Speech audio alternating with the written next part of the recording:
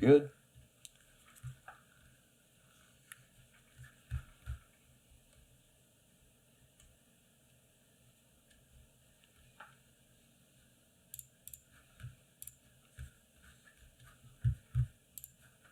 Wait, pause. No, we're in the wrong call for how I have the audio file set up. I have it such that we would be...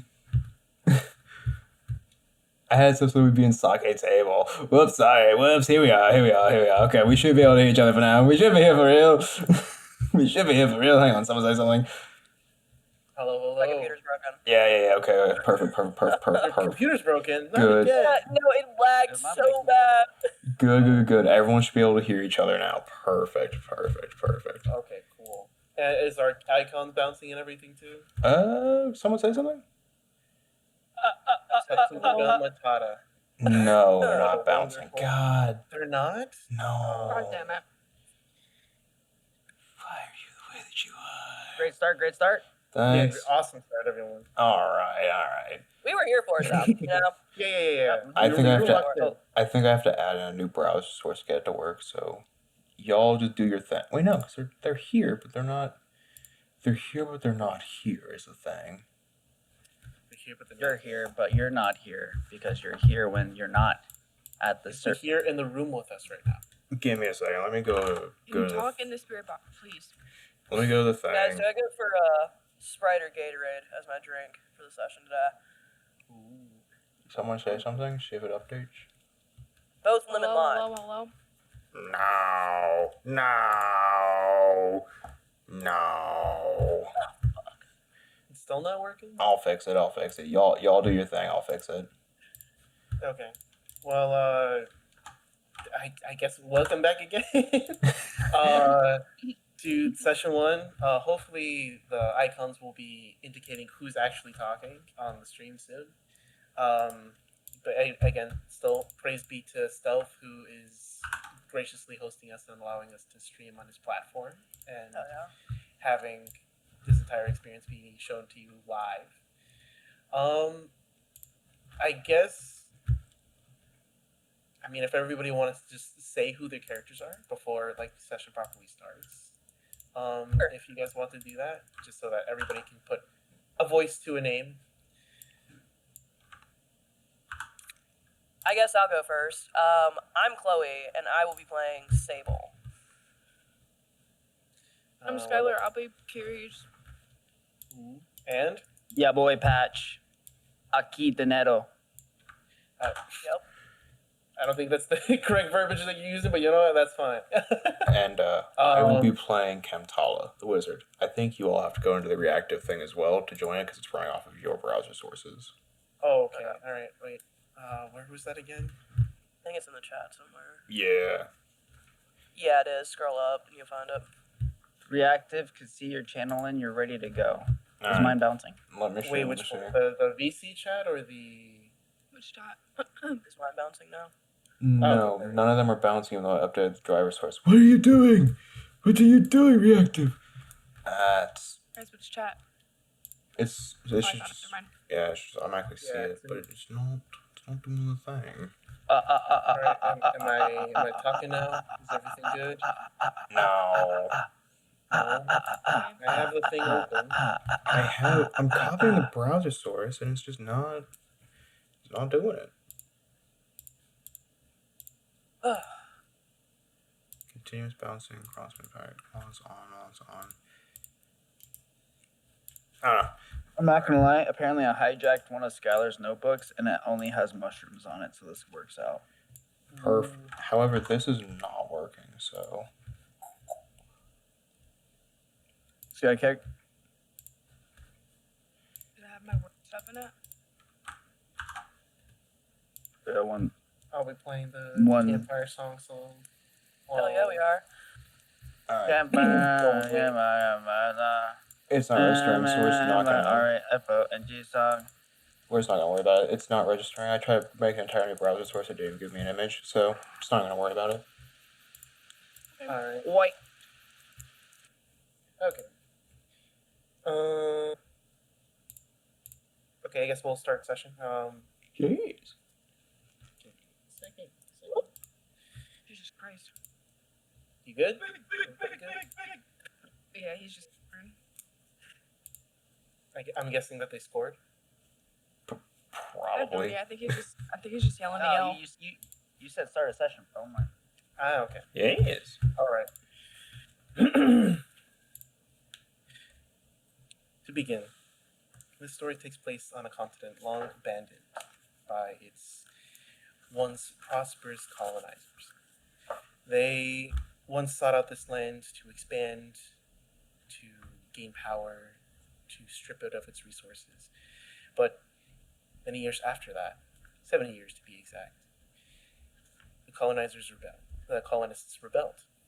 And thus, we have the land of the Isles, comprised of many different peoples, all striving for one singular thing: survival and a return to normalcy.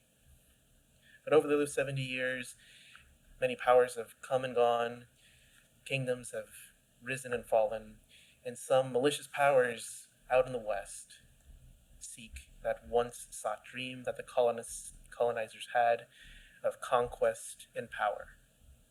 But in this exact moment, we head to the land of Astra, to a small town, well, not necessarily small, but a castle town known as Burr. And here we find that it is a castle town ruled by an elven lord, a modest population comprised mostly of elves, and two people that are integral to this story. Amongst the bustling streets and general commerce that happens in the middle part of the marketplace, we find ourselves with a fungal woman who is standing in front of one of the marketplaces, smelling herbs, spices, and such. Sable, what do you do? Sable, this being her first time really in a city, out exploring and being on her own, she's going to take in her surroundings, kind of really just see how people live outside of the small town she grew up in. But she's also keeping an eye out for anybody who may look like they have any information on a person that she is looking for. So she's kind of walking around, listening in to conversations that other commoners throughout the town are having, and just keeping an open ear for any information she may be able to glean. And as you do, Sable, you hear a plethora of conversations, mostly people crying out prices. Meat, good quality meat for sale, 2 gold, 2 gold. And various hearkens and callings and the like. But one particular stall catches your attention.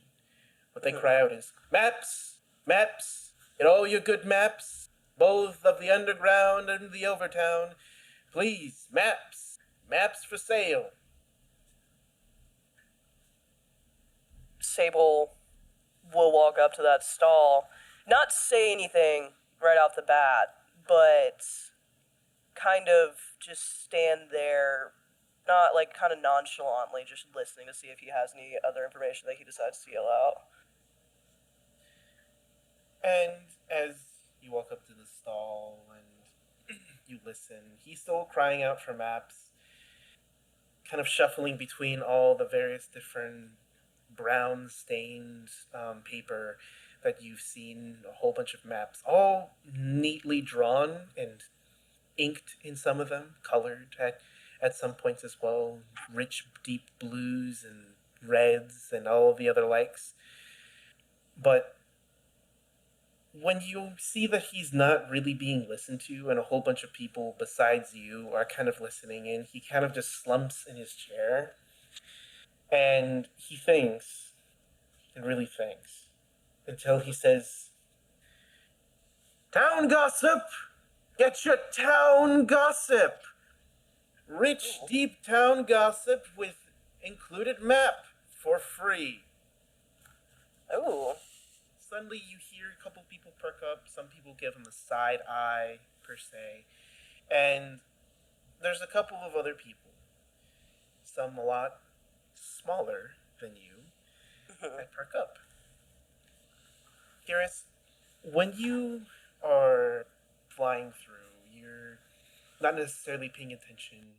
You're taking in the sights of, I'm assuming, the town and its very bright colors in comparison to where you originally were before. Mhm.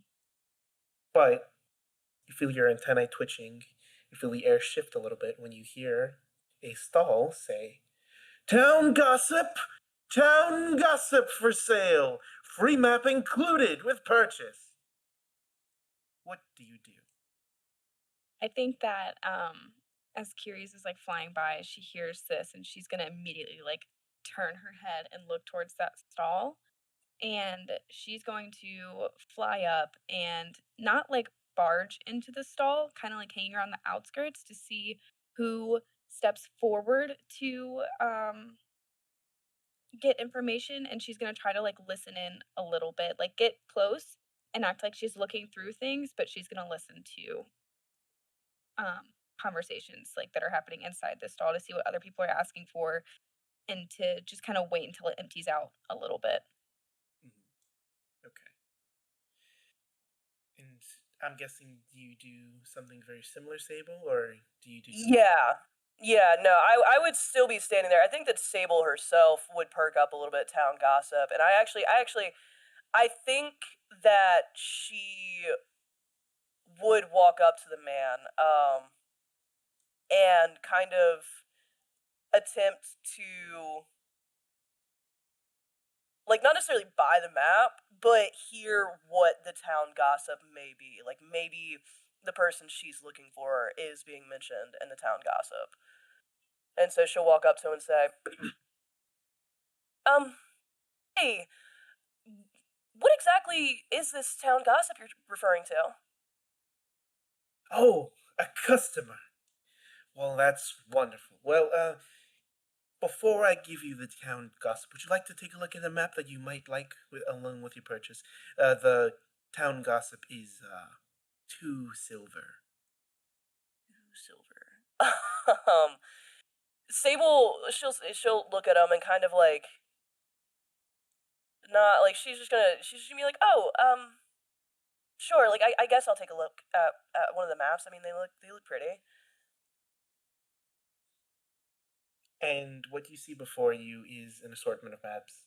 One of the city that you're from, or that you're in right now, which is Burkle. Standard town map, where the best places are and such. A couple of embellished things, like him very visibly pointing out his stall over a whole bunch of other people's. Yeah. And along with a whole slew of other town maps from what seemed to be the Tau Desert, from the Grand Duchy of the Zagreus, and even down into the Gutland. Though, amongst that map, you also see the map of Agartha, laid out there. Okay. Sable, I don't believe, has been to. Wait, what color is Agartha?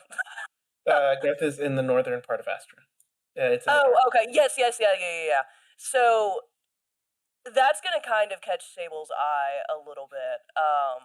She's traveled through Agartha previously, but didn't spend much time there, and so she's gonna kind of dial in on that map, and not necessarily just looking at it. She's not gonna pick it up or touch anything, but she's just gonna kind of look at that specific map a little bit closer.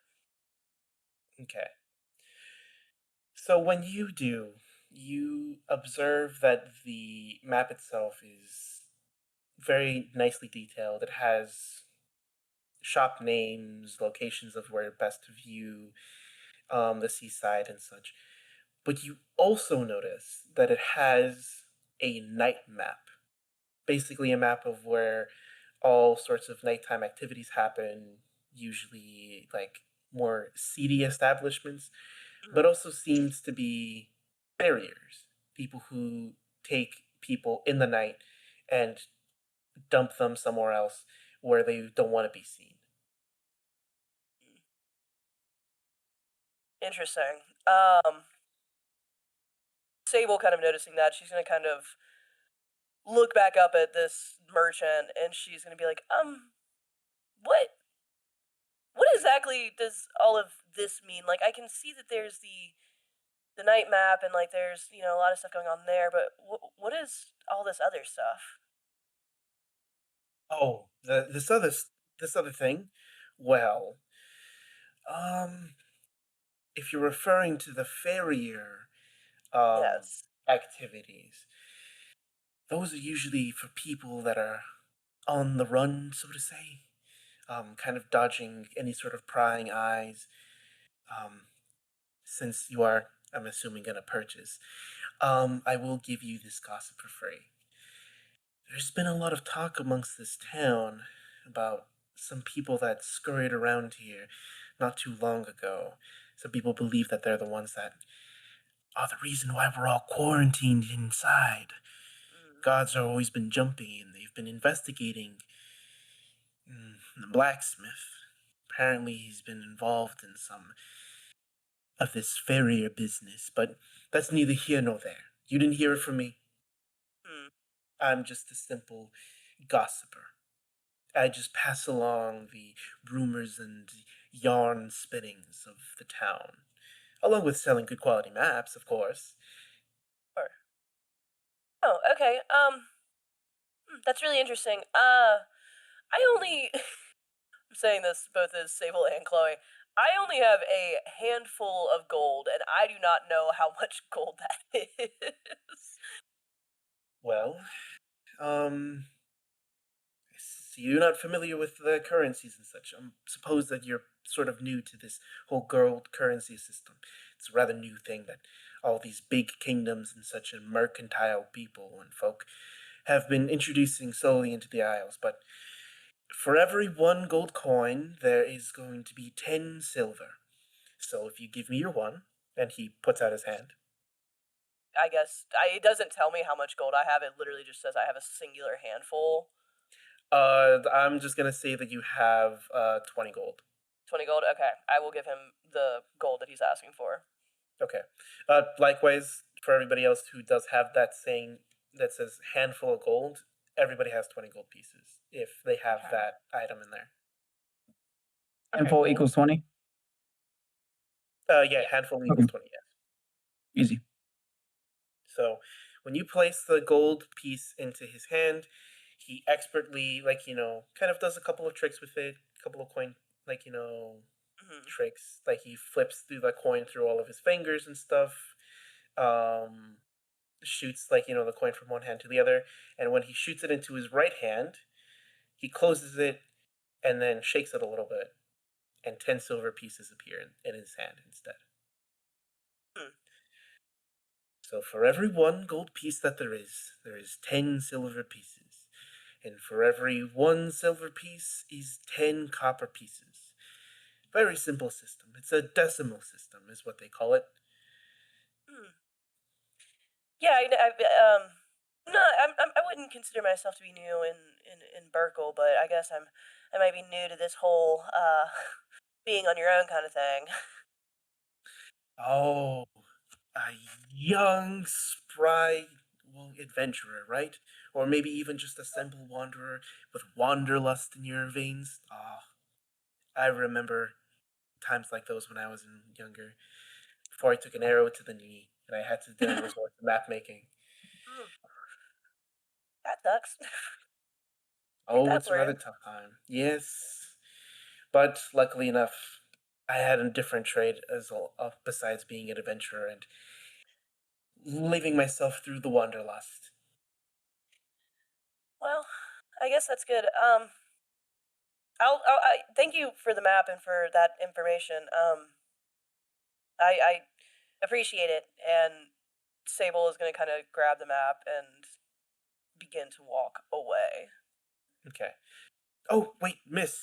Here. And he gives you 8 pieces of the silver and takes the 2. Oh, hell yeah. Oh, thank you so much. I really appreciate that. Of course. Have a good rest of your day, ma'am. You too. And he adjusts himself again in his seat. Town gossip! Town gossip for sale! Free map with purchase! After I see Sable leave, Curious is gonna kind of like fly up to the counter and like keep her head down, but she's just gonna grab like the map of the like the under city and all that kind of stuff, and just put a 1 gold piece up there, like on the counter, and slide it over to him, and just say, I don't think I need too much gossip. But have you heard anything or seen anything weird about people with cloaks? Like, just like I know I heard you kind of talking about like the Ferrier and all that kind of stuff. I wasn't sure. Did they usually wear like the black cloaks and masks and stuff? Black cloaks and masks. Well, I think I might have heard of something like that, but the Ferriers usually wear all sorts of clothes. They're usually fishermen who take up the farrier business as a side gig, so to say. And people on the ground over here, possibly like the blacksmith, just guide people, so to say, to these farriers. But people with black cloaks and masks? I say that you go to the church for that. I really haven't heard anything super perturbing, but I have heard that the church is looking for some suspicious individuals that have been linked to, let's say, unsavory activity in the greater wilds that are here, basically outside of the city. Sable has not fully walked away yet. Can I roll to see if I overhear this conversation between Keres and the cartographer? Yes, go ahead. Please make a, hold on, give me a second to see which attributes it is. It will be a instinct roll for me, please. Hell yeah. Oh, fuck, that's cocked. Hold on. All good? That is a critical success. I rolled 2 8s. All right, no, you hear that crystal clear. Every single syllable uttered, you can hear it being picked up. Okay. Do I gain a hope from that, actually, since... Yes, you do. You gain a hope, and if you did have a stress, you would clear it. Oh, hell yeah. I did not have a stress, but that's so good to know. Okay. Sable, overhearing this conversation between Keres and the cartographer, she's kind of going to turn around and just kind of, like, watch Keres and wait for her to be finished with her conversation before kind of approaching Keres, like, trying not to, like, freak her out or anything. Yeah. After the guy says stuff about like the church and unsavory activities and all that kind of stuff, Curious is like, you can see her kind of like unfocused, like she's looking off and like thinking and not really listening to like anything else he's saying, because she was like, okay, bad things happening, church is needing somebody to look into it, okay, I can do this. And so she's literally, before even collecting, like she leaves the gold piece on the table, and she's just gonna turn around and like open the map and start to fly out of the shop before she gets any more information. As she, like, Sable sees Kiri starting to fly away, she's gonna kind of like jog up to her a little bit and be like, excuse me. Yes. I wasn't meaning to eavesdrop or anything, but I did overhear your conversation with that merchant back there. Are you also looking for someone around here? I don't know if they're from here, but I don't know. This is just the first bigger town that I've been to since leaving home, so I figured I'd give it a shot and look around here. Yeah. Well, the person I'm looking for. I'm also looking for someone. The person I'm looking for is also not from here, but I was thinking that, maybe there's opportunity for us to help each other out. I mean, that merchant, he told me that the blacksmith, there's been some Ferrier activities, and he thinks that the blacksmith may be involved. He also And I said don't that know. to me, something about the blacksmith, and then he also mentioned the church, something, the church was looking into somebody or something, and it was just, I don't know, there's something off going on here. And what's this quarantine? I literally just came into town like 3 days ago. Would I Are know you? anything about the quarantine crime? Okay. If you guys want to know about the quarantine, I can tell you about it. Okay. Well, actually, I want you both to make a instinct roll for me, please. Instinct. Hell yeah. That is a 21 with fear. Huh? I got a 21 with fear? 18 Mhm. with hope. With hope? Okay.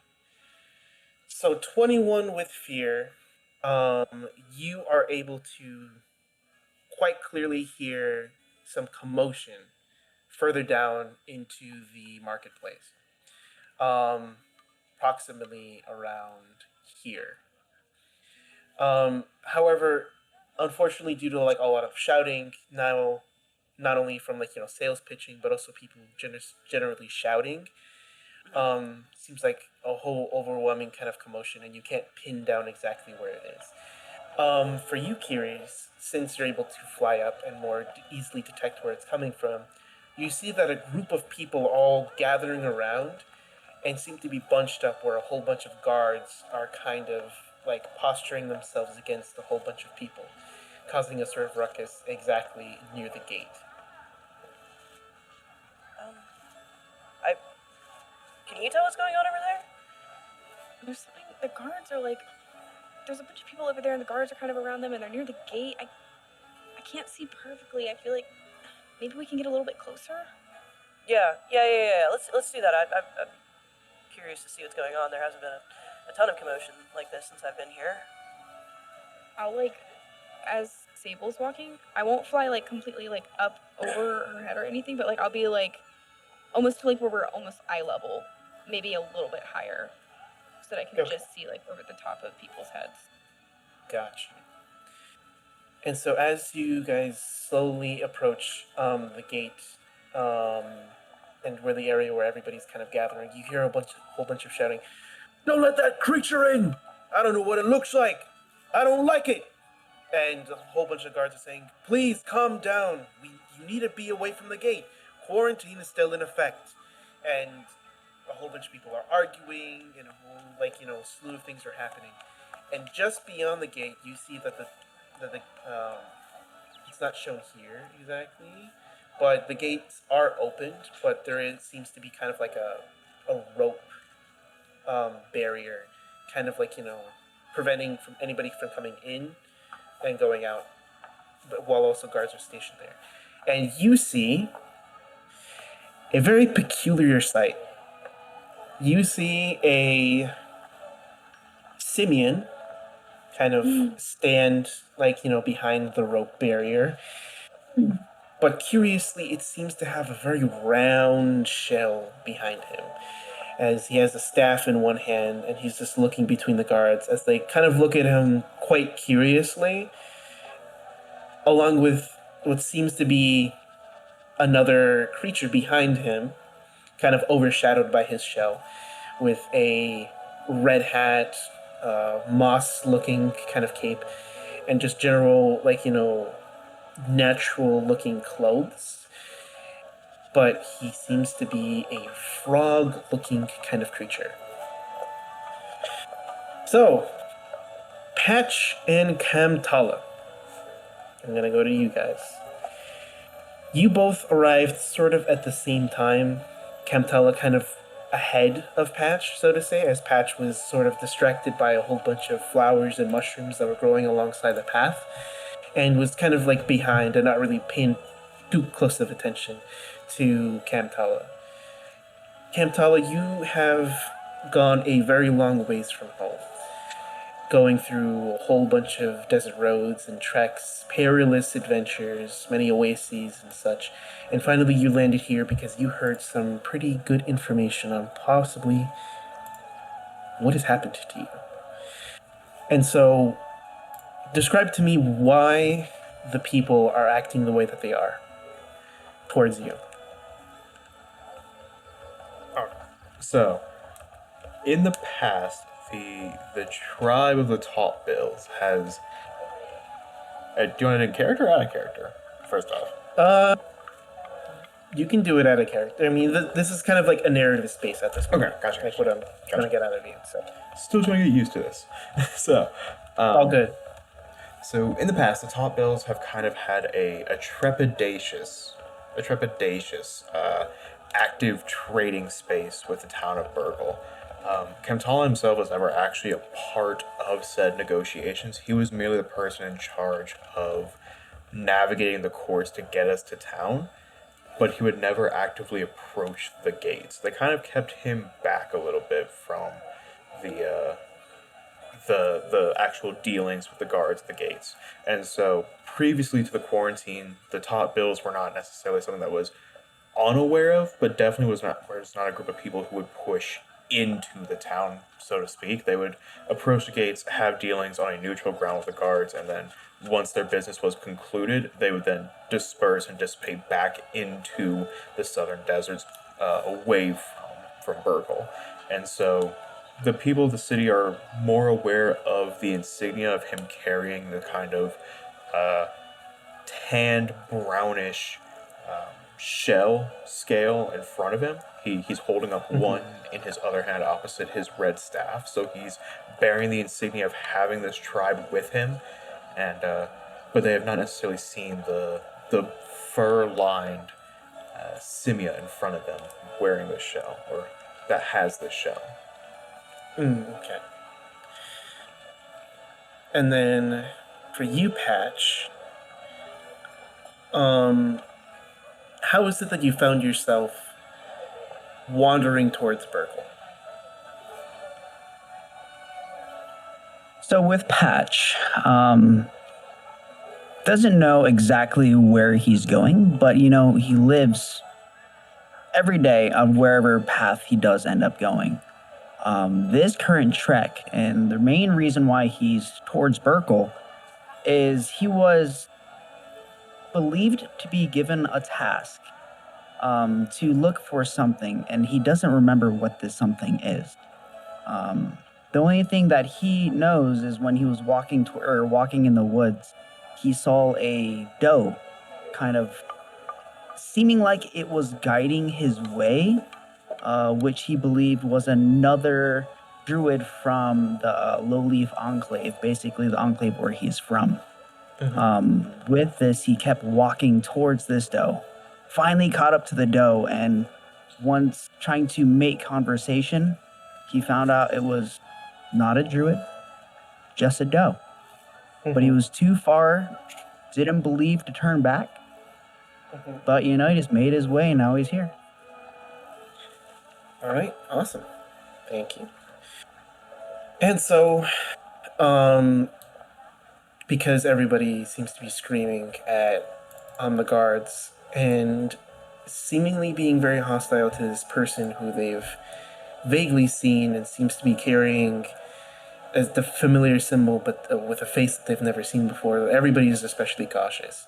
And one guard approaches you, Kamtala, one that you've briefly seen before. His salt and peppered beard is very familiar with you. His near bronze-like armor with leaf-like embellishings upon it are very familiar. You know this as Captain Linford, one of the very few humans in the settlement that seems to have a more amicable opinion of, your people.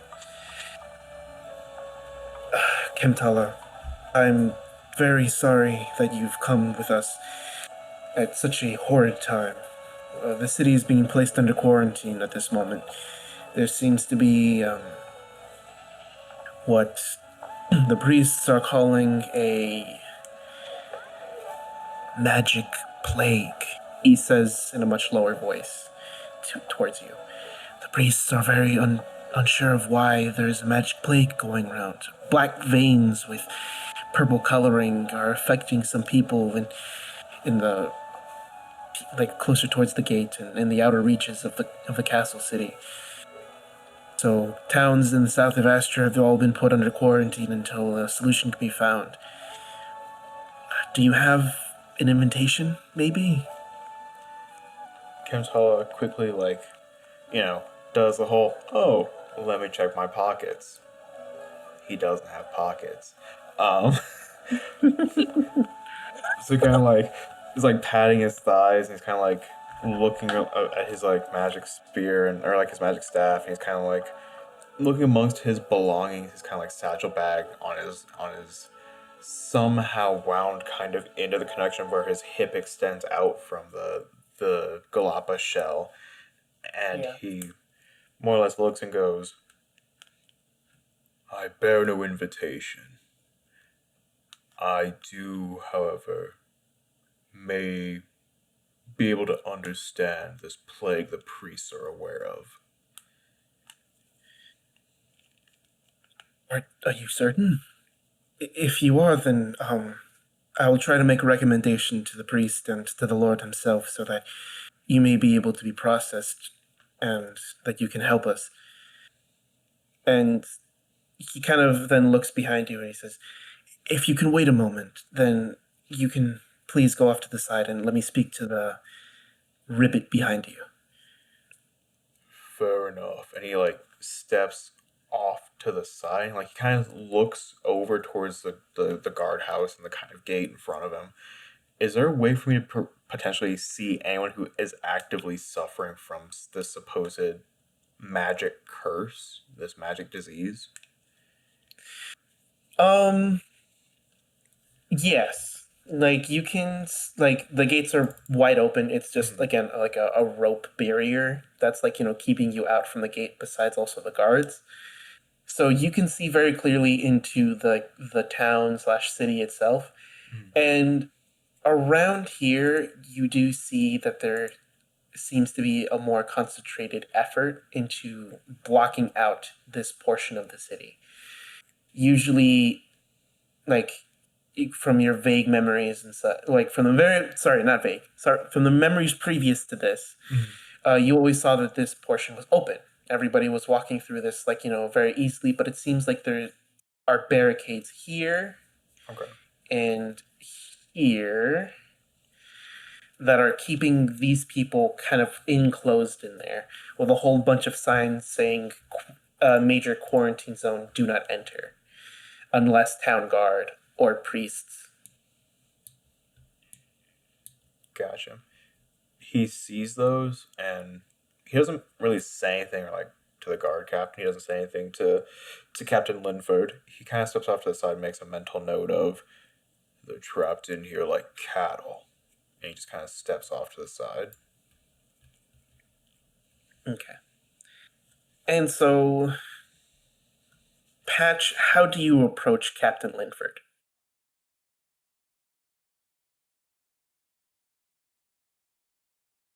Sorry. I'm watching something.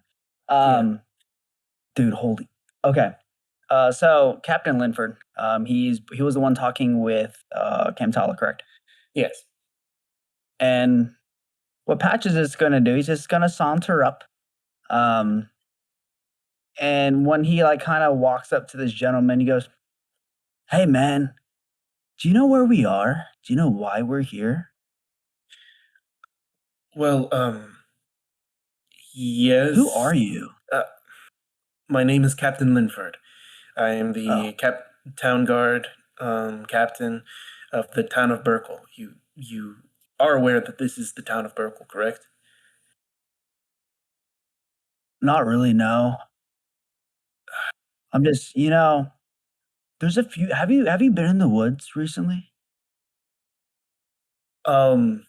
Personally, no, but I have heard that there's been musings in the woods and some activity there. Why? You got a lot of different things growing out there, bro. It's not gonna lie, you can do a lot of foraging in those woods, and I swear, I mean, it's great, man. It's great.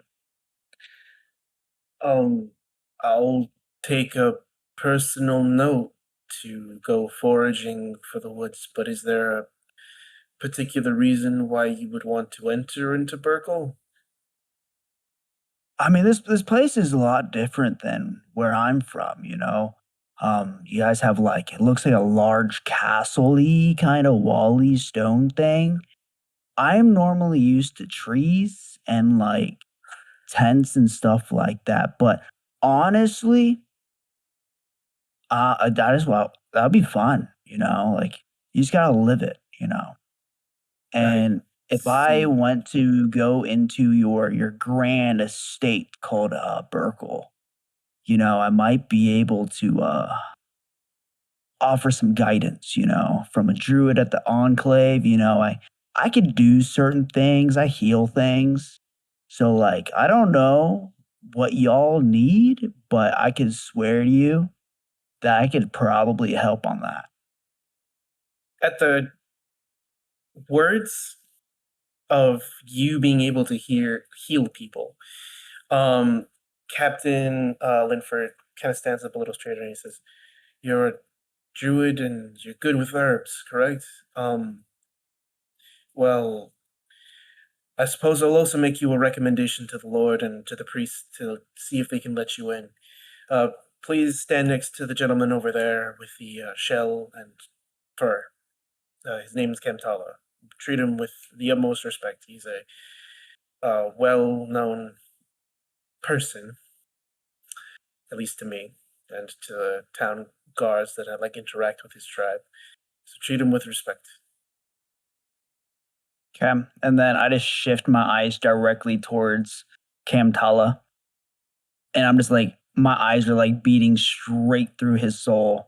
I'm gonna walk up to him and be like, "Hey man, I'm Patch. I heard your name is it Cam Taylor? Greetings, little one. Your name's Cam Taylor?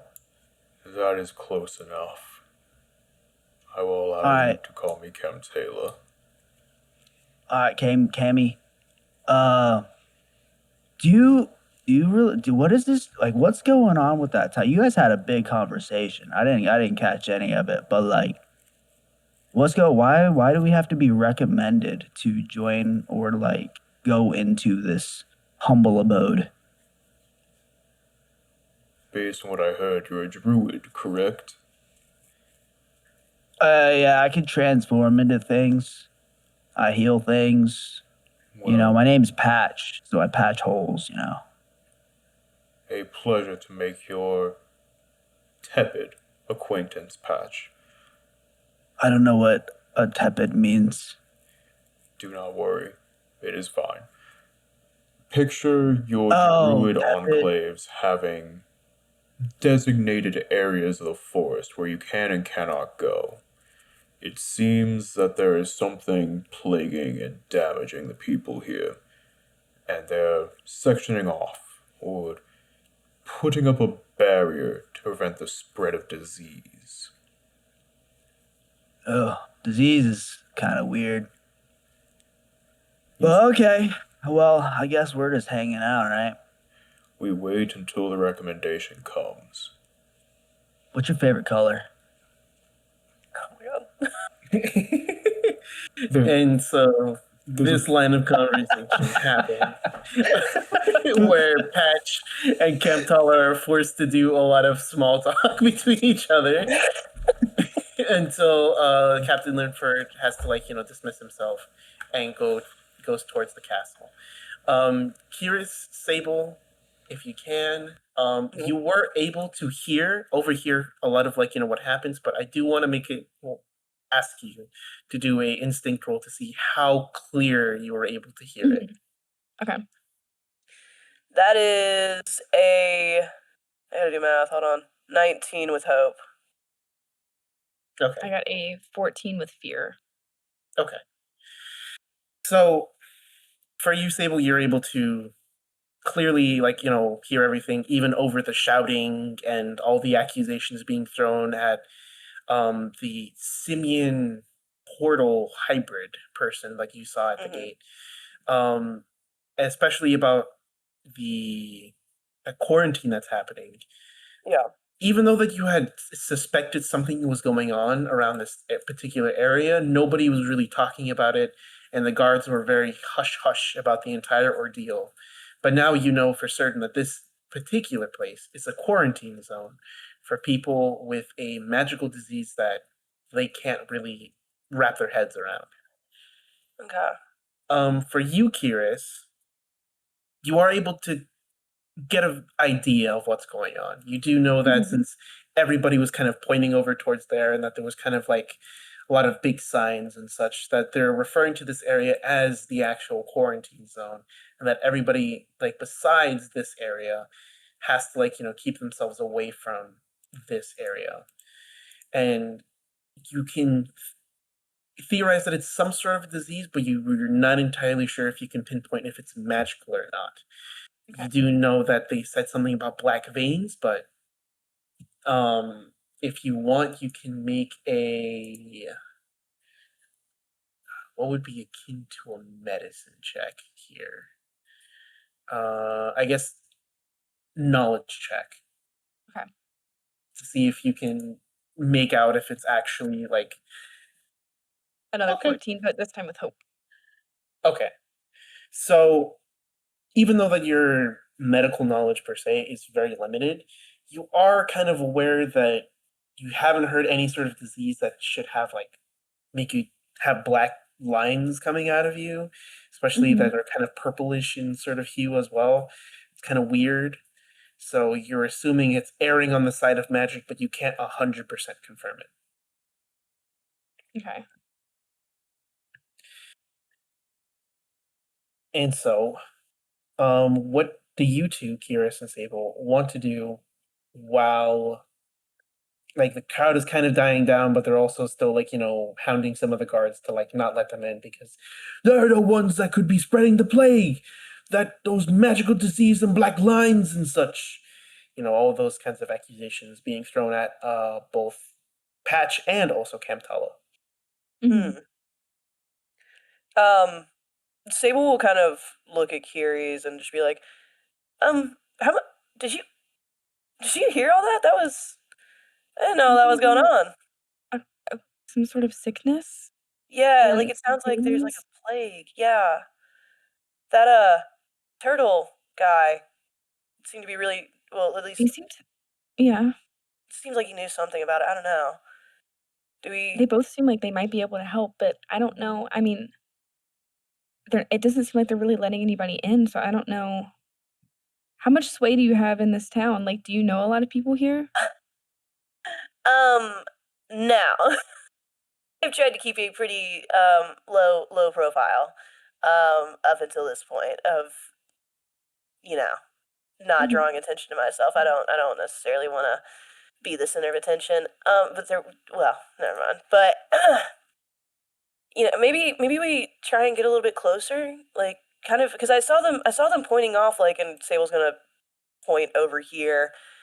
So I saw them pointing off over there. Like maybe there's something over there that we could go look Maybe. at. I mean, I can try to squeeze my way through, to try and see what all's, like, really going on, or we can try to get a little bit closer to the gate to try and hear what conversations are happening. Because it seems like if they're not letting people in, like, what are the odds that if we need to leave, like, can Yeah. we? No idea, Well but I would like to figure that out because I don't really plan on sticking around here for crazy long.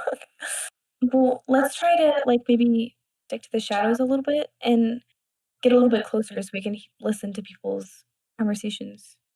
Okay. Yeah, let's see that. Let's see that. And Sable, she's gonna follow your lead, Curious. I'm gonna kind of like, hang on, I can hear myself. Give me a second. You're good. I'm gonna fly like kind of close to the wall, like kind of hugging it, like over here. Okay, there it is.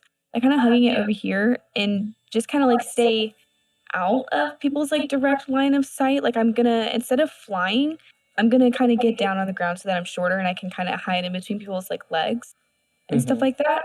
And I'm not gonna like try to get too close to the gate or anything, but I want to get down lower just so that I can kind of listen better and stay a little bit hidden so that we can scooch a little bit closer to the quarantine area to try and hear if we can like make out specific symptoms besides the black veins, or hear anything about what the whole deal is with letting people in town, out of town. Like, are they allowing like certain people? Are they allowing nobody? Are we allowed to leave if we need to? Like, what do we need to watch out for? Kind of situations. So, Got it. Okay.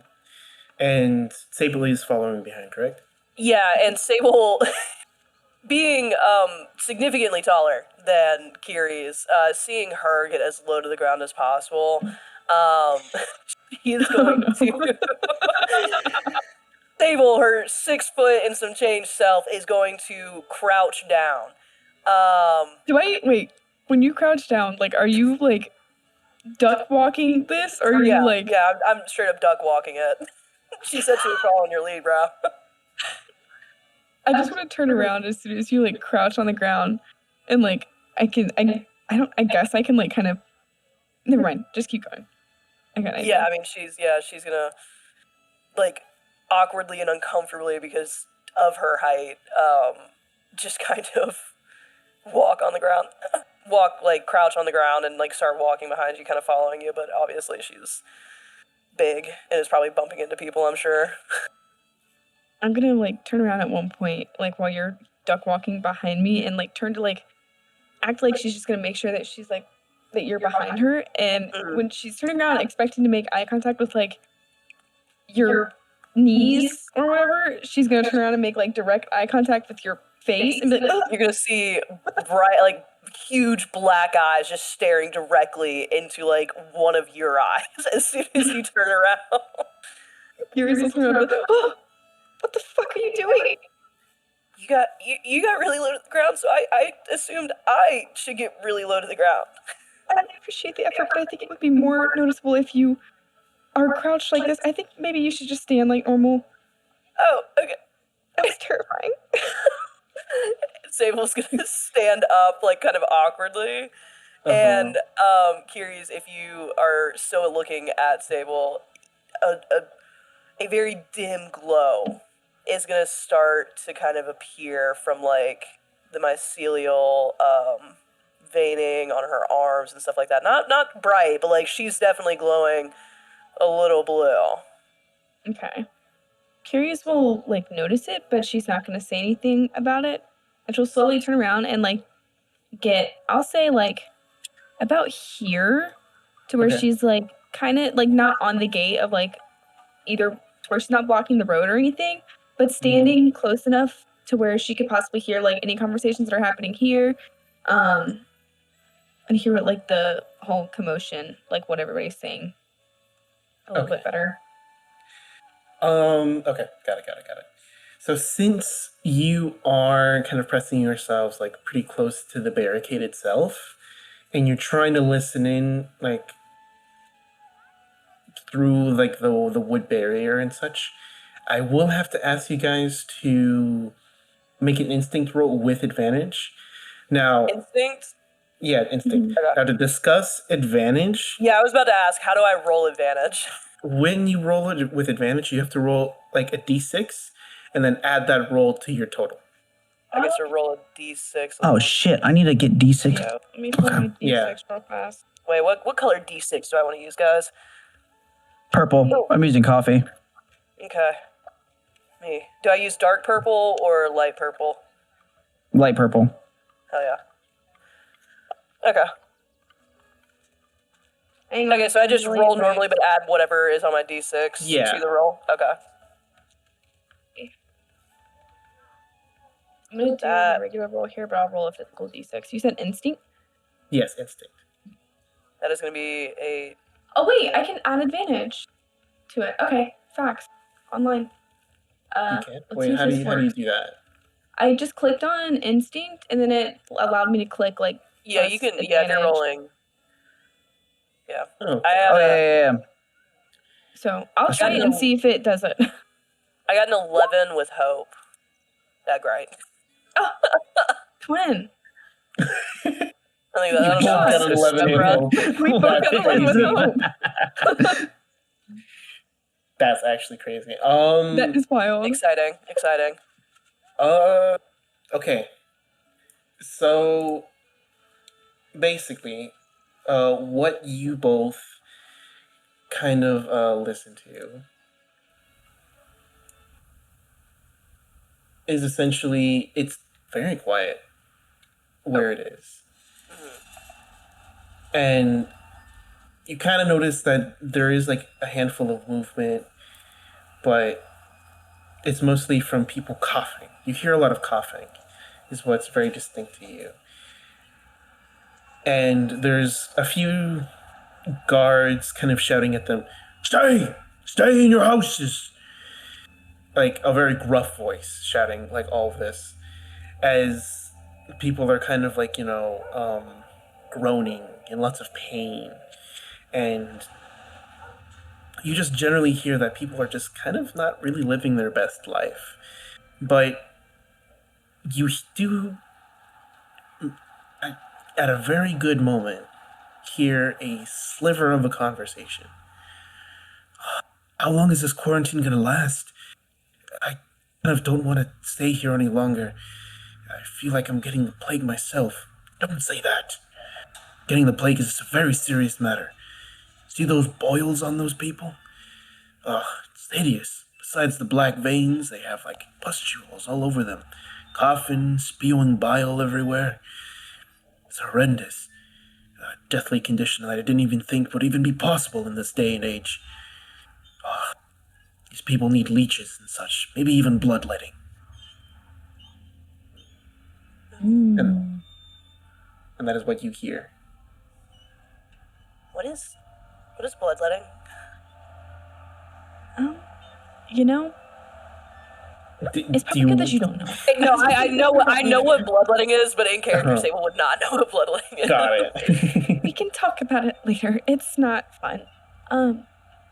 I think we should get away from this area. And like, Yeah. Keres is gonna immediately like kind of shove herself off the building, be like, ugh, and she's gonna like fly up to where she's now like shoulder height with Sable. And do you have any idea like where we should go? Maybe they're gonna let these guys in soon, or do you think maybe there's any way that we could help them get in? Because I feel like if maybe one of them knows something or can help. Yeah. Pro. Yes. Looking around, like obviously there is this like commotion and everything going on kind of near the gates from like the townsfolk, but how many guards are actually stationed at the gate now that that captain or whoever it was left? There's 2 at the front. About 3 dealing with the people around here. And there is kind of another in this guard tower that you can kind of see. But in total there's like 6 Okay. at the most. Sable, kind of noticing this, is gonna look back at Keres and she's gonna say, I don't really know how we'd be able to get them in. I mean, it looks like there's pretty strong like guard presence right here. I don't think that we'd be able to like sneak them in or anything. I mean, can you think of any other ways that we may be able to get them in? Otherwise, like, I don't know, maybe we go talk to the blacksmith. Did we hear, or did I hear Patch say anything about him like being able to heal people? I can't remember if I did or not. Yes, you were able to hear like both Kamtala and Patch's conversations about that they're able to heal people. Just to the extent of why they're here and why they would be healing people, you really weren't able to catch. Okay. I'm gonna look at Sable and say, I think one of them mentioned something about them being able to heal people. Maybe they're here to help and like heal these people with this sickness. And I don't know what better to talk to maybe we can go to the church, or we can go to the blacksmith, like you said, because maybe they know something. But with the church, I feel like the church has something to do with like healers, and maybe they can help, like pray over people. I don't know. I'm not religious. Yeah, I'm I not don't know either. how that works. I also don't know how that works. Well, let's go to the blacksmith. Let's see what he knows first, and then when we're like walking over there, maybe we can walk a little bit closer to the gate to see if there's any update on if they're gonna be allowed to be let in or anything. Okay. I like that idea. I think that's a solid plan. Solid plan. Let's do it. Okay. And so So you- I'll like, yeah, go ahead. No, go ahead. I was just gonna say like I'm gonna follow your lead. I don't know my way around town very well yet. I know like the gist of it, but Yeah, I mean, Sable, having been here for a few weeks now, Crown, like, she would more than likely know where the blacksmith is, right? Yes, yes, Okay. sure. All right, cool. Okay, so you guys actually make your way from here all the way to this red building over here. You see kind of plumes of smoke kind of going around, and eventually you guys land yourself here. Oh, Big open area where the blacksmith himself works, and his shop adjacent to it has two floors, most likely the second floor being where he stores all of his materials that he brings down and that he then hammers away at his own smithy and where the shop is located at. do you want us to pull our tokens onto this screen? Yes, please. Okay, where do you want them? It depends. Are you gonna head directly to him? Because you would know, Sable, where he would be working, but it's a matter of do you want to go where he works or where the shop would be? Okay, so as Sable and Keres start getting a little bit closer, she's gonna kind of look at Keres and she'll be like, how do we want to approach this? Like, I mean, like, are we going in there like guns ablazing and being like, we know what you're doing, you know? Or are we like gonna play coy and innocent, or like what's the plan going in here? so every time that I've gone into somewhere, what did you call it, guns a-blazing? Yeah. That's never worked out well for me. So maybe we just kind of play it more like we don't know anything that's going on, and just bring up the rumors that that guy mentioned, the map Yeah, about guy. like the Ferriers and stuff, and like gauge his reaction. Yeah, maybe we can even ask him and see if he knows anything about this plague that's happening too, and see if how much information he gives us. I like it. I like it. I like it. Okay, so let's just go into the shop then. Okay. Okay. So, I'm assuming the shop is the part on the right, Karam? Yes. Okay. Sable. Oh, why am I? Okay. It's measuring as I go. Honestly. Sable is going to enter the shop and just kind of look around to get a general idea of where she's at. Yeah. Here's one the same thing. She's just gonna make it look like she's like looking at the items that he has for sale and stuff. Okay. And so as you do, you hear the standard affair of just hammering going on at the side. You see a plethora of like items and people about like plethora of like, items. So swords, axes, hammers. And it isn't until you hear the continued hammering stop and you hear, "Who's there? Who's in my shop? You looking to buy or are you looking to do something else?" Just browsing. Yeah, just browsing, looking to see what kind of stuff you have. And hearing that, he continues hammering for a little bit before you hear that distinguished clenching of the sword as he then lays down you assume to be a weapon as he heads back around the shop. And he says, "Are you looking around fine? Is there any particular questions that you're, willing to ask? Weapons, weight of them, how the balance is, what material they're made of? I have all the good question. I have all the answers to the questions that you could possibly have. Well, that's good. I personally am looking for a good secondary weapon. I have my trusty old halberd, but I need something to have like in my back pocket just in case anything happens. And I was wondering if you had anything that could like help me out with that. Well, it entirely depends on what you're looking for. Are you looking for a weapon that's good for up close, for emergencies like a dagger, or are you looking for something to try to close the distance on people, like a grappler, usually like a tool that, or even a whip that you can grab and yank people closer to you? It's entirely up to you on what you want your function of your secondary weapon to be.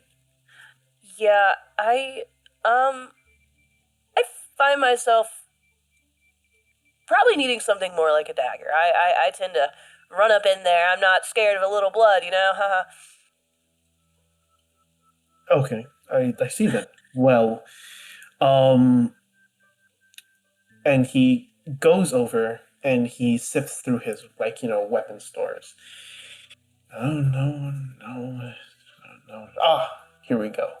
And he pulls out a dagger, and it's a pretty well made dagger. It's very simple, iron, blade, with a nice polished and varnished wooden handle, iron pommel, a small hilt, that's made of iron as well. And he says, "Is this more of the speed that you're looking for?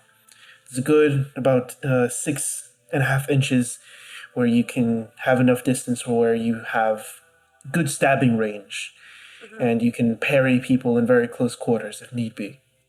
Yeah, I mean, like this is basically exactly what I'm looking for. I mean, let me ask you another question though. Like, I mean, you know, being a young girl all alone in these parts, I just have my fairy friend over here.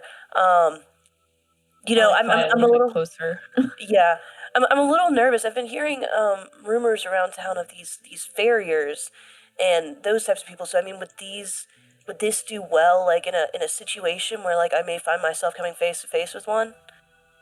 And as I say that, I would like when I mention the word farriers, I would like to see if like his demeanor changes or anything like as I'm talking.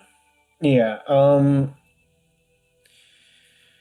So when you say that, as soon as you say farriers and try to defend yourself against it, you kind of see him shift a little bit uncomfortably, kind of stand up a little straighter even.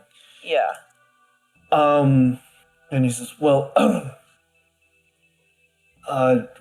farriers themselves aren't, well, shouldn't be around town, so to say. And even if you do hear such things, I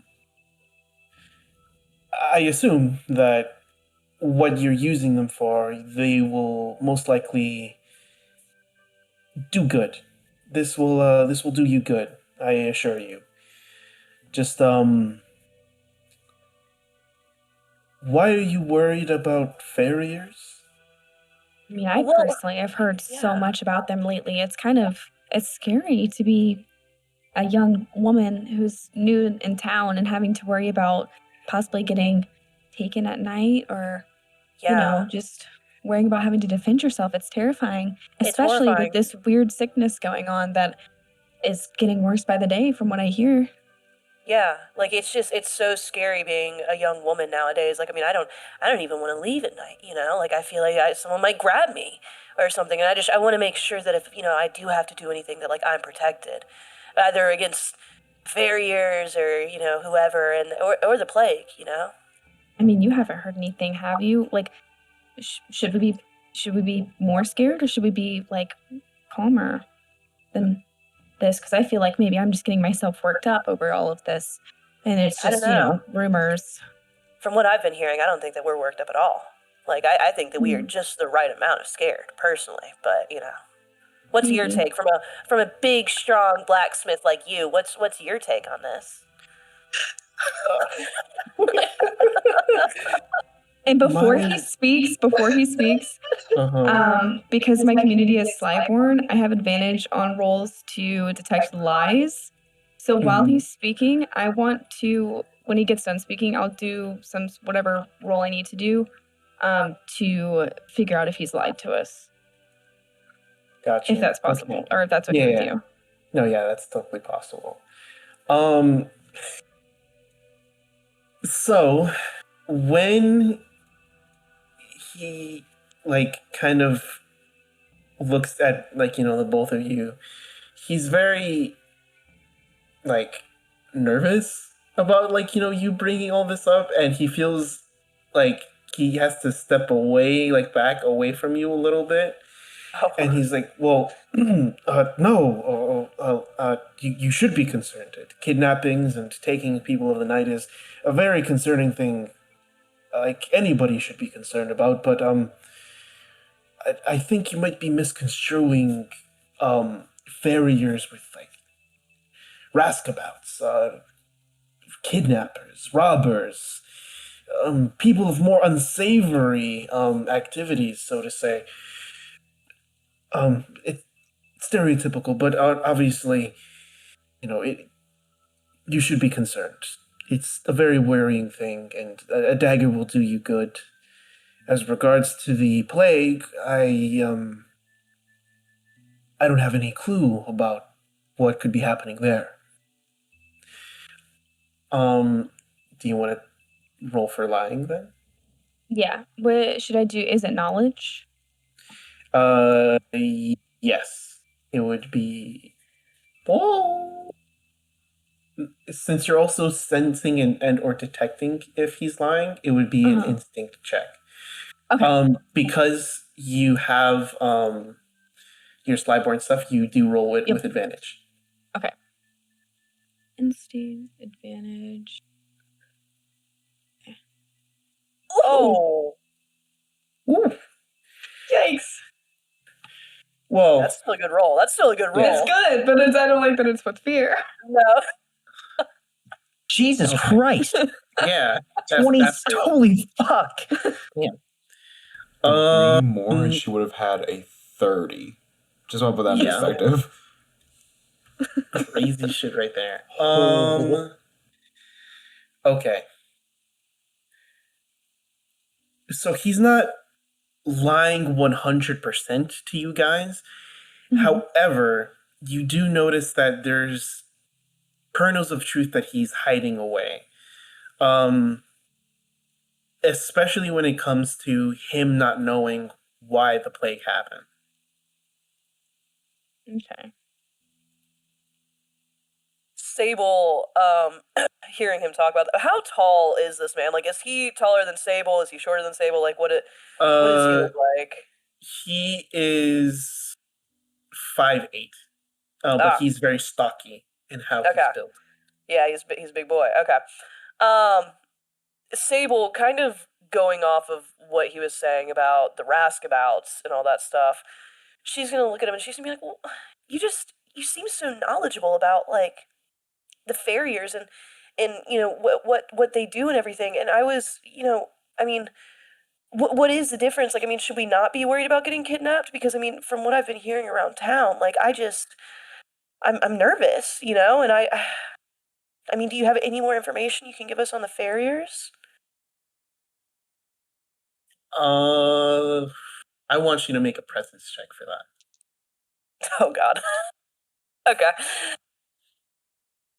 That is a 16 with hope. Okay. All right. Awesome. Hell yeah. DC, by the way, was 15. Yes. Woo! I had a -1. I rolled a 17. So, with enough charm for you doing that, you do see that his guard is a little bit more lowered now. And he's like, well, the fundamental difference between a farrier and a kidnapper, or roustabout, or any of those numbers of horrible highwaymen, is simply that we are paid to, well, they would be paid to escort people from one place to another. As he said we, Sable's gonna shoot a glance over at Keres, like try to do it like Mhm. very nonchalantly, but just say like just making sure she Like heard that the too. girl, like you look at your friend across the bar and you Yeah. widen your eyes a little bit. Yeah. That's exactly what I'm trying to do right now. Okay.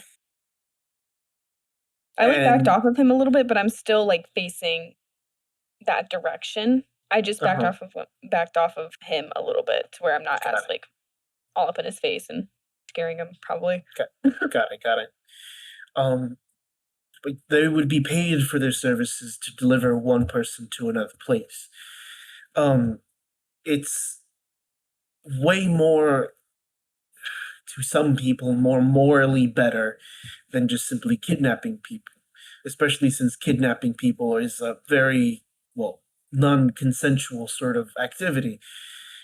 People want to be transported by Ferriers.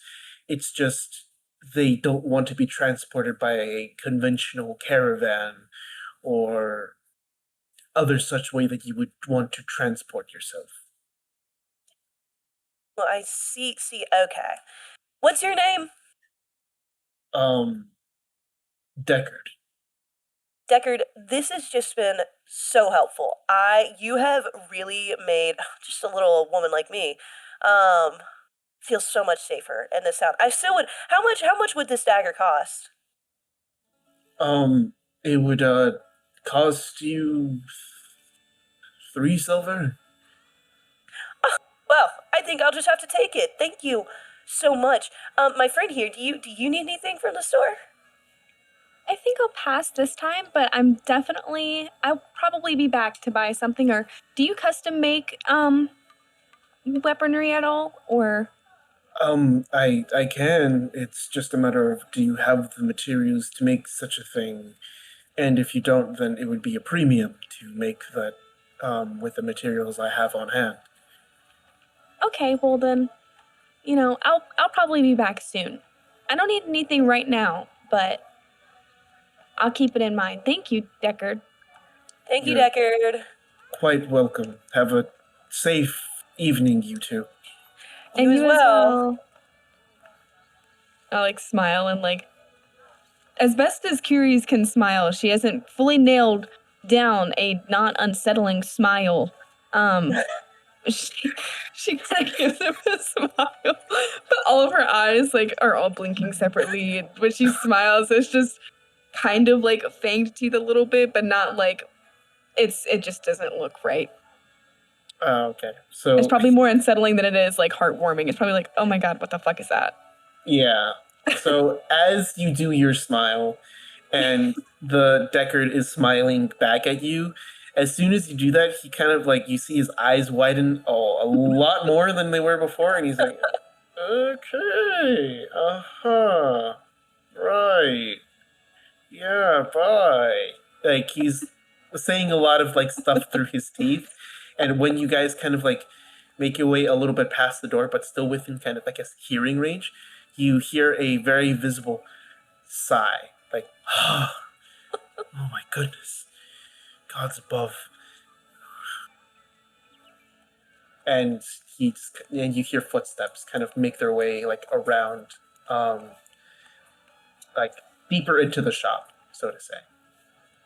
As we make our way outside, Sable's gonna look over at Keres and be like, "Do you hear him slip up in the middle of what he was saying?" Yeah, I did. And also, he wasn't telling the full truth about some of the stuff that he said, but we can talk about that later. Yeah. There's something off. I mean, sure, the Ferriers could be good, but I feel like even though it's supposed to be, not kidnapping. I don't know if I believe that. That something about that felt a little weird to me. Yeah. But I got a nice new dagger, so that's fun. Yeah. Daggers are always fun. Well, should we go to the church now, I guess? I guess. That's the only other place I know to check for anything. Okay. I mean, we could also drop back by the front gate and see if those other two that were. Let's drop back by and see if there's any update, because I'm curious about them. I don't know, something is weird. Well, I heard And I them feel like talking. maybe- Yeah, I heard them talking, and I don't know. They could be. I don't know. I think they could be They're helpful interesting. somehow. Yeah, I agree. Let's detour down past the gate. If there's nothing going on down there, then we can make our way back up to the church. Okay. So you guys are gonna head back towards the gate. Yup. Yes. All right. Together. I'm gonna let my dog out real fast, so I'll be right back. Got it. As you guys make your way from the blacksmith back over to the gate, or kind of hovering around where the gate is, the people kind of really haven't died down in kind of yelling, but it seems like now we're way further back than they were before. They're all the way near the front of where the marketplace is. Okay. As it seems like there seems to be guards escorting people. And from what you're able to kind of glance over people's heads, it is Kamtala and Patch. Okay. With Captain Lindholm, or Linford, standing next to them, as he says, "Move, people, move! These are important people of the town that are here to help us." And then the townspeople aren't listening to them, as they said, "You're bringing in more plague, more disease! Those are creatures that aren't from this land!" And such. But they have luckily enough gotten into town. What is Kamtala and Patch's reactions to being into town? Especially you, Kamtala, being into the town proper. Just for frame of reference, where are we at specifically on the map? You guys are right here. You guys are here. I'm assuming that they would be kind of right here. Let me actually do this then. You guys, you two are right here. I can pull my token in if it makes it easier for you. Oh yeah, you know what? Yeah, you guys can do that too. Awesome. So yeah, you guys are both there, and then I can drag. Let me drag Skylar's in there. Yep.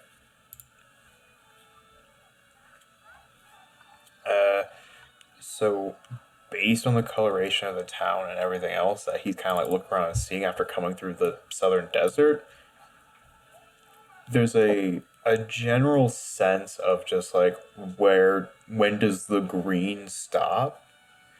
There's just so much green happening everywhere that he's just not accustomed to. Yeah. And so trying to understand the grass and the trees, the flowers, just the general different plant life than he's seen before. Mm-hmm. So he's a little bit lost for words when he walks into town. Okay. What about you, Patch? How are you reacting to the inner city? Overall life here is predominantly different, right? I'm not used to sturdy structures. Everything in this town, everything had been built, and it looks like it's there and meant to stay. Unlike Cammy's reaction with this being very green, there is not enough green. It looks like the land here has been been put through the ringer. And other better words are kind of to say, it's they kind of destroyed the land to live here, but they're not living with the land. Quick question. Yes. What are the races and the kind of the population in this town that are telling us, oh, random people are here, blah, blah, blah? Elves. They are predominantly elves. I see. Some of them are half elves, but a majority of them are elves, with a couple of other humans kind of saying it too.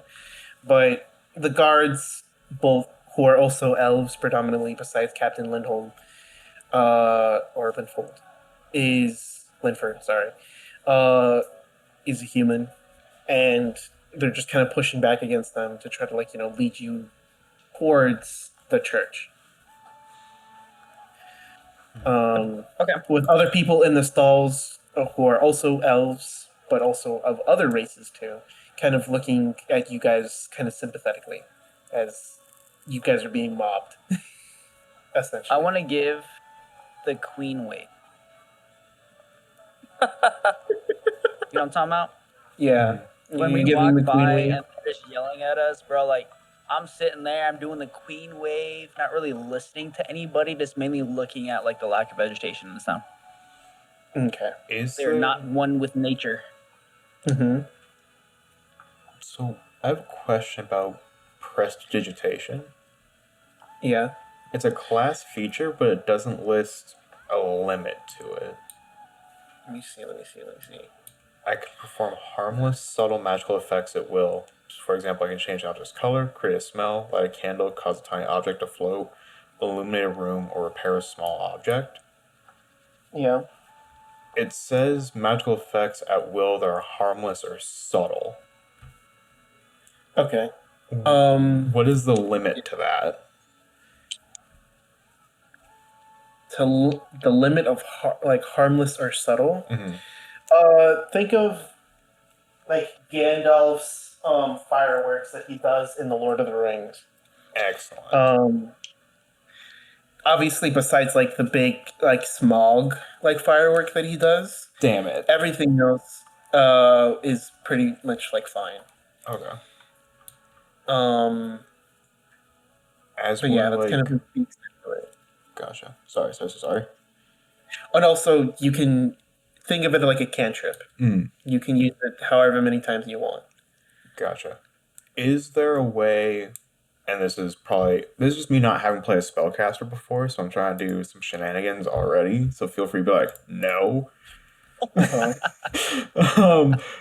Is there a way that as we're being like led to the church and these people are yelling and screaming at us, because I don't see like somatic, verbal, or anything like that in terms of components, it just says I do it? Yeah. Is there stress component to it? No, there's no stress thing Okay. or anything related to it. Is there a way I can like chain reaction, like slam a window shutter here, set off, for lack of a better term, like a large firework popper, and then cause like some sort of like skunk spray here to disperse the crowd? Yes. You know what? Yeah, I will allow that. It falls within the parameters that you're talking about, and because of the nature of it, and since you're all doing it within one kind of action, so to say, because Daggerheart is very vague in how much an action takes up, you can do that, yes. Gotcha. I will allow it. I will, however, ask that you do a presence check for it. Just because I want to see how effective it is at dispersing the people. Sure. I will allow you to do it with advantage, just because, again, it's very surprising and shocking, but... Gotcha. Yeah. And then, if this is too far, feel free to say this is too far, but could I burn a hope from one of my experiences to make this just a little bit more spicy? Go ahead, yeah. Alright. So, with all that added together, that is... Wait, which one? Which experience? Rapid magical understanding. Okay, yeah. I'll allow that. So all of that added together is going to be a 15, but I succeeded with fear. Okay. All right. So, you were able to get the window closed, the firework to kind of go off, and the skunk smell to permeate.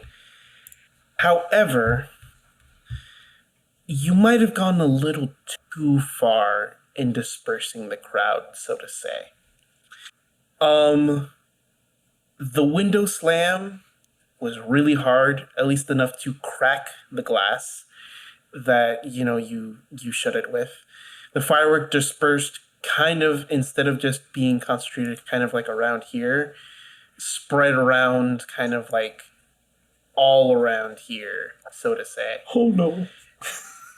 And so you just cause you see balls of fireworks basically shot up over the heads of all these people in, like, marketplaces and such, stalls, and then all of a sudden you just smell a rotten smell, like rotten eggs mixed with piss and shit, and like the worst rancid smelling thing that you've ever had, like, smelled, permeates through the entire air, and everyone just instantly runs away. And not just the people that you were trying to, like, make run away, everyone. Oh, no. Besides, obviously, the guards, like, escorting you. And also, people are now panicking as well. People are, like, shouting that, "Oh, wizardry! Demons!" And all the, like, dark magics! And as everybody's, like, running away into, like, their houses. Damn, Cammy, did you fart? That stinks, brother. This might be an effect of the curse. Ezra, like, just kind of, like, plodding along. And you see that Captain Linford is literally, like, covering his mouth so that he doesn't smell or breathe in anything that is happening. As he then kind of sees, actually, Sable and Keres, what do you guys, like, see when all that happened? I think that, personally, for Sable, I mean, like I said, like, she's trying to be very nonchalant in this town. So, like, she's watching Patch and Kamtala, like, get escorted up through the town. But she's, like, kind of, looking at the different shops around her, like, trying to not make it obvious that that's what she's focusing on. But as all of that just happened, she's just gonna kind of turn and be like, what the fuck just happened? Like, curious. What was that? Reese? Skyler? Is she back? I think she's muted. I accidentally muted my mic. I'm sorry. No, you're chill. So Keres is like right behind Sable, and the second that she saw fireworks go off, it is like she is like, oh my god, beautiful light and colors and wow. And so like all of her eyes just like widen to where they're like literally like round black voids like on her face. And just like jaw dropped. It is just, you can't get anything through to her. She's just staring at the fireworks. Wow. This is the most beautiful thing I've ever seen in my life. You've never seen fireworks before? Do you see the glow? I think I need to touch it. It's beautiful. Maybe we don't fly up there where things are exploding. No, I don't think we need to do that. Let's stay on the ground. Let's stay ground level. She like shakes her head and like individually blinks all of her eyes. And are we like in the circle? Like, are we close enough to where we could like smell the smell, or are we just seeing like the visual? Oh no, you things can that smell. happen? You can smell it. She looks back down after like staring at the fireworks and just goes, "Oh, what the fuck is that smell?" Oh my god! I've never met a simian before, but if that's what they smell,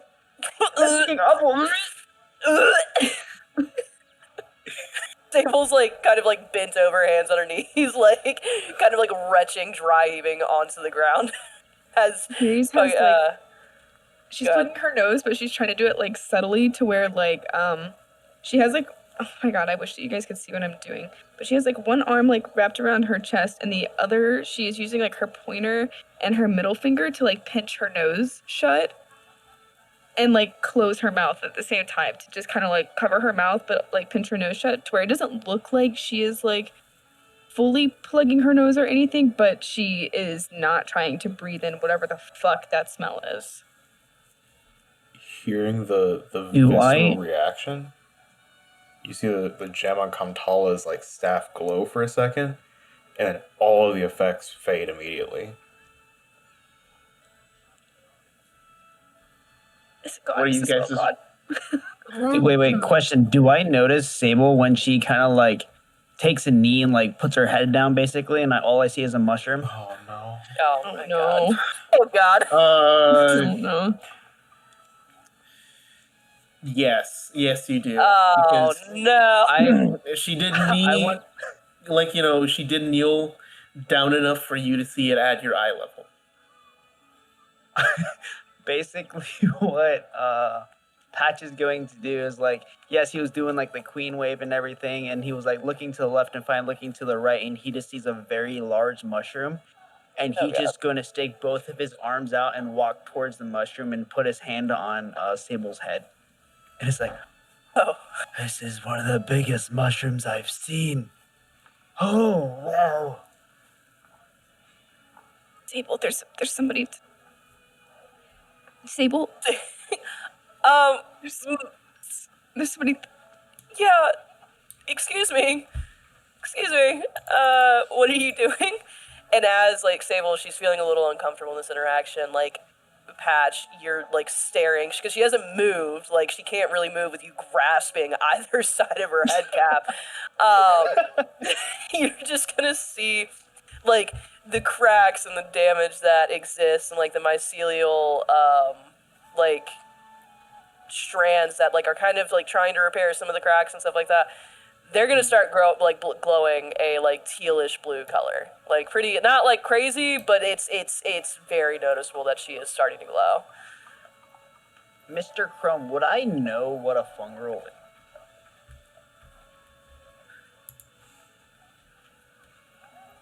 Mr. Wawa. Mr. Wawa. Well, I mean, just based off of your backstory and such, I would assume no. And especially since the region that you lived in didn't really have a whole bunch of fungrals like it does in the Grand Duchy of the Zagreai. No, you wouldn't. But I think even if you did, I don't think you would pay enough attention to it. Okay. Just because of the nature of your character. But obviously, that's all up to you. But I would think not, from the way that you described them. Okay. And with this, after I see like the slight glow of these like certain areas on the head cap turn like a weird blue, I'm still holding on to it, but I'm like utterly freaking out, and I turn back to Cammy. I'm like, didn't they talk about like fucking weird lines and infection? Cammy, listen. Look at this mushroom hat. It's a person. Curious. They turn into mushrooms. Sir, can you please not do that? Patch, let her go. They said the color was black, not blue. I'm sorry. I've never seen a mushroom person. Okay. But you know, that's pretty cool. Are you letting go of me? Yeah, I do. Okay. Sable's gonna stand back up to her full height, and she's just gonna look down at you. And she's just gonna stare at you like, what the fuck just happened? Keres is gonna fly like to where her feet are like at your shoulder height, Sable, to be out of this guy's range. I don't want to reach up and grab you. I don't want to be touched. I get the queen wave. Okay. Interesting. Captain Linford, like now steps in and he kind of like pulls Patch back and he's like, "I'm sorry, visitor, citizen. I'm just escorting these two over to the church to see if they can solve the issue of the quarantine. If you like, please return to your houses and homes." And We were actually also on our way to the church. oh, Yep. you are? Yeah. Well, then I suppose if you wish to follow us, then you may. But just know that these two are highly important people, in spite of their actions towards you, and I do apologize for them. So, Completely understand. We will stay out of your way. and so with that, he nods, and he then like guides you guys to the church. Stable is gonna let Patch like proceed to walk in front of her and then keep distance between him and her. Mm-hmm. as they walk. I'll just kind of like fly beside you. Yeah, the measuring system with the way that we walk is a little bit weird to adjust to, I'm not gonna lie. Yeah. It's like It measuring is. every single time I find a move. Yeah. I don't know why it's like that. That's so strange. I'll see if I Oh, can like hang on, mess wait. around with it. Oh, what? Is there something in? in Oh, my- there's yeah, in the t- measuring turn thing, off it's the always measure always- token movement. Yeah, turn that off. turn that off. Okay. Yeah, that fixes it. Hell yeah. That's pretty spicy. Here we go. Okay. Alright. Captain! Oh, Captain, my Captain! Words. My Captain, my Captain! Whoa! Hey!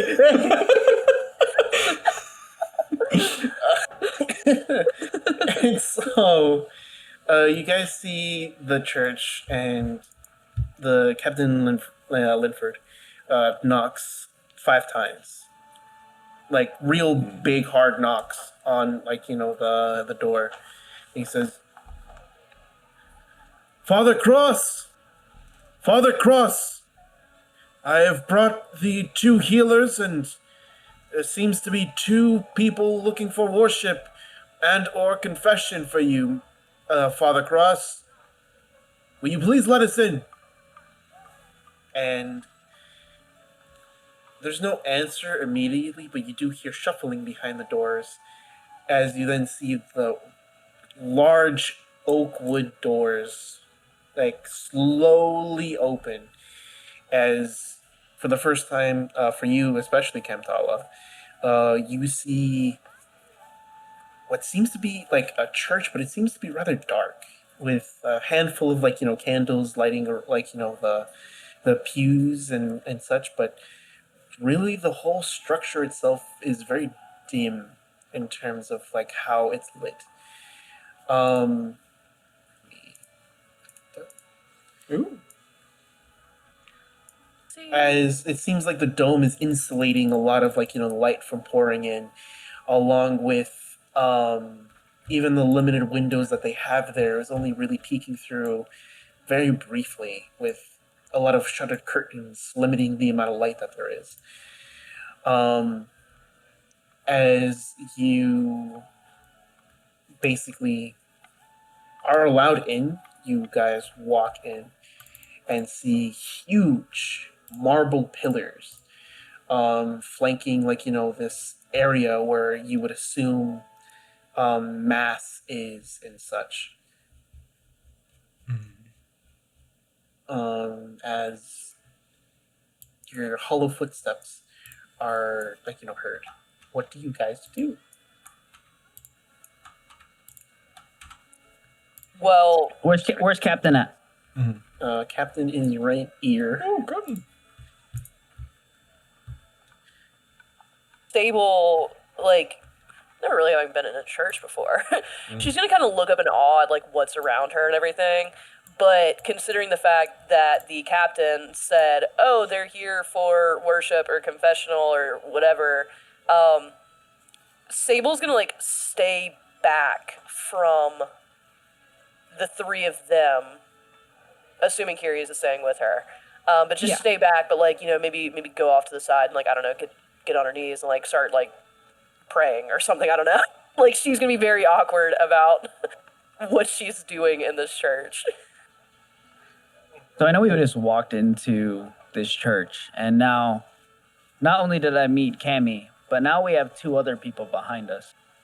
And as we walk in and everything else, it's a very different environment, but Patch is okay, interesting.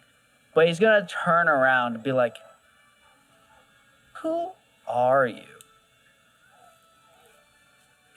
Mainly looking at Keres and Sable. Okay.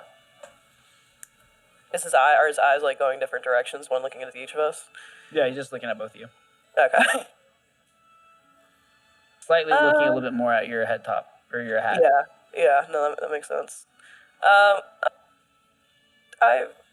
I'm Sable. You can call me Keres. Who are you? Name's Patch. this is Cammy, and I basically take my hand, and I don't know if Cammy's looking towards kind of like the altar area or towards the door, but I just basically right on the shoulder, just give him a little pat. Like, that's Cammy. That's one of my best friends right there. I just met him about like an hour ago. Exciting. Do you know his Yeah. favorite color yet? Yeah, his favorite color is actually burnt crimson. I learned that. Exciting. Yeah, I've never seen crimson before. It's slightly more red than your hat. It's slightly more red than the hat I'm currently wearing. Good to And know. he doesn't like holidays. We don't. And he is Oh. willing to eat mushrooms. We don't have holidays. I can't like something if I don't know what it is. And you can tell there's like a little bit of exasperation with this, as if they've had this conversation a few times. Well, Sable and Keres, I guess we're now friends. What's your favorite color? I don't. I don't have one. Yeah. That's boring. I turn around, start walking. Sable's gonna once again just like make eye contact with Keres after that exchange. Yeah, Carrie's doing the Not same say thing. anything. She's like, what the fuck?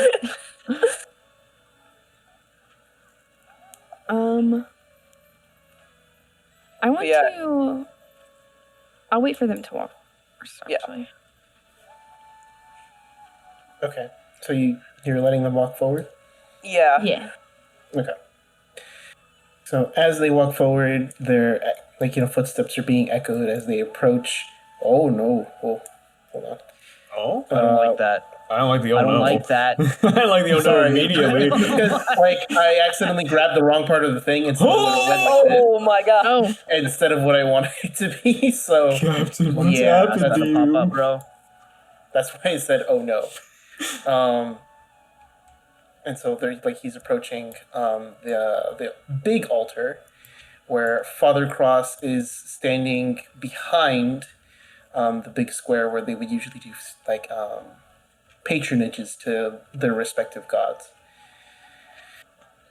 So you've come back. Are these the two individuals that will lend us their aid? Yes, Father Cross. These are Kamtala and Patch. They are healers and or masters of magical arts that could possibly help us in understanding the plague. Oh yes, as if us priestly understanders of the great plan have no idea on how this plague came about. As he looks kind of both of at Patch and at Kamtala with suspicion. Hey, my name is Pat. I'm the keeper of root and rot, baker to the trees, pastor of holes, friend of fungus. Nice to meet you. Hello there, little ribbit with many titles. I am Father Cross, head priest of the Sanctimonious Church of Burkle. This is a house of worship of all the deities within the kingdoms of Astra, and, well, welcomer of any sort of help, it seems. So one of the things that I heard in your town, you're saying that there's some sort of quarantine going with black veins and stuff. I'm not Yes. sure if my people or my enclave, I mean, more than likely they've heard about it, but I don't know really too much if I've heard about it too much. What's going on here? I mean, it's kind of weird. As he kind of lets you finish, he's gonna let out a very exasperated sigh. And he's like, well, if I am to tell you all the goings on of this town and what plagues us, and he gets he makes his way around and he gets closer to the both of you. Well, it all started about 2 days ago when there was a child named Jimothy, a human child who recently traveled outside of our walls, playing in the woods, and seemed to have contracted it somehow. We're not entirely sure how he contracted it, but then it quickly spread amongst the people within a larger section of our city. Elves, dwarves, and all the other people that lie within there seem to have contracted it.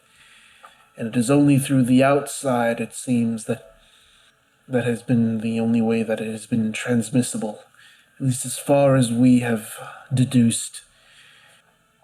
So, and he kind of gets really a lot closer to you both as you feel some sort of magic kind of surround you. I have my suspicion that such outsiders would also carry foreign diseases with them too.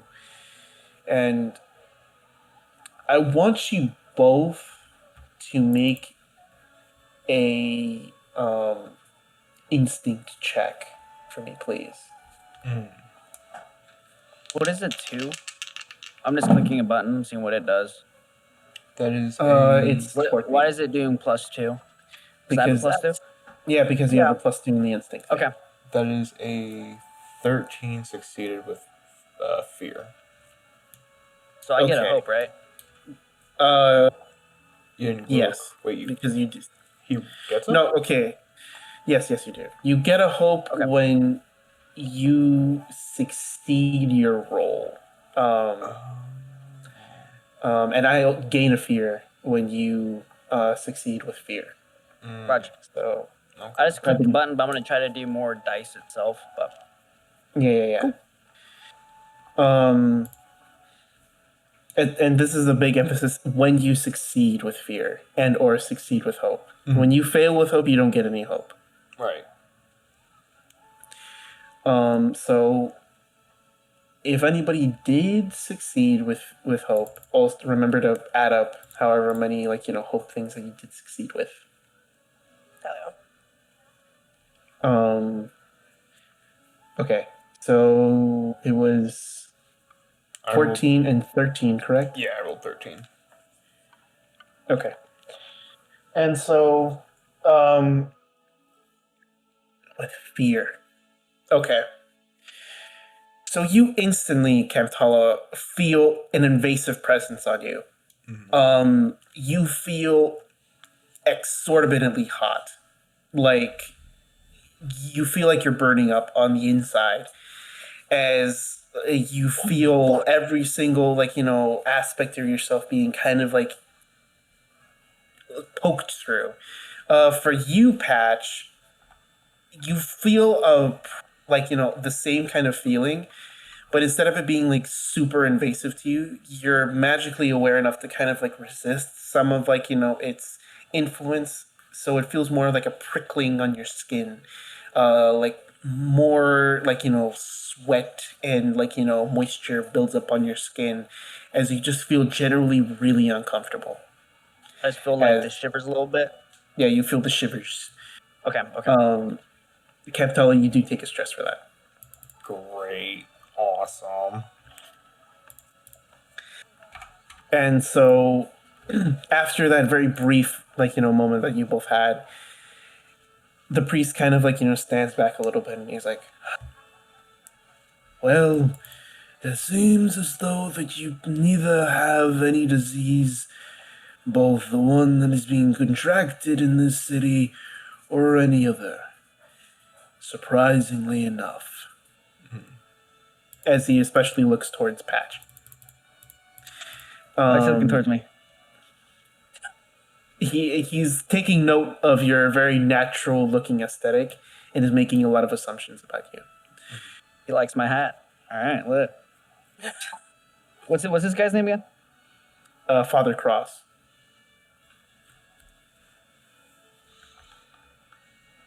Okay. Okay, we're good. Okay. Well, it seems as though that you can be of help to us. So, well, I suppose you will be granted special access into the quarantine area and be allowed to, well, interview and talk with all the victims and see what's wrong with them. We don't really necessarily have a name for it, but the black tendrils that have been appearing on all the victims' skin, we just call it black whip.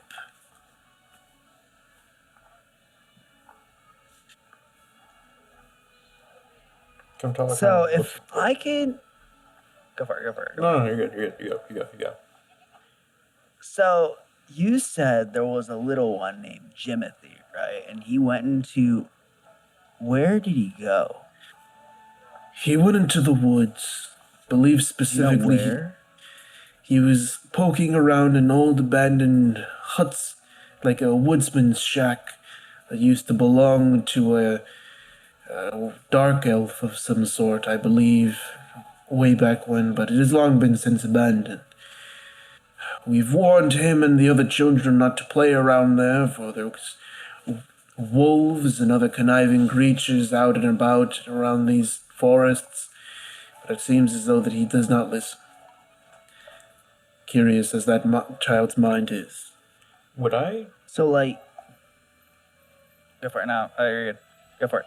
would I know kind of where he's talking about outside the map, being or outside the walls, being the person who's in charge of the navigation for the tribe? Yes, you would. Though it's been a long time since you kind of necessarily mapped out that particular part of it, so you would have to, I guess, find a reference in like your, if you were to like go out and search for it, you would have to, I guess, use your experience, prior to try to recall it. Okay. But yes, you do now. Outside of the black whip, are there any other same symptoms across them? Any fevers, loss of breath, no communication? Well, all of them seem to have a severe cough and boils and blisters on them. Besides that, all of them gain lethargy as well, and bile. Lots and lots of bile. We assumed it was a basic imbalance of humors, but the imbalance goes way beyond what we understand it to be.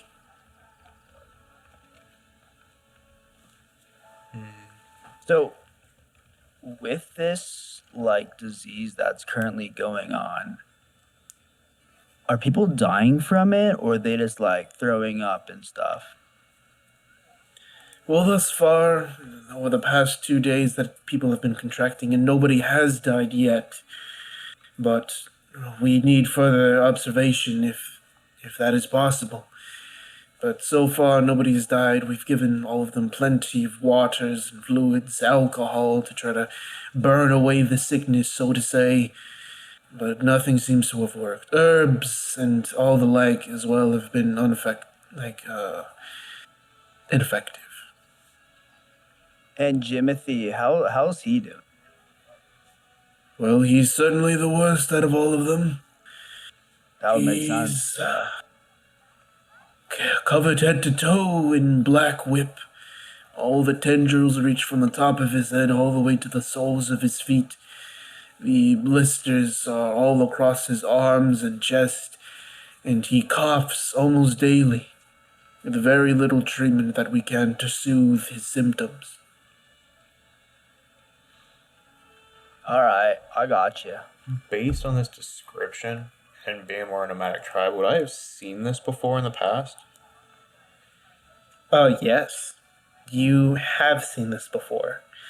And you've seen it during your nomadic travels out west. Like in the western part of the Tau Desert, very close to the Kingdom of Lear. Okay. Where you've seen orcs affected by not exactly the same symptoms. No boils, no cough, but you have seen black tendrils on people before. usually accompanied with purple bruising alongside them as well. Would I know the name for said disease that we found out west? You really only know the Orcish word for it that they call it, which would be Zamaktul, Zaktuul, which you've never really had a proper translation for besides the Black Curse. As like the father crosses running through the symptoms, you just hear Kamtala kind of just thinking out loud or thinking to himself, just going, sounds a lot like the Black Curse that I've seen out west. And then, did we happen to find an effective cure and or treatment to slow its progression? The only one that you were able to think of when you were able to encounter the Black Curse was to actually alleviate people's magical levels. Basically trying to feed them a lot of magic-enriched foods, because it seems like the natural mana within people were being drained by this disease. There hasn't been an outright cure, but you have been able to at least alleviate and make it bearable for people to live with it. Gotcha. So this thing's fucking with people's aura. The aura levels are dying. Yeah, people are wearing socks with sandals now instead of black Air Jordan. They're sleeping in shit. jeans. No. Can I, by chance, at least with major disadvantage, right, to roll a knowledge check to see if I've heard of any rumors of something in the Enclave? Yes, you can roll a disadvantage, yes. Which would be a knowledge check. Well, he's rolling. Okay, I'm just gonna roll this way. By the way, disadvantage, like for the people out there, means that the 6, instead of being added to, you subtract however like the total is from the number. So that would have been. He would roll a 7, but then we subtract 1 for the d6. Yep. Gotcha. So yeah, no, you fail. I don't know dog shit, right? Yeah, you don't know anything. Like, you have vestiges of people talking about something happening out west, but that's kind of it. You don't know if it was the disease, it was related to this, but it was just a problem, and that's it. That's all you really know. Okay. I just kind of like look at Father Cross as I see Patch thinking, and I watch both of his eyes kind of like one goes up, one goes down, one goes right, one goes left, just like thinking about this with the Enclave. And I just kind of look at Father Cross and go, who's in charge of the magical food stores here? Magical food store? Magical food stores? Well,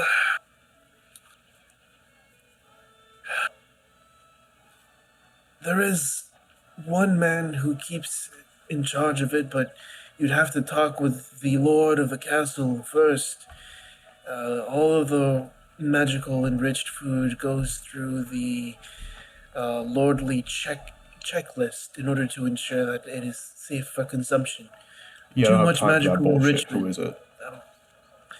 Well, okay. His name's Donahue. He's half human, half Dracona person. Hired personally by the Lord. You have to go talk to him first. Thank you. I have no control over it.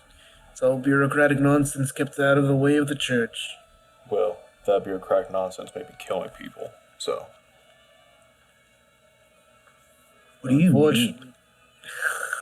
The best case we found when we were out west, when we were dealing with the Black Death, or the Black Curse, we were dealing with a group of orcs over in the Tau Desert near Lear. They reported similar kind of symptoms of black tendrils spreading across the body, though they had purple bruising along with it. I'm not familiar with the boils, the blisters, and the vomiting. That may be a species difference for all I know. But the only way we found to kind of help them tamp it down and manage it was to give them more magically enriched food to give them an ability to kind of fight it off. Best I could tell was that their magical capabilities were being reduced as this disease was progressing in them. So Jimothy would be someone I would want to get the food to first, since he's been having the longest exposure so far. Man, Kim, you're smart. We And need this is why we're friends. Jimothy's knowledge to figure out where it came from, in order to make sure that we're not dealing with a tainted supply of magical foods as well. All right. Again, let us all go through Donahue. Let all of us go through Donahue, so please just try not to make an ass of yourself. Captain Lindfold, take them to the Lord. And with that, we will all be breaking for 10 minutes. Or Oh, yeah. 15 minutes. Wait, I heard a wait. also I heard a need- wait. Oh? Somebody say wait? Somebody say wait. I thought Skylar said I think wait. so. No, I said okay. Oh, I heard just Gosh, a. No, sorry. I said okay. Gosh, no, you're good. You're good. Okay. I'll flip us over to a break then. All right. We'll come back in 15 minutes. I'll take my dog out. So everybody get back your drinks and such. And enjoy the By the rest. way, we're 20 to 24, bro. 24 Panthers right now, bro. Enjoy Let's the break, go. everybody. Bye.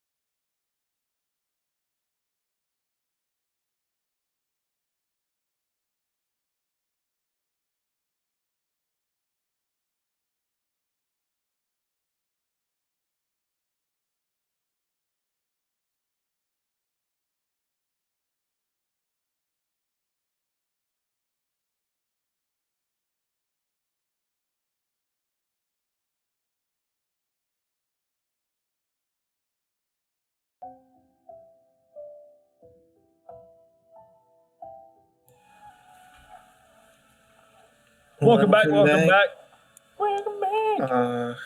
Yeah, we took our 15. Everybody's refreshed and everything. I took my dog walking. So You took your dog out? You walked your dog? Yeah, I just walked slice my of dog. pizza. That's pretty good. What kind of pizza was it? Spicy pickle. What? Ew, Chloe. All right. What the fuck? Dude, What the that's fuck? worse What than the fucking pineapple Hold with on. ham. Hold on. Pizza, spicy pickle No, pizza. no. Let me explain this out. So you because got it's me at from- the you had me at the spicy, but then you And lost then you me said at- pickle. No, it's actually really good because it's like so they put like ground up chicken sausage on it, and then there's a little bit of Okay. kale, and what else is on it? Oh, clary and chili. Wait.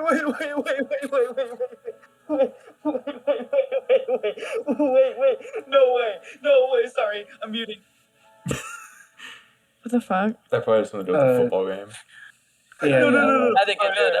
Wait. Let me explain this. Oh my gosh. No, dude.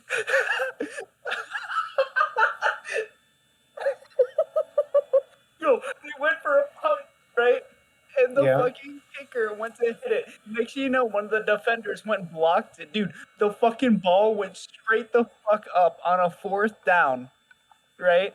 And Yeah. they are on the 30 of the pair on the Ram side, right? Mhm. So now Panthers own the ball 30 yards away from getting another fucking TD because they fucked their punt. Oh my god, I'm gonna nut. Okay. Oh my god. Okay. Kyle, let's mute. Let's mute your All mic. right. Alright. Okay. Anyway, all right. But it's, yes, it's good. continue. Kyle. It's good because then they put some pickle slices on it, and I think they put like a little bit of hot honey, so it kind of like negates the more like sharpness of the pickle, like the vinegar. So it's actually really good, guys. Like I swear, I'll take your word for it. it's really good. I wanted to try it for a long time, but I was like, I don't want to get an entire pizza. And then my sibling was like, oh yeah, like let's get this when we went to this bar that they have it at, and we got it, and I was like, fuck. I was like, this is my new favorite pizza. Oh. Holy Well, shit. I'm glad that you had that. Mhm. I'll look at it very skeptically as a pickle Yeah. hater myself. Oh, I okay. don't Well, hate then yeah, pickles. duh, I you're think not it's gonna not fucking a- like it. Yes, I do. Oh, that's I don't fair. hate Like- pickles, but I don't like pickles on things. You know what I mean? I see.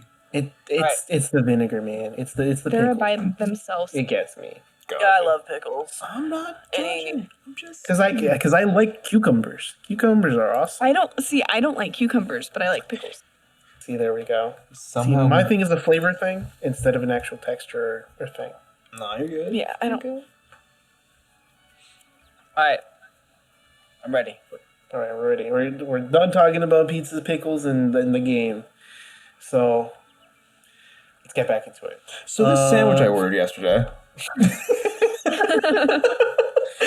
You know, I had Subway the other day, and they served me a pizza. I actually got some gabagool the other day. You got That's a bowl. I conversation. just got a straight up bowl of gruel. Oh, we're rhyming out here. So Father Cross ordered, or just basically told, Captain Linfold to escort you guys over to Donahue, who's at the castle. And the captain's gonna make his way down, and he's gonna look at the both of you, and he's like, "Well, if you have any more questions for Father Cross, then you can do them now. Our business is done here."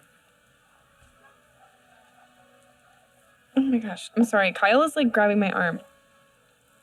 I'm sorry. Can you say that one more time? I'm sorry. Captain Linfold is basically saying, "Our business is done here. If you need to talk with a priest, Father Cross, so go ahead. Our business is done here." Thank And he you. walks away. Like Curious just kind of like says thank you and nods her head at both of at everybody leaving, and she's gonna turn towards Sable and say, "You mentioned that you're looking for somebody, and I don't know if you heard my conversation with the map guy, but the priest Yeah. might know something about it, so might as well ask, right?" Give it a try. I mean, the worst they can say is, I don't know anything. Yeah. I don't know if that's Maybe we actually the can. worst they could say, but Yeah, I'm sure they could probably say a lot worse. they probably could, but Yeah. Well, I we'll mean, figure it out. we're about to It's fine, find it's fine. out. Yeah. And so Curious is gonna start like flying her way like up here. Sable will follow behind her. How are you gonna follow while flying? I'm saying she's following behind her, meaning Sable's walking behind Keres as Keres flies Oh. forward. Oh. Is Patch still like standing here?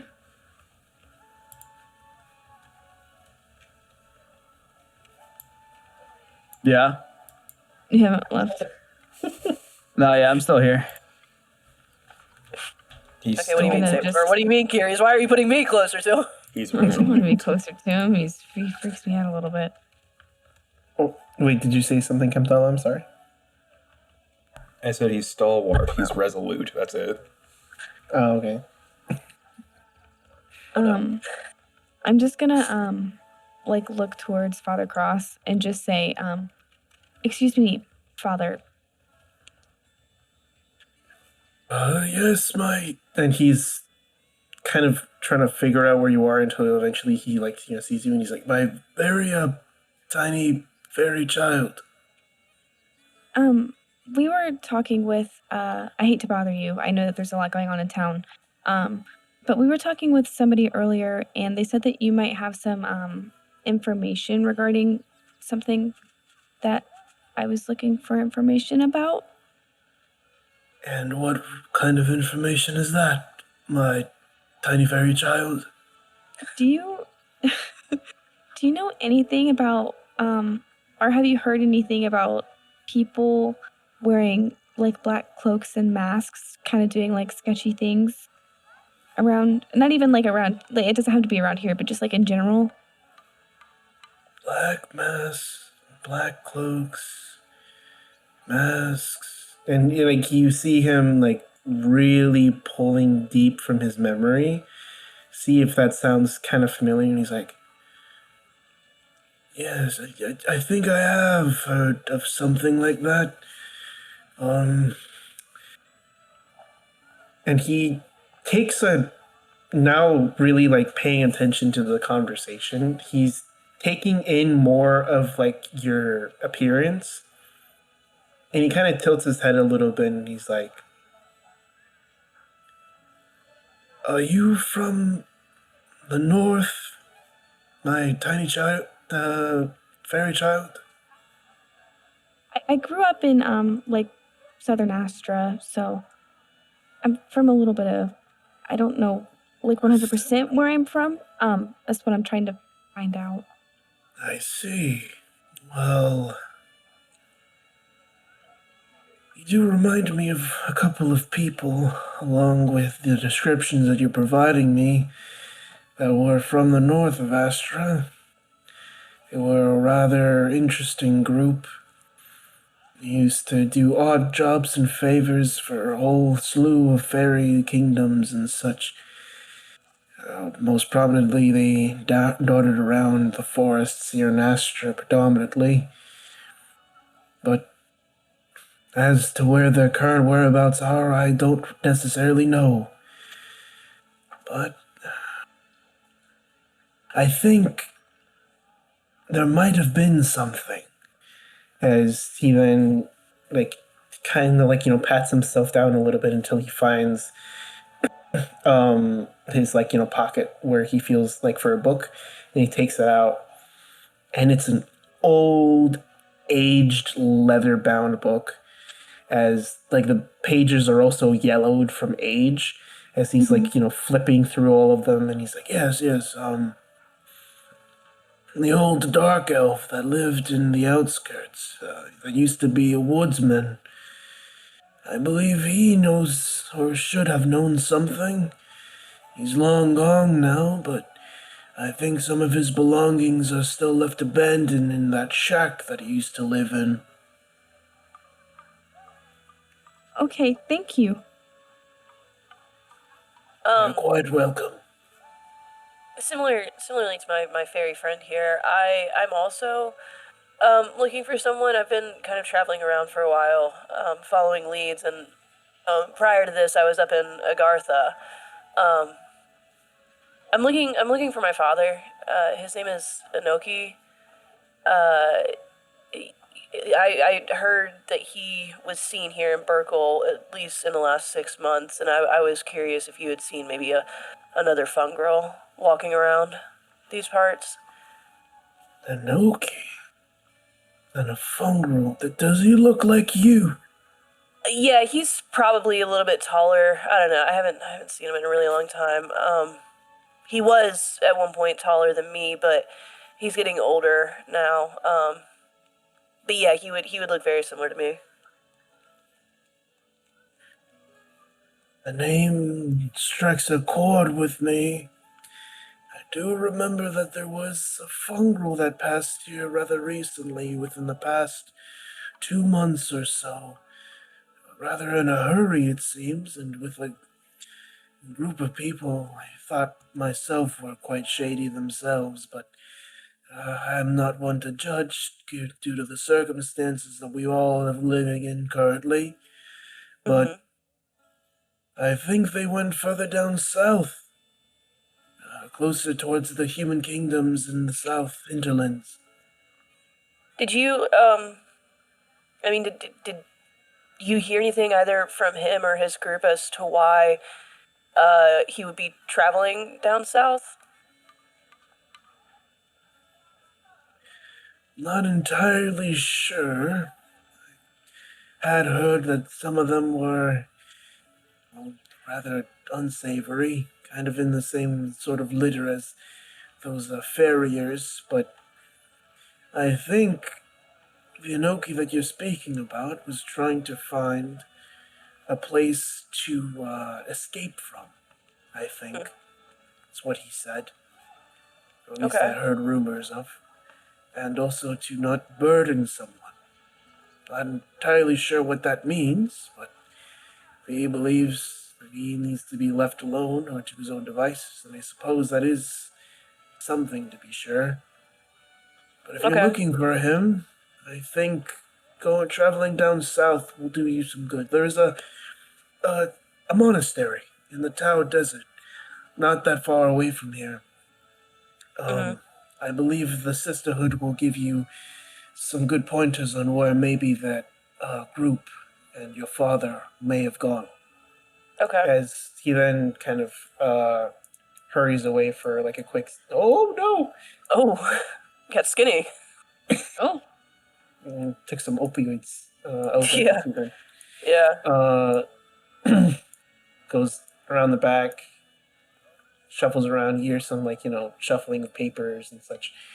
As he then comes back around and he gives you a really tattered and beaten up map, showing a road that you assume is probably not paved, towards a monastery called the Sisterhood of the Sun. Sisterhood of the what? Of the Sun, S-U-N. Of the Sun. Okay. Yeah. Cool. Oh my gosh. Well, thank you so much. This is more than I've gotten in a long time. I really appreciate your help. We were also told by a merchant that you and the church were perhaps looking for someone, and me and my friend here, in exchange for the information you've given us, we would be more than happy to help you in your endeavors there if need be. Oh, yes. Yeah, I was looking for someone. He's a rather suspicious man.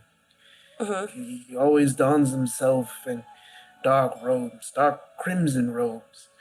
He was an alchemist here before he suddenly just stopped and his business and left. And that was actually approximately when Jimothy contracted the disease. Though we suspect it might have been just a natural cause of some sort of disease cropping up like many other towns down in South Astra, we cannot rule out that this might have been foul play on his mark either. So we are looking for a man in crimson robes. They call him Gareth. Okay. He's Yeah, well, he wears crimson robes and he has red hair, orange if you prefer the color. and you said his name was what? Gareth. right? Gareth? Okay. Okay.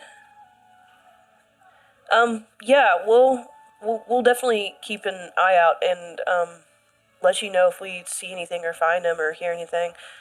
Thank you so much for this information. I know that I'm very grateful. I won't speak for my friend, but I'm also very grateful, and she will like kind of put her hands together like in a praying kind of like motion, and just kind of like give him like a little nod. And just say like I'm extremely thankful for the information, and I promise we will try our best to find Gareth, and hopefully this plague can stop, or we can find there'll be a cure for it or something, and we can figure out what else is going on. yeah. I appreciate your well wishes. If you wish to start on your investigation post haste, I suggest you follow those two gentlemen, the Simeon and the Ribbit, towards Lord Donahue, or because the last conversation that Gareth had was with the Ministry of Enriched Magical Foods, because he had recently imported some magical foods. So he might have been the last one to talk to Gareth. Okay, Yeah, we'll do that. thank Good you. luck and be safe out there. May Yes. the gods be with you. And with you as well. Yeah, same to you. Thank you. And Curious will like start to kind of fly, and she's not gonna say anything about anything that she heard with like what you were saying to the priest. So, but she'll kind Yeah. of give you like a nod because it seems like we're both looking for people. So Yeah. Sable will do something very similar, like an unspoken kind of like knowingness. I guess traveling from Sable to Kiri is like not gonna ask questions, but I got you. mhm. Yeah. Alright, awesome. Then is everybody gonna follow the captain to Yes. the castle? I'll follow the Alright. captain. Captain! Yes. Okay. Captain! Captain! So you guys make your way out to obviously the main courtyard, so to say. And it's starting to get kind of closer to the evening. You guys basically spend the entirety of the morning, have the the day's events unfold as the sun is slowly setting. As Captain Linfold takes you up to the castle, Captain! and he's actually stopped by a person in gold armor, embellished with the stag across his chest. As the royal guard says to Captain Linfold, Captain Linfold, what business do you have here?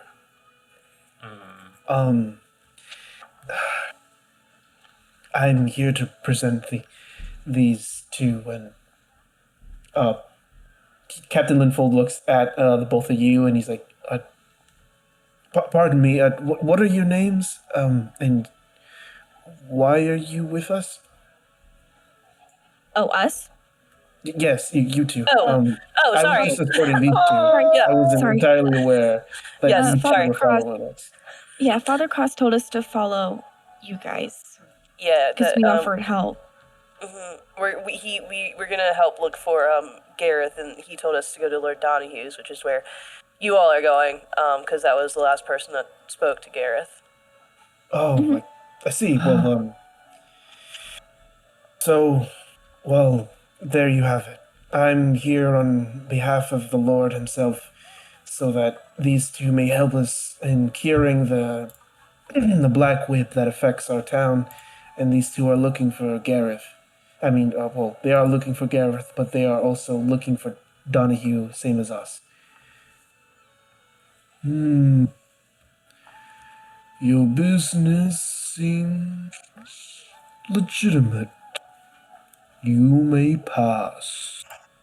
And so the kind of very tall, lumbering person, being in front of you, head to toe in gold armor, lets you pass by. What race is this dude?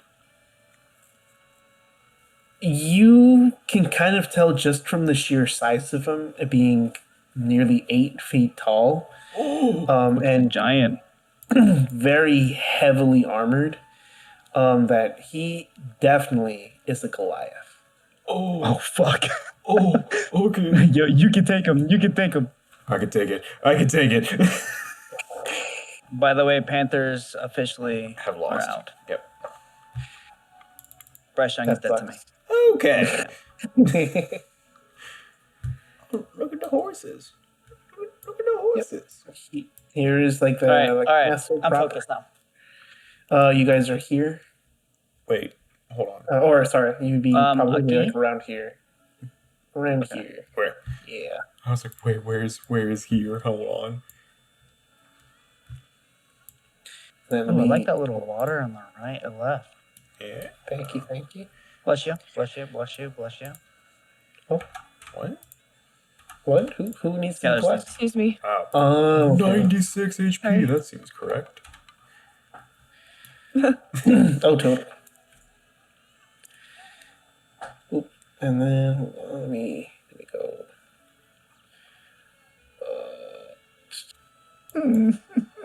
Wait, why am I? Try I don't need to be leading. Why am I leading? This is not comfy for me. Why is it? I'll lead. Okay, thank you, Patch. I mean, yeah, you know what? He's got it. Patch is doing it. He's got it. I respect it. He's doing something, that's for sure. So, Captain Linford. Yes. So we're supposed to talk to somebody that deals with food, right? Yes. Where is he at? Like, is he down here?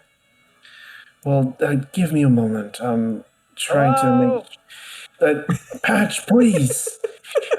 As hold on. I'm gonna actually spend my fear. Oh! Gary's just gonna look at Oh. Sable Good one. and just say, I don't know if it's a good thing that we followed these people here. Yeah, I don't. I want to be involved. So, as you make a big hubbub about this, everybody saying hello, these two knights immediately rush over to you. Hey, And what's they're going on? immediately they're pointing their swords at you. Who are you?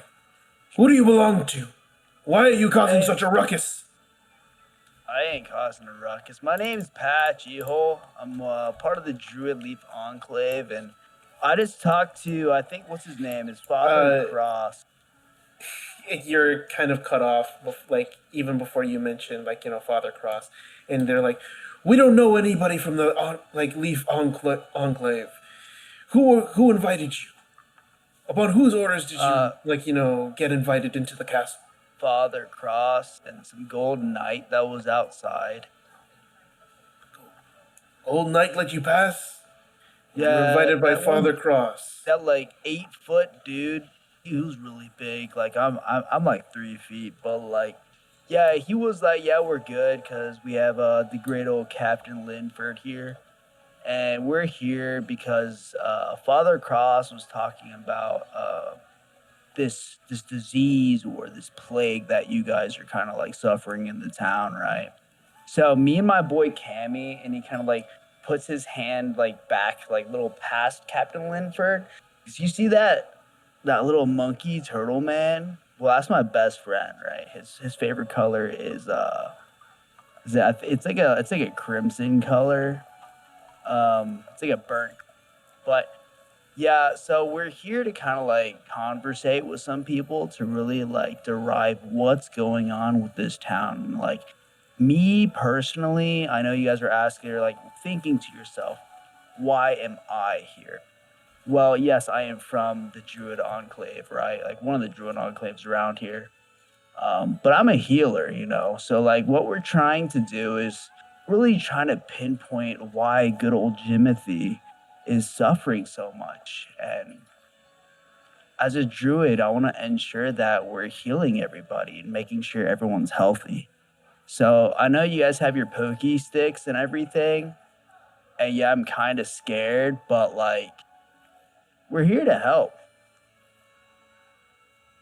They look towards Captain Linford, trying to see if your story can be validated as he nods as both of their swords are lowered. And they acknowledge your presence more accurately now. However, they're still kind of glancing at you both with suspicion. Yeah, I'm Patches. We're aware. Captain Linford,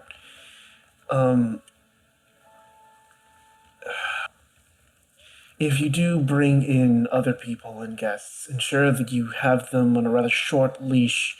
The lord of the castle is rather tense due to all the goings about in the town. And Captain Linford, nods his head, very vigorously as he puts his hand right on. Oh, actually, no, you're really short. So he actually puts his hand on your hat, and he says, "Yes, I'll ensure that Patches doesn't misbehave. I promise." As the guards return back to their position against the door leading to the throne room. That went pretty well, Captain. What do you think? Patch, next time that you do that again, I will make sure that I stay behind you so that no one knows I am involved with you. That's fine. I'll just call your name. As he makes his way around and knocks on the door. The door itself is actually made of rosewood and has a whole bunch of very intricate, markings on it. He's snapping everywhere. Sorry. Snapping? Snapping? He's snapping. Like I try to move him and he just snaps to place. Oh, Yeah, it's okay. like trying to do like a half step. Got it.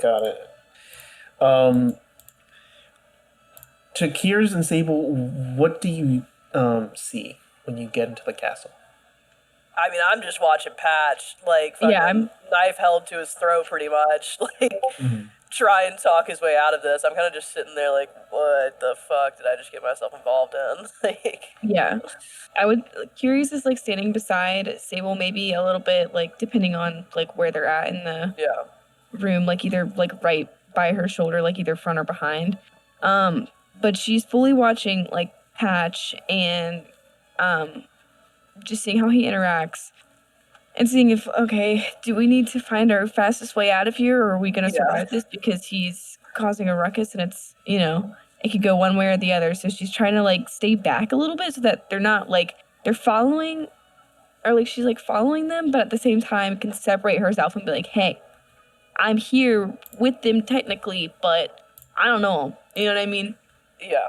Mm-hmm. So I think that she's just fully watching, analyzing what Patch does and how the captain reacts and how Kamtala reacts to things, and so she's kind of pinning her reactions and everything off them too. Yeah. Okay. So, also Kamtala, how do you take the entire situation as well? So I'm supposed to be finding this Lord Donahue, man of the castle, man of bad town here. And I see Patch just rock up and just absolutely demolish these two nerds in armor, right? He just absolutely, just verbally demolished these two. He has them in the corner thinking about what they're going to be eating for breakfast tomorrow because they already know that today's chalked. They know today is over with. And, there's a little bit of a newfound respect for the questioning of authority that he just watched Patch do. Um, he knows that there's like a time and place for like pomp and circumstance, but he's kind of laser focused in on the actual task of solving what's happening with this black whip, black tendril, uh, black curse, magic shenanigans going on in the quarantine zone. And so his Mhm. desire to solve that is kind of superseding the idea of observing like hierarchy, because the idea of saving people should come before certain aspects of the court. And so he watching Pash just kind of like go in and just absolutely unleash a verbal deluge and just kind of keep pushing it. I'm just like, oh, okay, let's keep it rocking. Right? Hey, fucking men, brother. Yeah, that was good. That was great. So yeah, as you know, you guys all react to the situation, and you guys are, I'm guessing, following behind the captain. Mhm. Yes. Yes. Okay. Yeah.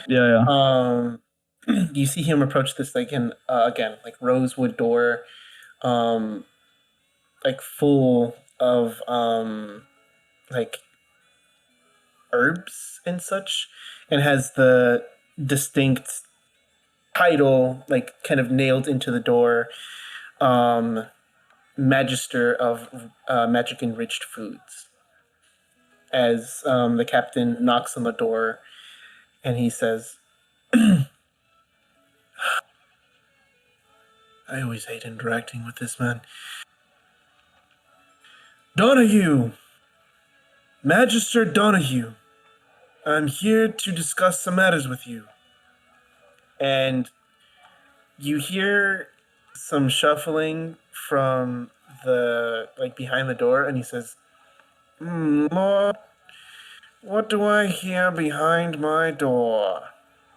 It sounds like it's the Captain Lindholm.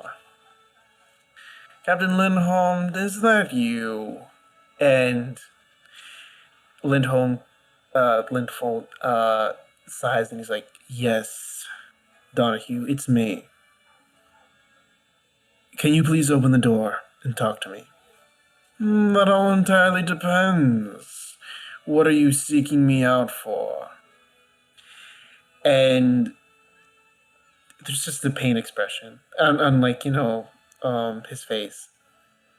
As he then just says, "Just open the fucking door.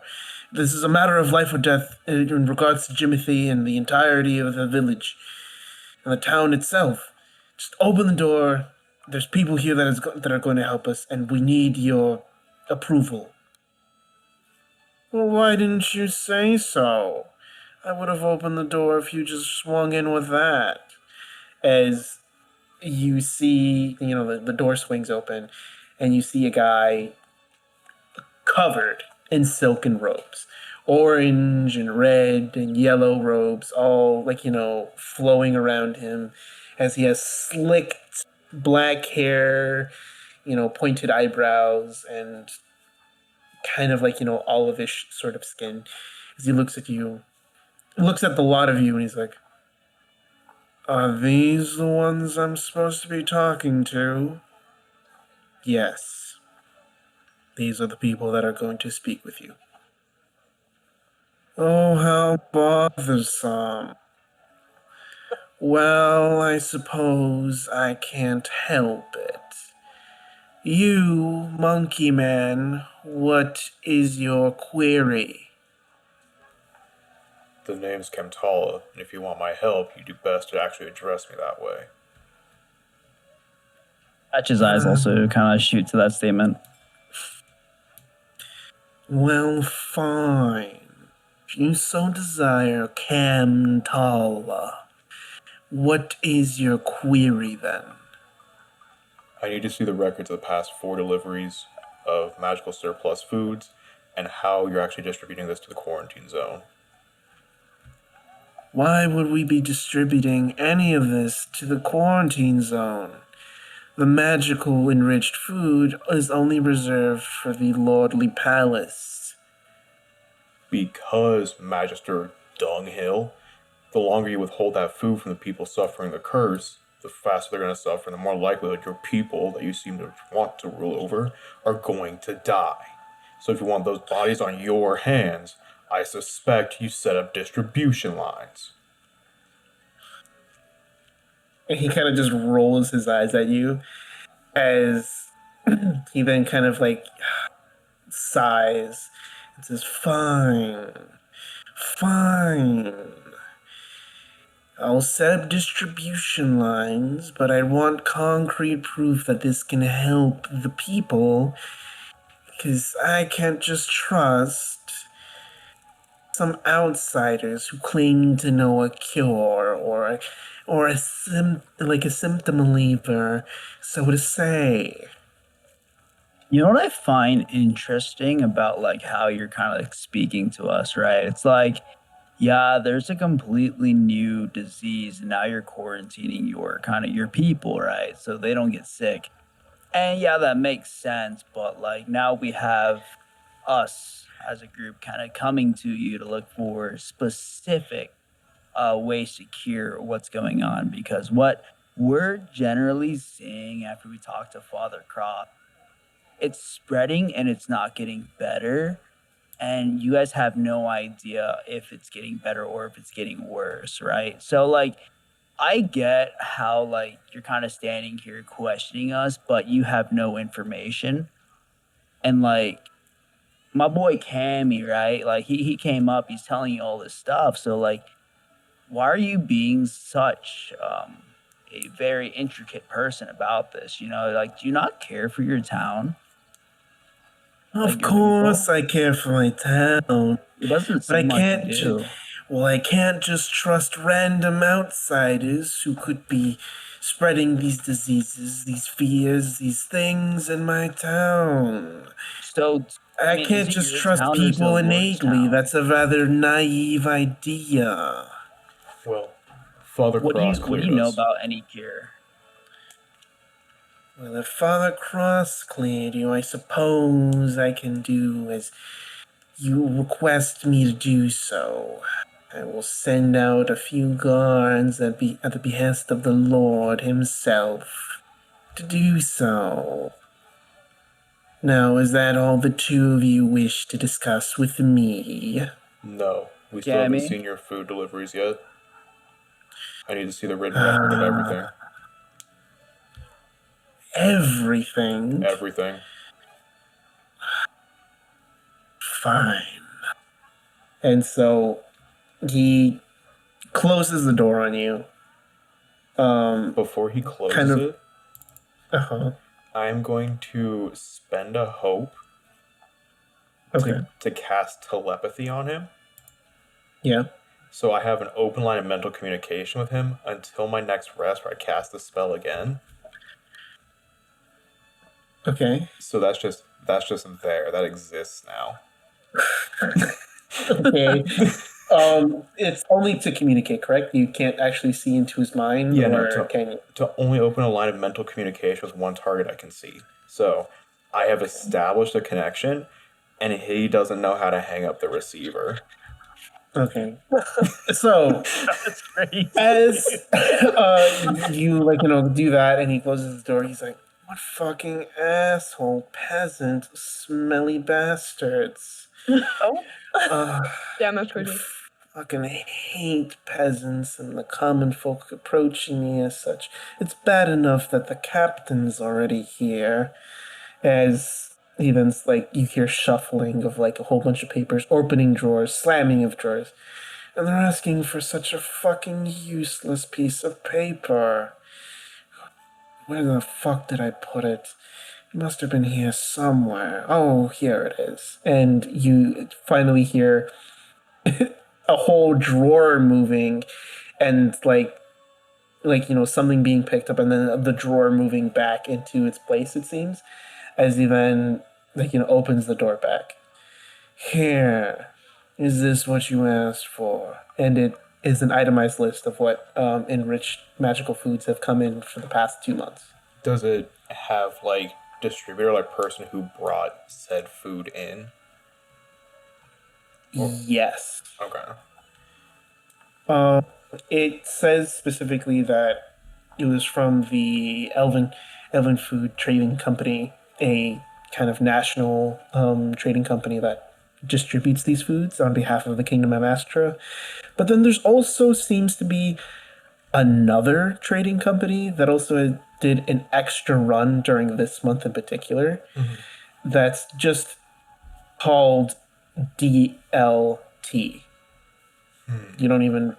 That's like all the acronym is named. There's no even like abbreviated name and such to do anything. It just says DLT. Who is the DLT rep? And the DLT. Oh, they were a bunch of people on a caravan from up north. I think a goth or some such. And they passed by here and they just sold us some extra magical enriched food. Not entirely sure, where it might have come from, but it passed all the magical tests. Passed all the magical tests. Do they bring similar items to the other group, or is this? I look at the list. I'm looking at the list and seeing what normally comes in from the Elven food distribution service. The Elf Distribution Service basically gives magical enriched wheat, flours, basically all of the stuff that you would need to make breads and such, and then rice as well, along with maybe a couple of fruits and vegetables. The stuff that they gave to the DLT gave to the Lord and everything were meats and cheeses. Curious that your usual food stocks are wheat, flour, rice, fruits, and vegetables, and you didn't have a second thought about a completely different group, unbeknownst to the rest of this delivery schedule, bring in meats and cheeses when any manner of meat can be corrupted. As I said prior, it passed all the magical tests. I have the same exact suspicion of them as I do of you. So, of course, I made Gareth, our local alchemist, before he ran amok, do all the tests for us, as he has done before, and he said it was given the pass. What is this magical test that you're touting so highly right now? And at the same time as what he's verbalizing, I want to also be utilizing that mental connection to kind of see if he's thinking something he's not saying out loud. Also, in this conversation, whatever he says next, I want to do the scoundrel thing where I can detect lies. Where I have an advantage on rolls to detect lies. Got it. All right. Oh boy. Okay. No pressure. No pressure. No pressure. Okay. All right. Fine. If you really want to know the intricate details of it, I'll give you the nitty gritty. In his mind, you fucking bastard. Then Yeah, it's in his actual brain. Oh, okay. Yeah, So I'm getting the peek behind the fucking curtain. bastard part in his head, and then he said the rest of the stuff out loud. The magical process that is used to detect the safety of magical enriched foods is as follows. You must first slice into the given food to make sure that there's no actual poisons, molds, and such like that. Then first you must test the liquids in it, the liquidity of the food, see whether or not there's any liquid poisons in it or any sort of magical toxins exuded through liquids. Then you must ensure that it is safe to breathe, the miasma test. As such, you then sniff the food, see if it smells bad. And even if it doesn't smell bad, if there's any sort of magical odors and such. And then, finally, you then do the raw magic test. You take out however much mana is stored in whatever food it is, whether it be grain, meat, cheese, or other such thing. And then you test the safety of it, expelling a portion of it and determining whether or not it is a toxic level of mana inside of it. Is that satisfying your curiosity? As he's like listing these steps off, does that kind of mirror what we saw the orc tribe doing when we were helping them out? Yes, in a sense. They were a lot more spiritual about it. They, instead of really doing a smell test, they kind of just smoked whatever they were doing and then did the magical purity test. The smelling seems to be kind of a customary thing, depending on who you actually want to believe, and what kind of status of I guess education you would say they would want to do. As for the liquidity test, you had never really seen them do that per se. They did drain foods of liquids, but they never added them back in, from what you remember. Okay. Can I would like to fly forward a little bit to where I'm kind of hovering over Kamtala's shoulder. Yeah. And I just want to say to the guy and be like, "Hi, sorry, I've been around the corner a little bit, but I've been here this whole time. You said Gareth was the one to do these tests? Yes. Gareth Was was he the the- one to do it, yes. Was he the only one there present for the tests? Who are you? Or were there... I'm sorry, my name is Keres. I'm helping out with all of this stuff too. So you're with them? Mm-hmm. Kamtala, as he says this, he's like, of course there's more fucking weirdos and other creatures bound with them. What a horrid day I'm living through. And in his actual speak, well, if you're the one that's helping them, I suppose you are also privy to know that no, he wasn't the only one there. I was also there, along with, what the fuck was his name? Oh, yes, Lothrin. He's an elf peasant that bustles himself around here. He's a servant boy. You say Lawfrin? Yes, Lothrin. And who's Lawfrin? Lothrin's did you not fucking hear what I said, you small frog? No, I was looking at you, and I'm just looking. Skylar lost her pen. But,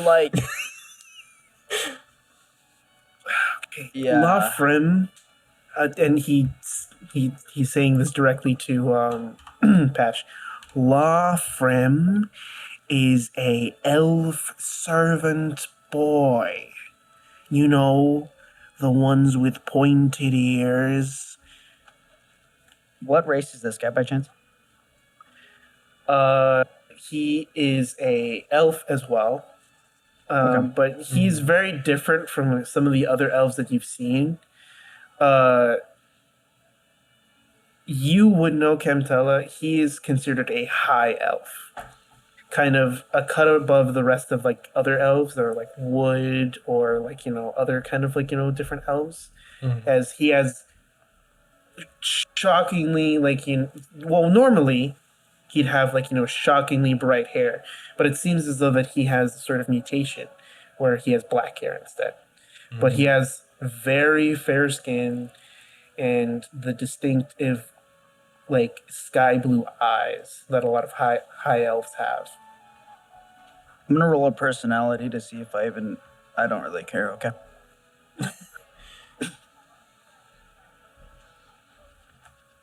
Sable's gonna kind of peek her head around now. She'll be like, hi. I'm also with the rest of this group. Quick question for you. So it's always the three of you that are performing these tests, or on this day it just happened to be the three of you? On this particular, who are you? Are you with them too? How I many just of you said are Right there? there. Well, I think if I do my math right, there's 4 of us, 5 if you include Captain here. I'm not. He doesn't count. Then 4. Yes, he Count does for- count. He counts to me. Whatever. That's messed up. Lord Magister, Elfman of Proprietor. I know you belong now. I know you belong to this group, which is evident enough now. What is your name? Me? Yes, you. My name is Sable. That's it. Just Sable. Of Yep. course, it's just Sable. What the? And If you guys would look at Sable, that kind of pissed her off, and she's starting to glow a little bit right now. Like she's starting to glow a little bit.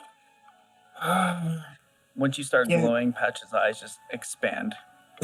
Oh god. Oh Oh god. and so Donahue is like,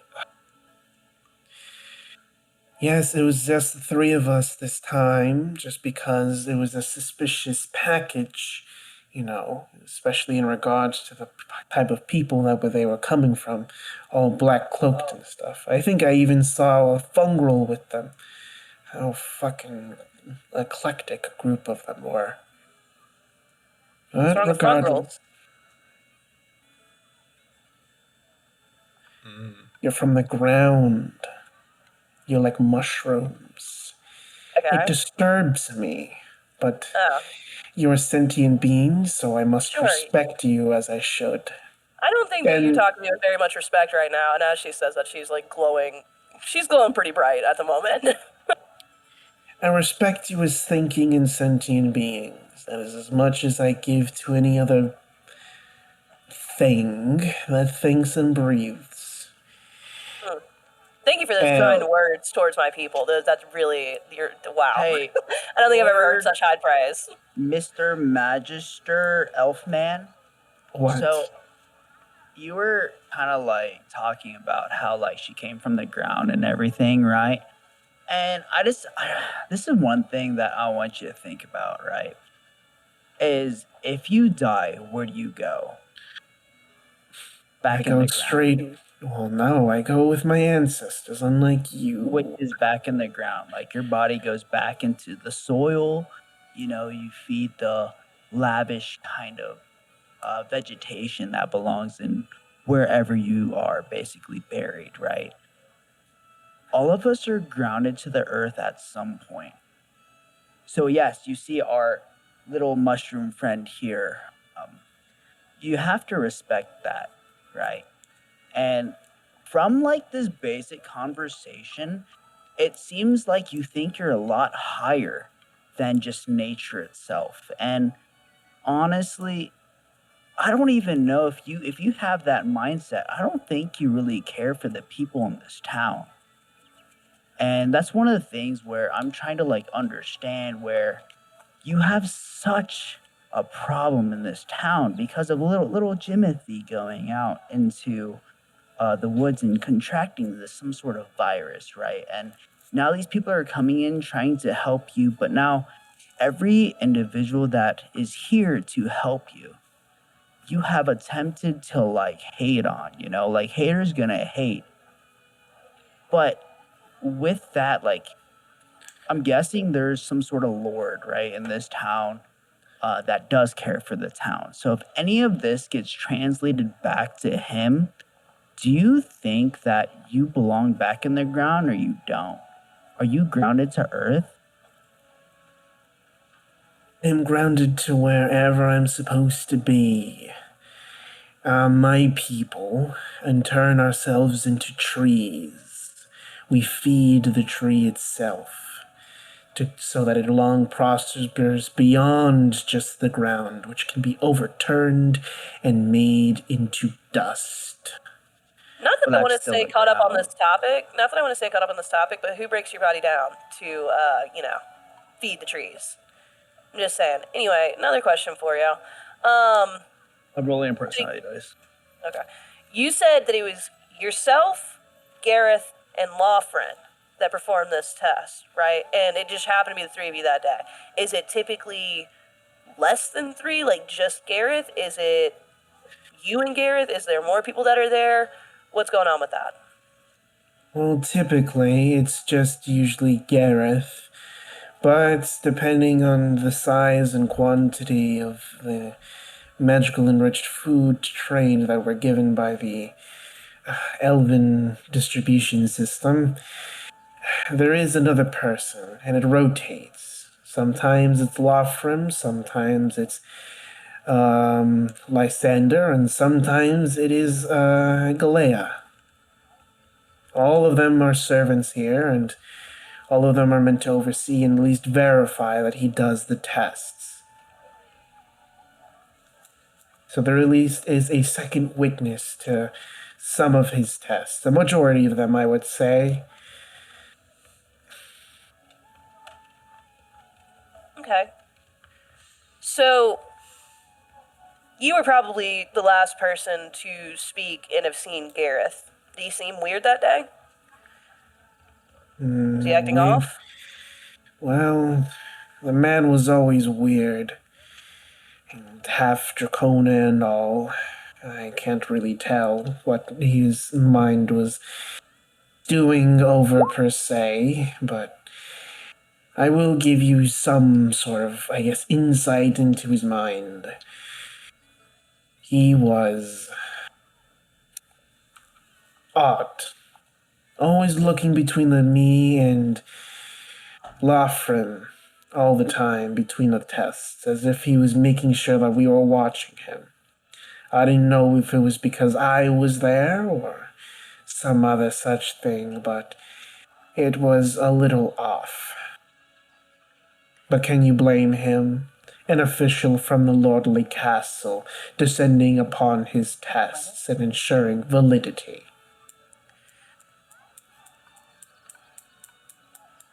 Do you not find it funny that the one day that you are there and watching the tests, that it just so happens to go wrong?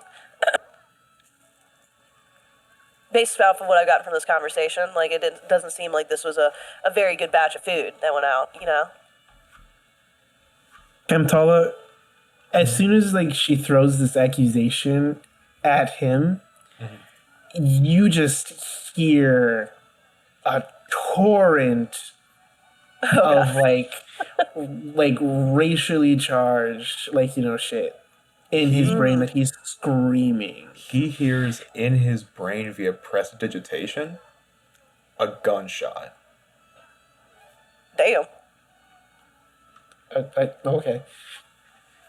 So I'm using. You visibly see him turn. Sorry. You see him him turn. So basically, what I'm trying to use is the psychic link that I now have established with him. Every so often, when he starts to kind of act up, I'm going to use prestidigitation via that link to throw him off his game. Okay. Well, as soon as you do that, he. Yeah, I do. That's pretty funny. I love it. As soon as you do that, his thoughts are immediately interrupted as he's kind of looking around. But then eventually looks back at you guys, and he's like, if word ever got out that you're throwing such a highly regarded individual like myself, it could be marked as treason, especially since you also came from the outside. Though you may don't not care about have. your people, though. I do. I It care doesn't seem about like that you there's do. outsiders here perpetuating lies and accusations at my feet. But I am not perpetuating any lies. I simply made a statement. I was not accusing anybody of anything. I was not threatening anybody. I wasn't saying shit. All I said is that just so happens on the day that you were there, bad batch. That's all I'm saying. Anyway, I would like to look around your room, if that's okay. Can I sneak my way in? And she's gonna try to sneak her way past the captain and then force her way into this room. If you're doing that, make a strength roll for me, please. Oh, Beautiful. no. I'm also going to use something for my Seaborn community, which is called Know the Tide. and it says you can sense the ebb and flow of life. When you roll with fear, place a token on your community card. You can hold a number of blah, blah, blah. Before you make an action roll, you can spend any number of these tokens to gain a +1 bonus to the roll for each token spent. So I'm going to use that because I've rolled with fear. Okay. And add a +1 to this. So you said it was strength? Yes. Oh, yeah. That is... let me do math. 7, 9... 16 plus 2, 18 with fear. 18 with fear? Mm-hmm.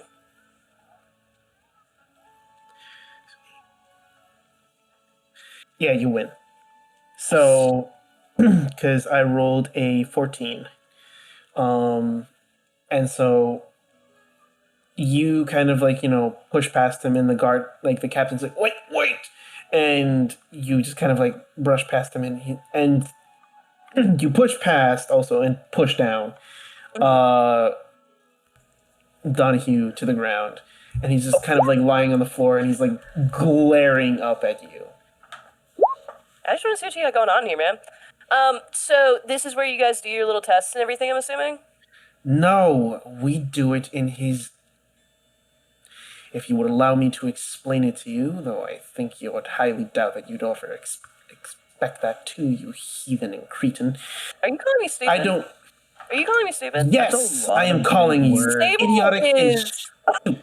Another Ooh, explosion. Because if you do not allow me to explain my stuff, I would have plainly explained it, that there is nothing in my room that requires it. I am a record keeper and insurer of all of these things.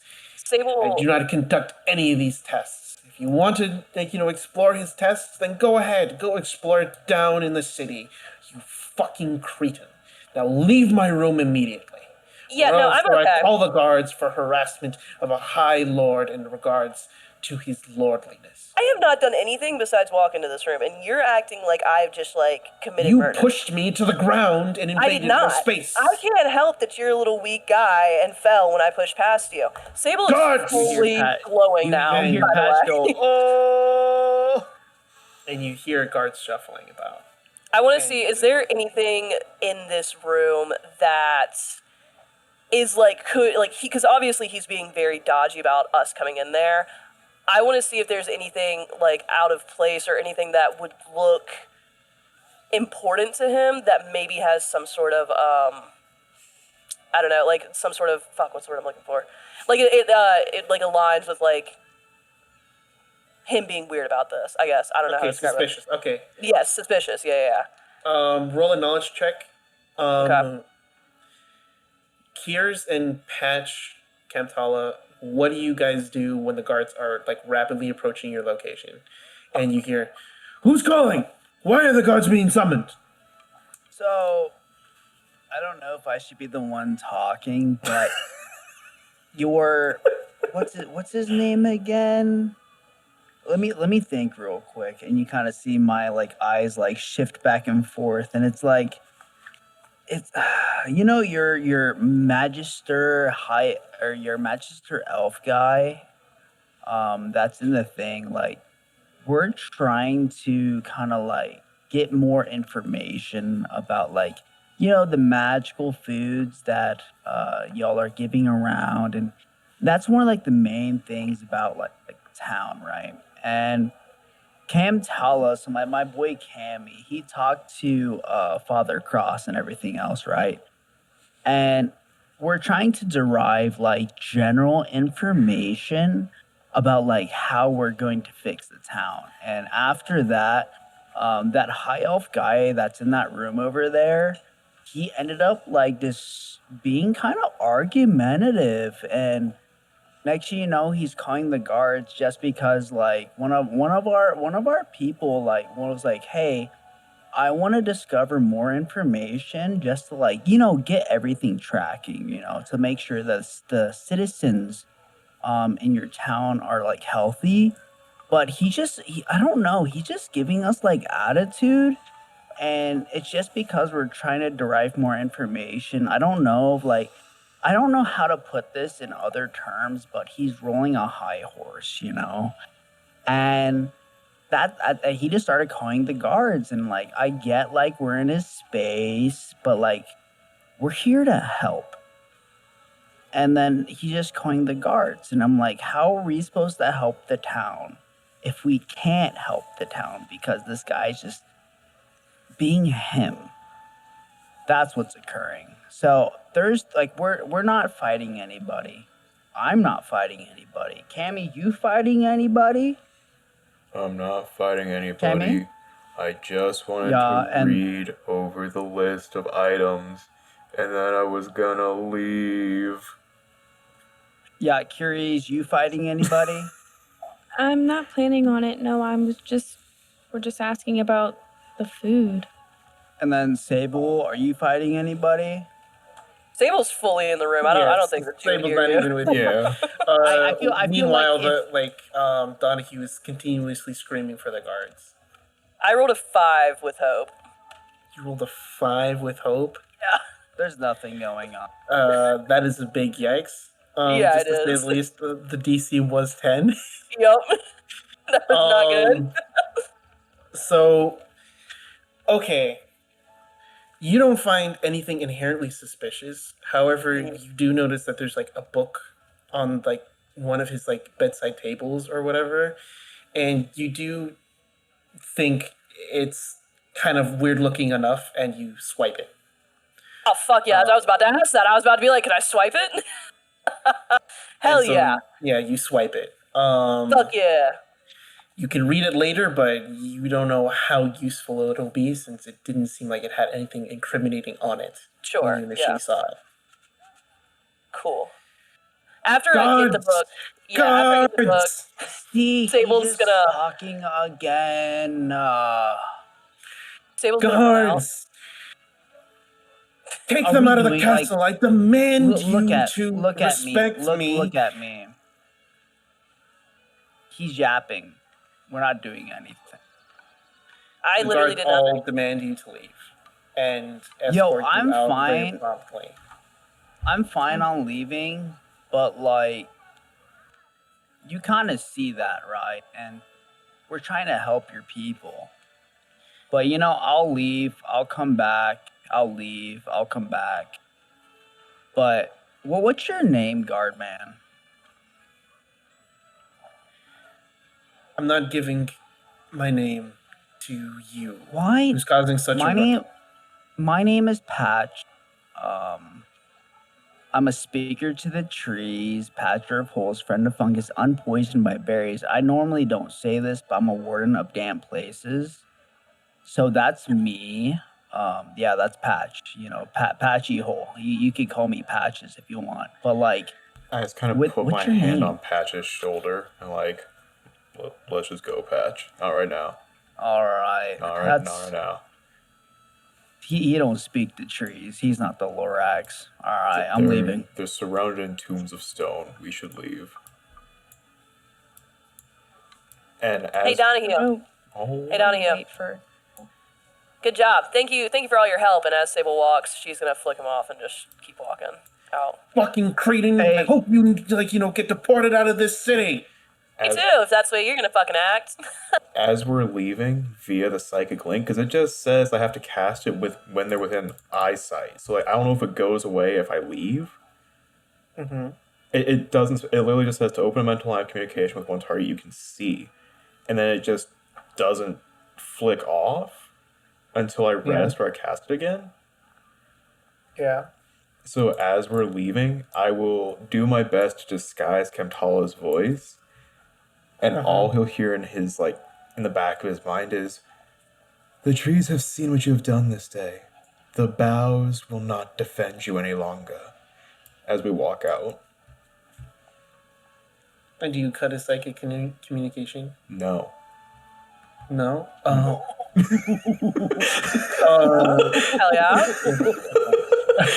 Crazy. Give me a second because my dog is crying because he's not being able to find me. No, you're good. You're good. You're good. Poor guy. That guy was kind of a dick. Yeah, kind of I didn't don't like know. him. Guys, I don't know didn't how to like put it in other about him. words. this is He was a talking shit 5-step about plan. Cammy, He was talking. I mean, yeah, he was talking shit about me, but it didn't matter. And then next, like Sable, you got the random right hook, Yeah, and I it's caught strays, man. What the like fuck? why? I don't honestly, dude.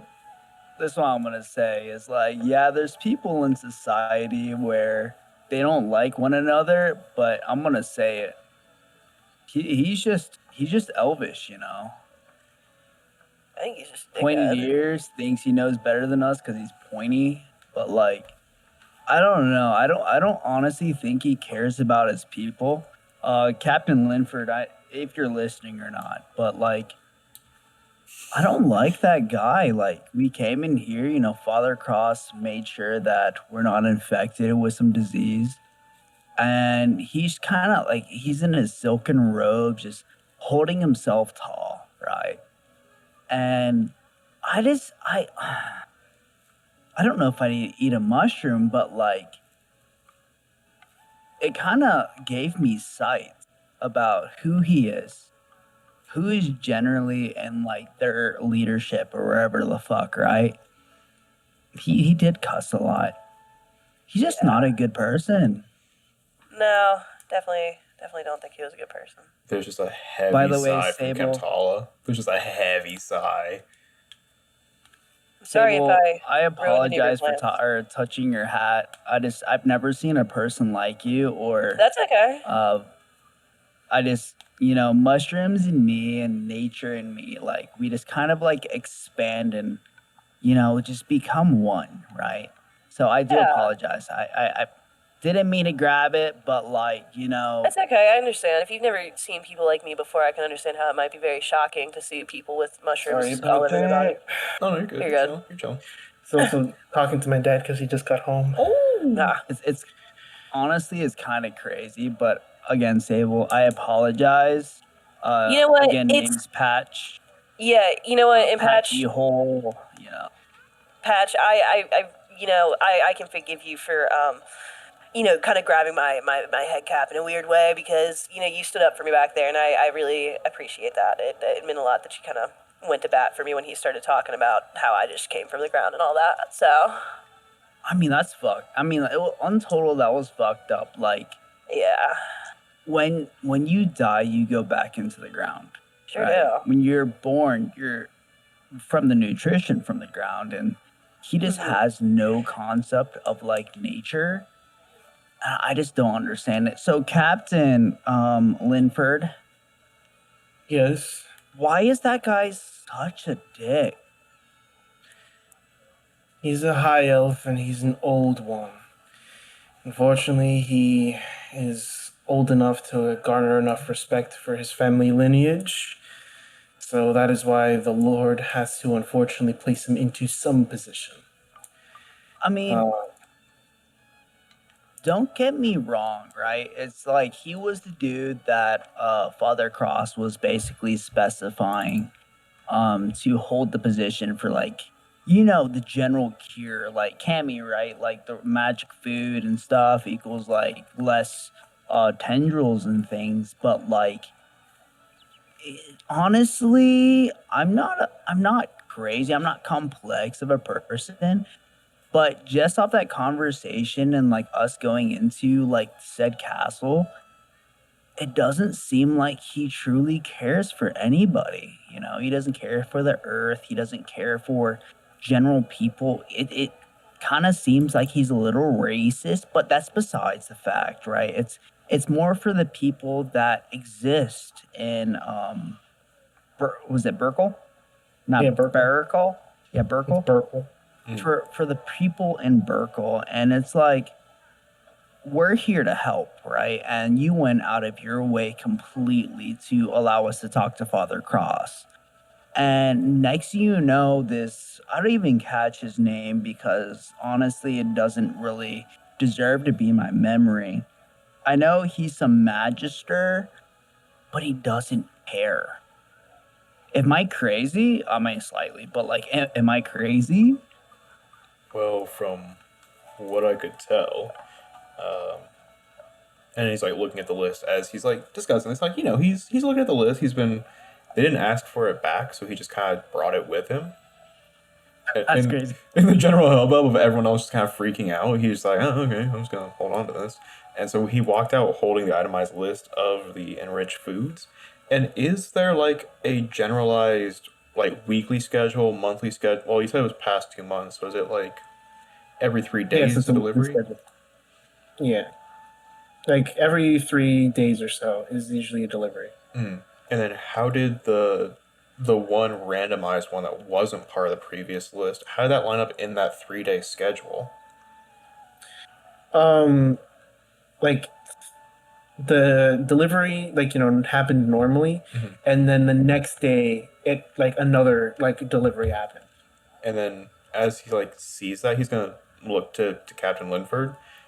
Uh, Captain, do you Uh, do you know when this day occurred? And he like points at the DLT delivery because it looks like the Elven food service came in the day before, but then this one showed up regardless. Do you know who was on staff that day? yes, I do know who was on staff that day. Uh, Withers. He was he's an old fellow, very very old. I believe he was one of the founders of this town. Um, Besides like the Lord himself, he was on guard duty that day, and he did stop the DLT and question them about the source of where they're coming from. Apparently, they were from Agartha, and they were told to deliver some extra goods along the way on their path, like, down south towards the Tao Desert. That's as far as I know and was reported back to me.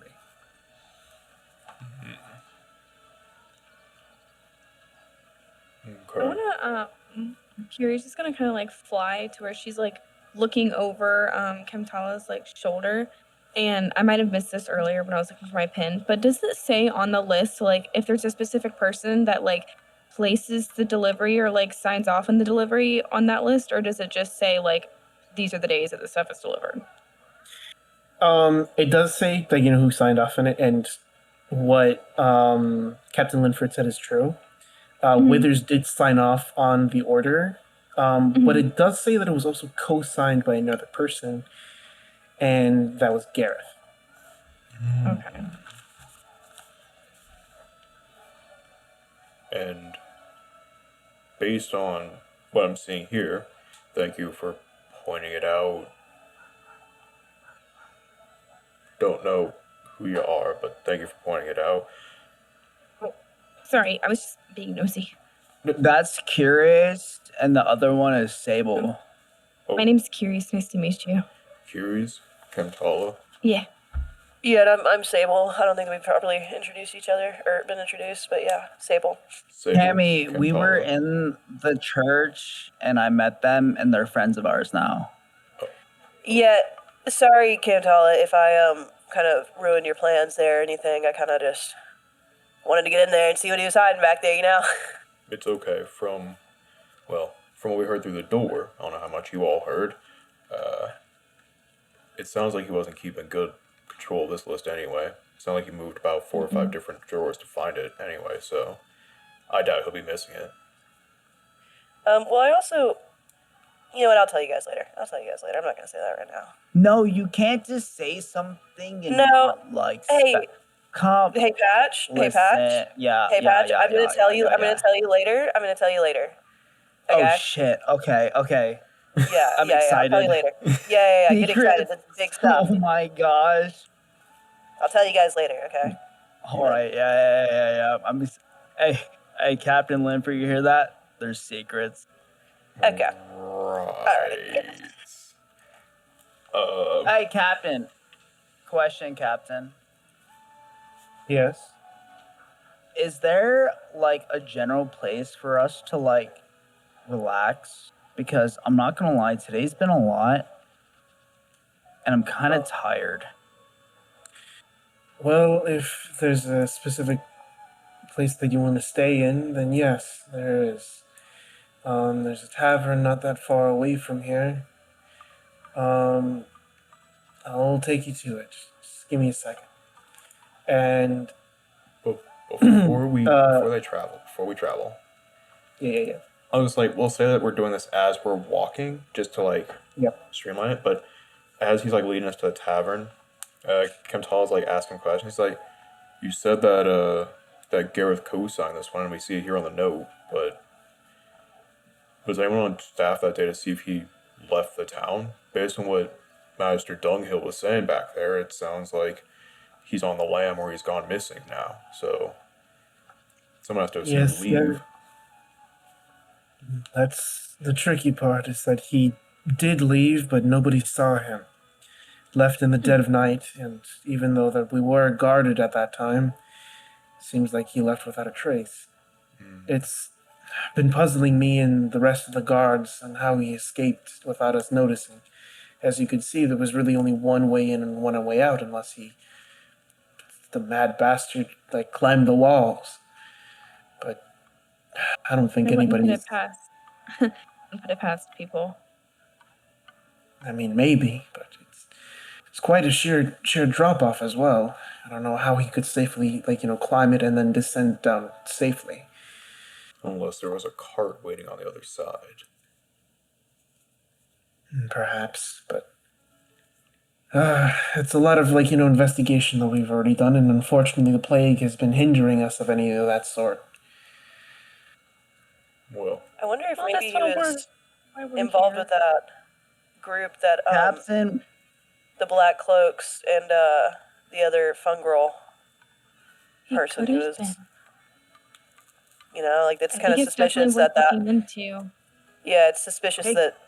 that came in and then immediately after that gets dropped off and distributed like he's gone. Mm-hmm. I don't know. I mean, it hey, is. Captain, I have a Yes. question. It's really long to say Captain Linford. What's your first name? He kind of looks at Patch and he kind of squints his eyes a little bit at him. I'm not used But, to like like, duty he- titles. He lets out a sigh and he says, "Kane." Can The I name's call Kane. you Kane?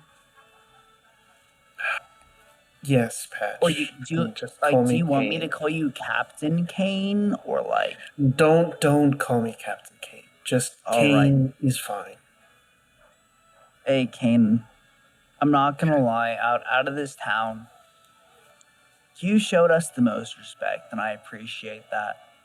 And hey, listen, if there's anything we can do for you, you just truly, brother, like just let us know, or let me know, because again, my name is Patch Hole, and it kind of wraps around where Patch holes. You know, I don't ask me questions, but like besides that fact, it's like Patch to you, to Kane. You've already showed us a lot. Like, you know, you brought us into the castle out of generally your will. And I feel like we have the same goal into fixing this town. So, Kane, I appreciate you, brother. I really do. I appreciate you. You're quite welcome, Patch. Just please don't cause any more trouble, please. I give him a hug. Okay. Oh my god. All right. That's. Oh my god. It's not what I asked for, but okay. I guess I'll take you to the tavern now. And thus you are taken to the tavern. It's nighttime now. You spent a lot of time and chicanery inside the castle, and you guys are now at the tavern. It is called the Willow's Weeps Inn. okay. Hell yeah. It's a fairly fine establishment. It's relatively clean as you guys enter in. Sure, there's a couple of scuffs, a couple of older stains, but the age of the building kind of indicates that it's been here since the founding of the town and has been really, really trying to keep up its good appearances. As a plethora of people are up and about, very Is everybody here? Yep. Yeah. Okay, cool. I follow. Is this I the door follow right here? Captain Cole. Yes. Okay. Kane. Nope. Yes. Oh my Nope. god, that is a brilliant. I Oh, love that token. I really love that token on the right side. What, the dude standing there? this one? That is. Yeah. That is cool as fuck. Holy fuck! There's another one. Where'd you get these tokens from? I They're think. the common assets that you get for free. Yeah, it's the roll 20 asset. You I've get these never for free. seen these. I think it's like Yeah, settler, like, or villager, like 3 or 4. Because you have like a 3-dimensional. yeah, commoner 2, 3, child 1. You let me know if there's more things for tokens that you can like use from. Shall buy it. I don't care. That's awesome Is it though. a bugbear? Yeah. Yo! Oh my god, it's Bofa. Leave me. He's trying to get a drink. We're back. Oh my god, it's Torbeck. Yeah, I'm not doing that again. Come on, here it is. Here it is. Time to get it live on camera. No, that was literally, I woke up yesterday morning and my throat was killing me because of that. Never mind, I don't worry. Torbeck has no shot. Oh. You guys get paid to be in the circus? Oh, okay. I'm not in a circus, but you know I appreciate it. So, Captain Linfold, or Kane to some people, leads you into the Willow's Weep tavern, an inn, and he says, "Here is all the common goers of this bar. They're more than friendly. Prices are pretty inexpensive, and the betting's rather fair. So, if you have any more questions or I guess general things to tell me, this will be the last time, as I will be departing for the night." Well, before you leave, Kane, Oh god. I'm not a person to like, celebrate, but what do like normal people do before they like kind of take off a celebration? I give They- mushrooms half the time, but I'm like, You give mushrooms? yeah, my people are about foraging. Remember, like what we said at the gate? Ferriers is just gonna fly over to a different table. Yeah, Sable's gonna go. Sit down with you while that conversation's happening. What is? Well, it's- Wait, Cammy, isn't like there's something about like taking drinks with each other and then calling it for the night?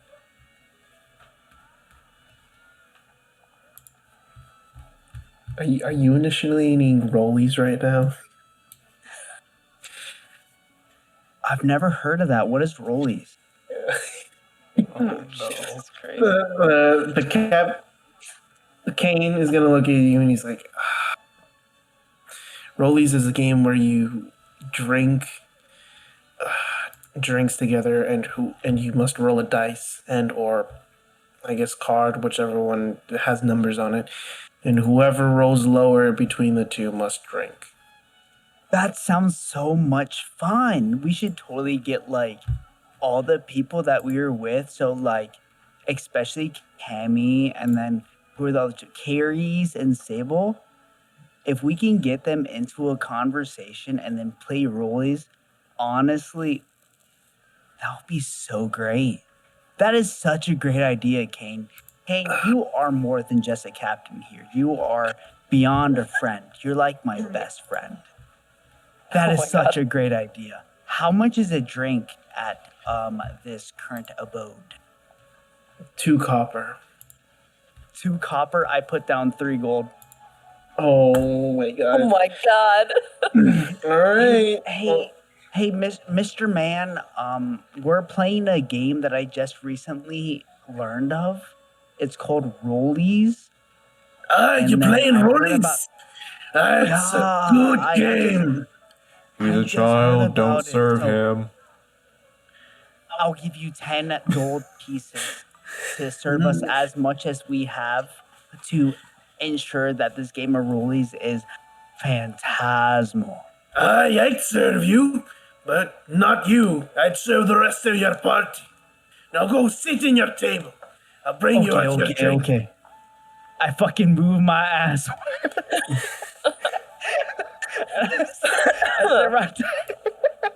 I just approach the captain real quick. Yeah. Hey, Captain. I'm sorry about how today went. It's not your fault. The Magister Donahue is rather difficult to deal with. He's unfortunately like that, even with me and the rest of the people who are not elf-like. The Lord doesn't particularly like it either, and he's been trying to find an excuse to fire him and or expel him from the land, but, well, we can't get all what we wish for.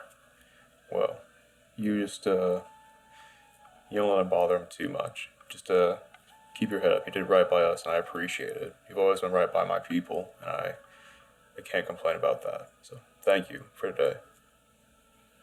You're quite welcome. Good luck and have a good sleep and, well, have fun with rollies, my friend. Do you want to join us? I run back. Oh, absolutely not. I'm on duty still. I run back over and hand Kane a mushroom that I had in one of my bags. Please take this. I have foraged it in the forest when I made my way to where are we again, Burkle? I foraged it in the forest, and I treasure it very much. And I did talk What to is this your mushroom. accent? Yeah. Don't worry about it. You heard the bartender immediately I- became like Scottish light. And I gave him this mushroom, and honestly, it's the mushroom itself that I did give him is not like anything of like true like toxicity or anything. It's like a button mushroom. It's like something you can eat. And I just hand him this mushroom, and I'm like, Kane, thank you for everything. This is one of the things I treasure. Please take this. And it's literally just a mushroom. I run back to the table. Well, like, And sorry, go ahead. he shrugs, and he's like, "That's okay." And he'll look at you as you're trying to say something. Oh, well, I just kind of like nod to him, and I was going to say when I go back to the table, I want to maintain my psychic link with Donahue, Okay. but every roughly like 35 to 45 to 55 to like 15 to like I just want like an oscillating timer. I Yeah. want to just send like various things that like knock him off kilter, and I want to listen for his response. Like the first one, I'm just gonna call out in like a kind of like askew voice again, and it's just gonna say, "Donahue, release us," and like things like that as he's like milling about his day. Okay. And I'll do that up until I go to bed, but I'm basically just like trying to bully this man across the kingdom. Hell yeah. Literally psychologically torturing him. What the fuck, man? Kamtala just single-handedly made the big bad evil guy. Yeah. He don't know it was me. He don't know it was me. That's what prestidigitation's there for. It's like skewing it using magic, so he doesn't know it's me. It sounds nothing like Yeah. me. And as I'll let you know the results of that table, later. I'm not gonna lie, guys. That guy, not Kane, but the other guy, you know, that elvish guy, he was kind of a dick. Yeah. The secret that I had to tell you guys, though, whenever I barged into his room, first of all, he's very weak. I barely pushed past him and he fell to the floor. So, exaggeration, whatever. I didn't really see anything in there because I was a little flustered. But I did find this, like, weird kind of book, and I stole it. So, I don't know what to do with this. I probably won't be able to make as much sense of this as other people might. So, and she's going to take it, like, out of a pack or something like that and, like, place it down on the table. Okay. Do I know what this novel that is that's been put in front of us? What's kind of put in front of you is just a plain leather-bound journal, it seems. But the only thing that makes it very distinct is that it's purple in color. Like the leather is like, dyed purple. But that's kind of really the only thing that's like making it stand out. I like casually like flick it open. When you flick it open, there just seems to be kind of a diary. Like, this guy seems to be journaling for, a couple of pages. Dear diary, I great. found a very good maiden today out on the streets. Unfortunately. Yeah, that kind of shit. This is so juicy. This is so juicy. Keep going. Oh, okay, all right. Well, I found a maiden out on the street the other day. She was very fair of skin and light of hair. However, I could not get past the fact that her elven ears were not as pointy, and I realized that she was just a mere half-blood. But my heart still yearns for her, even still. As I'm reading through this, I'm gonna like use this information against him. That's crazy. And so, like, we'll read through the diary a little bit. And, like, I'm not going to do the maiden one right away because that'd be pretty obvious it came from his diary. But when there's, like, something that he's, like, worried about someone finding out about himself, I'm not going to give all the details, but I'll say, like, with a prestidigitation voice, just be like, "We've found your secrets. The Lord will know what you've done until you confess. Come clean, and this will all go away."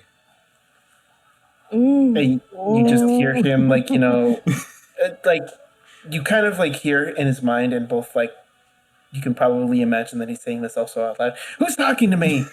There's no secrets to be found. I am a pure-hearted, elven, high-elf man. I have done no such crimes. It is those raskabouts who have come to me today, demanding of me the magical test. Even your Lord knows that you are held in low regard. The only reason you even have a station is because of your family name, and you sully it every day you draw breath. That is untrue. I am of pure noble birth and of good mirth. Whoever you are, I swear it upon all the lords and the gods above that I will smite you wherever you are. A holy man would never swear on a lord. Imagine being nothing more than a simple hypocrite. I am no holy man. I've never said I am. I am a believer of self-determination. I only implore upon the gods because they are worthless, just as the voice that I'm speaking to.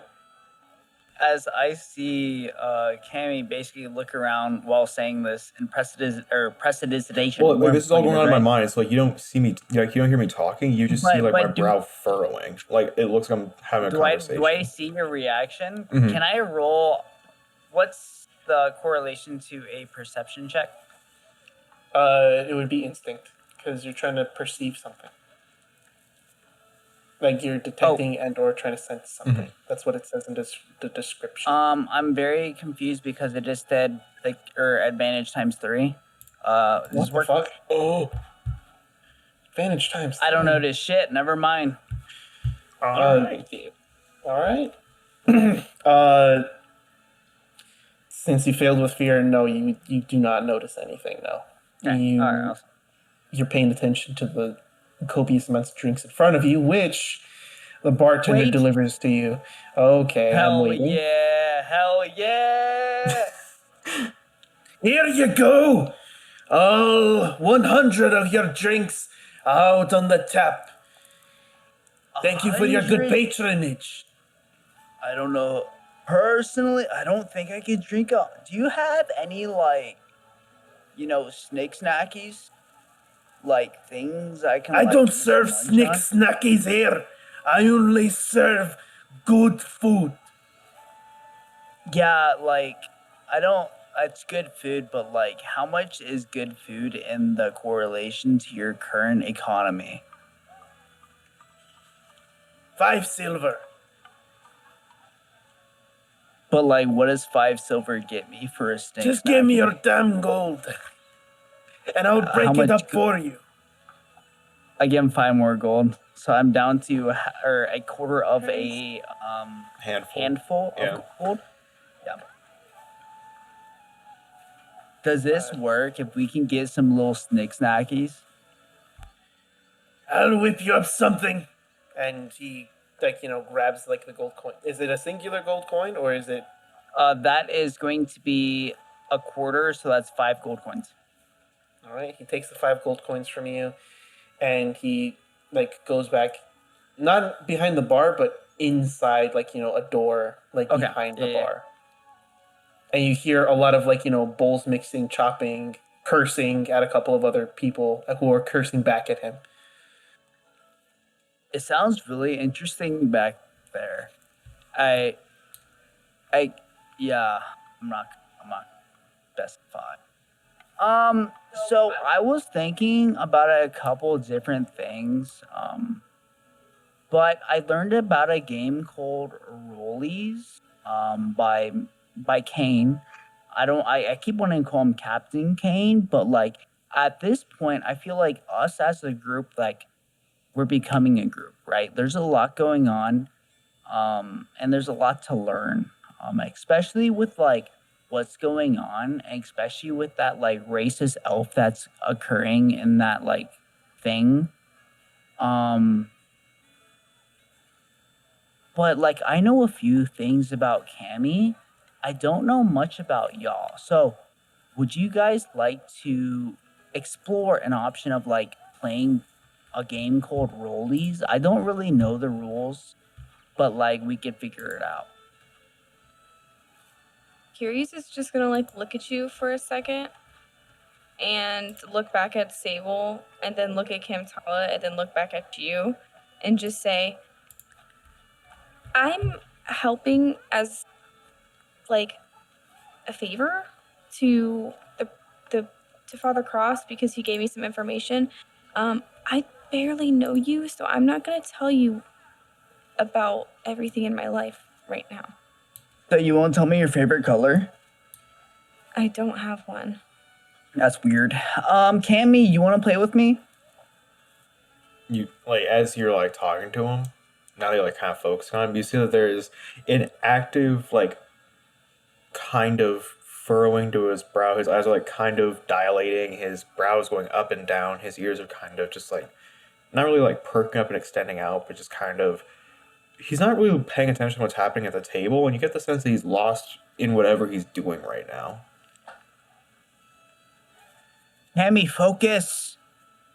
Focus. We're here. We're at a table. Focus. Look at me. Look at me. As Are you looking at me? As you're like saying this, you get the sense that he doesn't even register your voice at the moment. Sable, what's going on with our boy Cammy? Do you have any idea? No, because like you, I've also just met him today. So, Yeah, but like if we meet, we're best friends, right? yeah, I don't know Oh. if that's how it works. Well, in But my we could- enclave, it's like if we meet anybody in the enclave, we have to be like best friends and we have to know each other. And I know the Packers are up a touchdown, but like with that, it's like the understanding of us to be like, we're sitting at a table, and I feel like if we spend any time together, like at that end of the day, we have to like own it up. We have to become that friends. We have to ensure like look, don't get me wrong, right? If our friend Cammy here was in some sort of disruption, I would, you know what? I would risk my life for him. And Keres, I know you're very quiet. I do the same for you. Sable, I do the same for you. I appreciate it. You might not respect that aspect where I would do as much as I can for the moment, but especially what we experience with that Magister. I'm not a person of hatred. I'm a person of believing what is right and what is wrong. And I feel like our journeys together, even though I don't know what my journey is, has brought us here for a reason. And I want to celebrate that. And if you don't believe it, just go with it. But minus that, if you believe it, I'm here for it. I want you to understand this. Great speech. I wouldn't even say it's a speech. It's just me speaking. Oh, well, it was just, you talked for a really long time, so I just assumed Oh, that I'm it was sorry. I'm sorry. No, it's okay. You're long-winded. It's okay. I get it. I'm just high. Oh, In game. sure. In game. The beers are on the table, right, Chrome? Yes, they are. Okay, All 100 great. of them. Oh. Stable is going to take one of them and just down it. She's gonna be like, wow, I've only had beer like 3 times in my life. This is so good. So good. And then I've never as had a you beer in my take your- life. As you take a beer, hey, here you go. Here's your food. And he like shoves like and tries to like make as much space as he could for basically like a whole turkey. Hell yeah. Onto like a Jesus whole Christ. 10-pound turkey. That's going like right in the middle of the table, along with like au gratin potatoes, veal sauced like mushrooms, and then like a whole like side salad. Oh, that's enough to hold you over. Good day, and if there's any more drink or food that you want, you know where to find me. And he makes his way back over to the bar. I love you, Mr. Innkeeper. So, who's drinking before? I've never have in my life. This is like my, I don't know. This is like one of my first times drinking. And Sable's gonna I've take never another beer and had just start chugging it. a beverage of alcohol ever.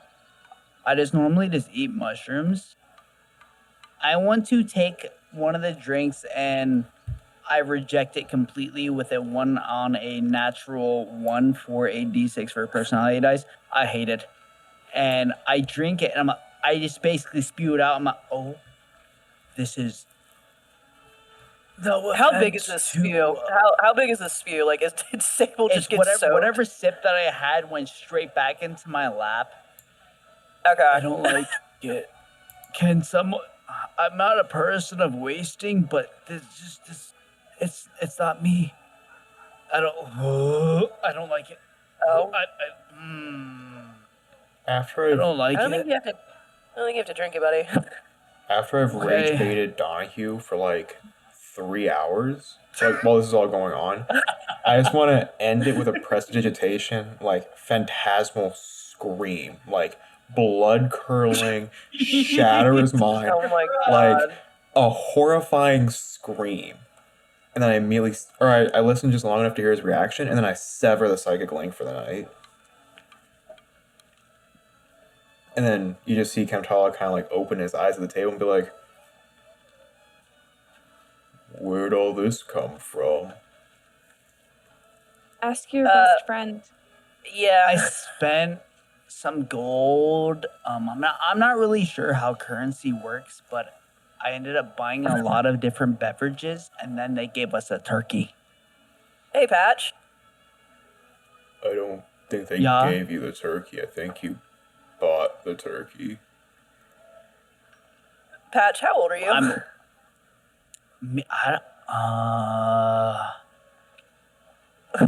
I don't know. Yeah.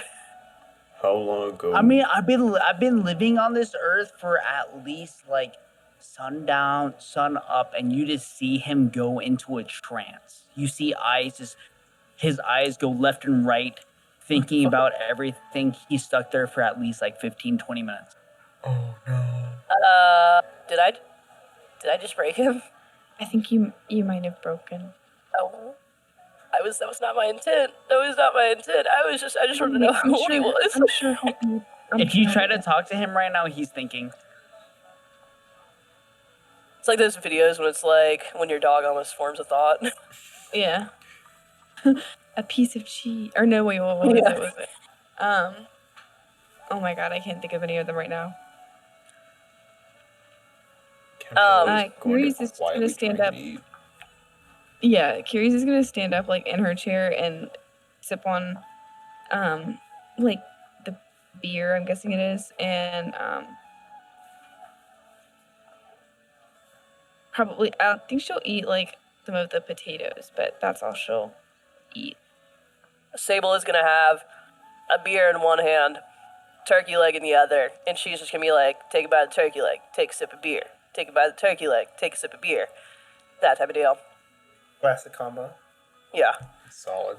But she's gonna kind of look at you guys, and she's gonna be like, like though I think Patch was being very exaggerative.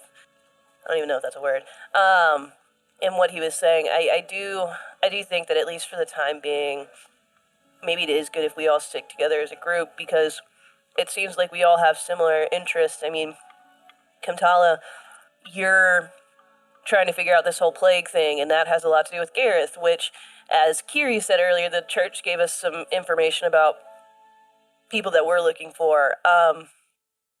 And in exchange, we said that we would help find, or at least provide information on Gareth to them. And I think that based off the stuff that I've been hearing around town in the past couple of weeks that I've been here, it may be better to travel or just be in a group while we investigate all this stuff rather than going out on our own, because I don't necessarily think that that's the safest, especially with the Ferriers and whatever the Raskabouts are, whatever the blacksmith said about that. I don't know, but it may be better to just stick together. Well, after a day, I don't think there's much chance of us moving around the city without someone watching us. Well, that's true. As you finish your statement, you see Patch's eyes, like they're going left, right, thinking about how old he is. He looks at you, and all he says is yes. He goes, yeah. I honestly, I don't know how old I am, but I'm here, right? Yeah, that's okay. I learned about a game. I don't know if I stated it before. Did I say it? Yeah. Rollies. It was Kane told us. Yeah. If you don't know Kane, I'm pretty cool with him, right? Kane is going to be that captain, that we just saw like a little bit ago, and he told us about a game called Rollies. Let's go. Let's try it. Honestly, I'm down for new things, and I've never done it before. I think it's a game. Hey, wait. Cammy, what was the rules for the game, if you know? I sit down and I think for a second. Well, depending on what region of the world you're in, there are different house rules, but I'm fairly certain the general idea stays the same. I look at the table in front of us and look at the discarded, gambling set on the table in front of us, and I say, well, and I pick up 2 dice. One person rolls one person rolls the other. Highest number wins, lowest person, they drink. Typically, that's just how it goes. It's a fun party game to kind of get people a little bit loose and having a celebration. But other areas I've been to, I've seen them involve discussing family histories. I've seen them arm wrestling. I've seen them kind of just making general challenges with this as an impediment to it. So how about this? Your Sable. I'm sorry I grabbed your hat earlier. Would you like to join me? I'm not gonna lie, whatever's on the table, like the drinks here, I don't like it, but I'll force myself to actually indulge into it. If you would like, would you be my first partner on the game of Rollies? You don't have to drink it if you don't want to. I'll But yes, drink it I will. because you know what? It came from the earth, and I am here on Earth. You know what? The That's, Earth, aka the Mother. So that's fair. the Mother's a big. I will play rollies with you. And I roll my dice. What are we? Are we rolling d20s or are we rolling 12s? Yeah, D20. I would say Oh, I I would was say gonna, 20. I was gonna say D12s because it's a D12 system. That's just me. Let's do it. I'm 12. Okay, you D12. would, yeah. D12s. Do it, D12s. Do a I D12s. know this. They don't Alright, even I know got the it. name of What my do you got? band. I got a. You did 1d12 or 2d12? 1D12. Just 1d12. Okay, well, fuck. Hold on, let me reroll. Oh, cheating. I got a 12. You got what? I got a 12. I got a 7. Oh. And as this, you kind of see fucking Patch take this drink, start drinking it. You see like on his left and right lip, the liquid is basically slightly moved down because he doesn't chug things all the way down to kind of like his cape and his blouse itself. And he finishes the drink. He goes, "I didn't like that. So I don't- what's next?" Oh. I don't Cammy, think you're what do I- supposed what do to I do finish it. next? Oh. I think you're just supposed to take a sip. Cammy, what do I? Cammy, what do I do next? You both started playing before deciding the rules, so now it's up to you two to decide what the loser does. All right, Sable, what's next? Well, I think the way the people played it in my hometown, I never really went to the bars in my hometown, but I think the way they played it there was like if you lost, you had to like say something about yourself, whether it be like a secret or like a fun fact or So something like that. I can talk about myself. Oh god. So you already know, right? Is where I'm from, the Lowleaf Enclave, right? And one of the things Why- that really harked why did on you turn me today. French? What? Don't. Why are you I have happening? drank. I have drank many things, and I don't know what's going on. But don't worry about my accent. Why am I Russian? I don't know. Oh, no. So like. It's like circulating between like 3 different accents. So I was thinking, right, and the Lowleaf Enclave, we've only really existed under the belief of what we call the Mother, and the Mother isn't a god, or it's not like it might be my true mother. I'm not sure if it is my mother or like a different mother, but like that is what I believe, and like. The mother itself, again, it's not a god, but like the sum of like all living things connected amongst itself for like via the roots, the fungi, the decay, and the growth. That is the one thing that I truly follow is like I don't really understand why things are happening, but when I speak to nature, I generally speak to the mother, and I don't know if I'm born from it, I am from it, or it's just something that's there. I just simply like listened and like answered the words that came from it. Wow. That was really Yeah, interesting.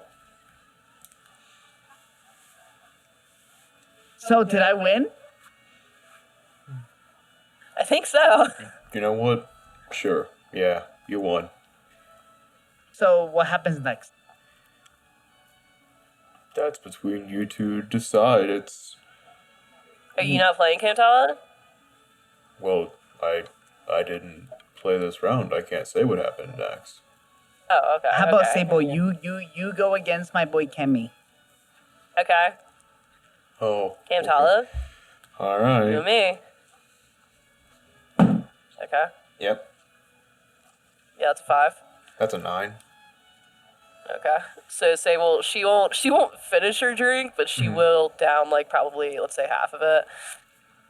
You know, doesn't even flinch at it, you know. And she's gonna say, well, what's a secret I can tell? I guess you guys don't know anything about me, so I guess I could say anything and be a secret. Have a nickname. And my nickname is Lumi. I kind of hated it growing up, but like it was, you know, whatever. Yeah. That's it. Okay. Nice to meet you, Sable, or you prefer Lumi. You know, whatever. It doesn't matter. It really doesn't matter. Okay. You do whatever feels best. Well, between the three people who've played at the table, it's now just you and I, Keres. If you want to play, feel free. But you don't have to if you don't want to. I mean, I'll play, but I can't guarantee that you're gonna like any of my answers. Well, just have to wait and see. Okay. And so he grabs the die in his extended simia finger and thumb. He like kind of like nods at you, and then he rolls. Mm-hmm. I got a 7. I got a 6. Ooh. Damn. 6, 7. Oh God. Oh no!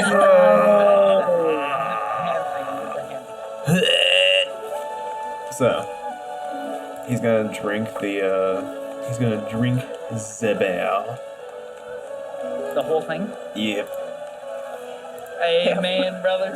Well, he's traveled around a lot, so he's gotten accustomed to various things. Or I didn't see mushrooms. And he more or less just looks at all of you and goes, "Well, you all heard that I'm someone from the top bills, and I'm the only simia hybrid from the tribe. It's a group of nomads that move around the Tau Desert."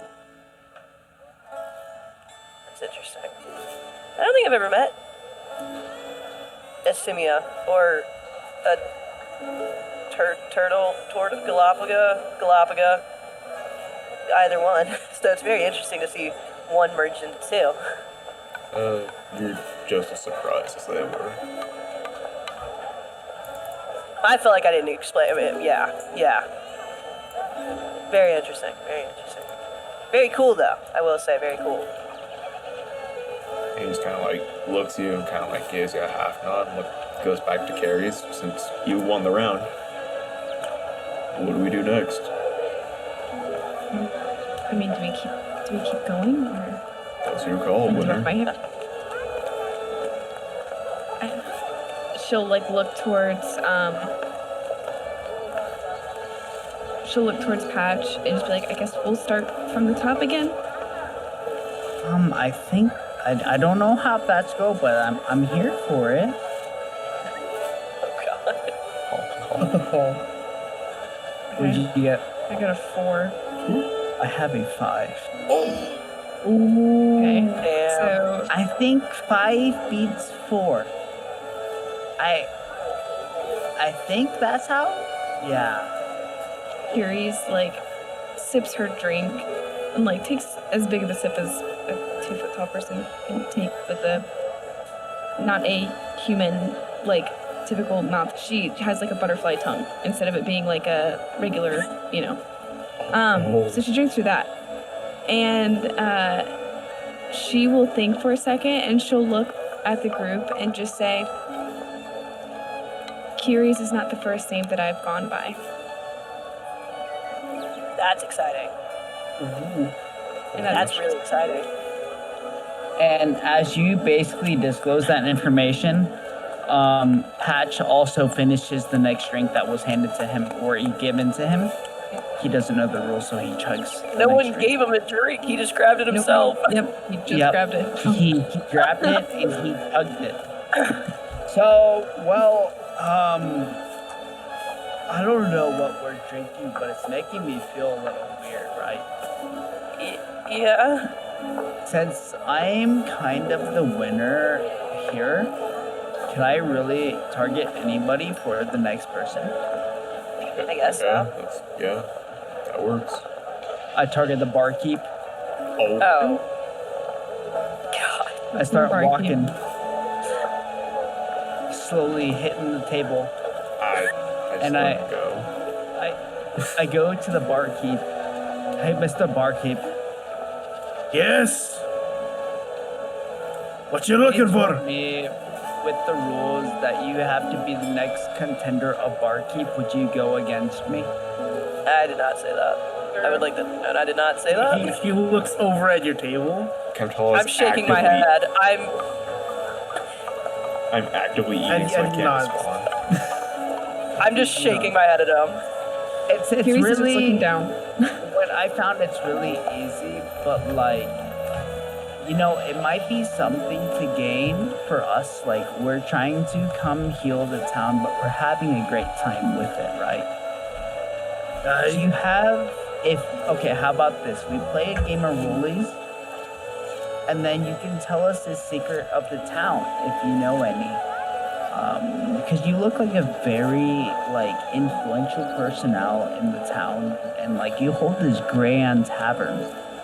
Like, how about this? I'll give you a secret on my part, and then you can give us a secret on the town. And we can derive that based off of a roll. Will you But head to you have bed to finish your afterwards? drink. Huh? You've taken a bit too much to drink, lad. I I've can only tell. had a drink and a half, but it's just a lot for me. Your small I'm body pretty can handle it. tall. So I how know about it this? can. If I and you give me a secret on the town, especially on the plague, and then if I lose, I give you something in return. Fine. And he'll actually grab a pair of dice that he actually has in his apron, and he's gonna Okay. roll out one. What'd you get? You got a 6. 11. All right. So he goes over to your table, grabs one of the beer, chugs it down, literally unaffected by it, and he says, If you're looking for some rumors about what's happening to the plague, I got something for you. Jimothy wasn't the first one. At least he wasn't alone when he got it. He might have been the main source, but I heard that he went in with someone else. They didn't come back. So there, you're looking about to cause trouble. Do your best to leave my name out of it. You hear? I hear, but you have to finish your drink. I already finished it. That was My body's that not was that a lot small like faster than yours. me. Well, don't make fun of my body. You know, it's like I'm only 3 feet tall. I don't know what drinking is, but listen, I appreciate you. What's your name? Stormhold.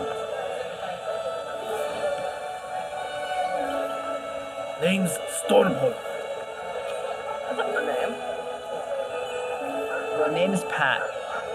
I appreciate you, and you know, maybe one day in the future, again, we'll play a little bit of rolling.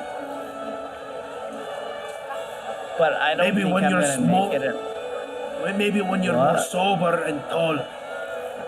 Well, the thing is, I was sober like 2 minutes ago, but your ale is really strong and really good. I noticed. I drink it myself. How many ales do you have to drink to be like me? 40. I can't match him. How much gold for a room? How much gold do you have left? I don't. I got 5 gold actually. That'll be 2. I give him 2 gold. I have 3 gold left. Is that just for you? Or are your friends here too? Friends too. I want to do 2 rooms. Give me another gold. All right, I have 2 gold left. and he puts the gold into his pocket. He walks over, rummages around behind the bar until you hear a jangling of keys, and he then takes out 4 keys, tosses them back into the middle of his bar. Okay. Then approaches you guys and he puts down all 4 keys. Rooms 4, 5, and 6. with 11 being the only other room available. That's I all will your room. quickly snatch up the Thank you. key for 11. And I will just like look at the rest of the group and nod my head once, and I will fly to my room. Hi, Keres. Bye. She'll like turn back and wave, but she's gonna fly up to her. Sable will grab another one of the keys, a beer, and then pick up the other turkey leg. I'm going to bed, but it's been fun. I look forward to the road ahead, or whatever they say. Good night. And Sable's gonna make her way up to her room. Get some roast.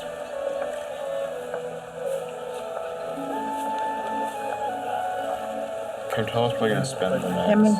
Sorry, go ahead. No, you're good for Oh, I was basically just gonna say that I would then spend probably the next hour or so pouring over the diary, Uh-huh. seeing if there's anything like super important in relation to like the deliveries, if he knew where Gareth actually went, or if he knew who the DLT was, if he scheduled an off-sequence delivery itself, or if after Gareth left, there was left some indication that he covered up. Okay. So, when you pour over the notebook, you don't really see anything too suspicious. And you kind of just see standard affair of journaling and stuff. It's just him talking about people he saw, people he encountered, his work and everything. Until you notice that the week of the deliveries that happened with the plague and such, he did say, some of the lowlife made a clerical error, it seems. Seems we'll be getting another delivery soon. Hopefully the delivery will be made by another magister from the distribution center. If not, I will have to talk to Gareth again. And then the day of, the testing and such, he says, Gareth is always shifty-eyed as usual, but it seems as though that he's paying particular attention to me. I don't know if he wishes to take my fancy or not. I do not swing that way. But if he does, then he must have a really rude awakening and such. But it seems as though that everything was tested adequately enough, though I don't know why everything did smell that of dandelions.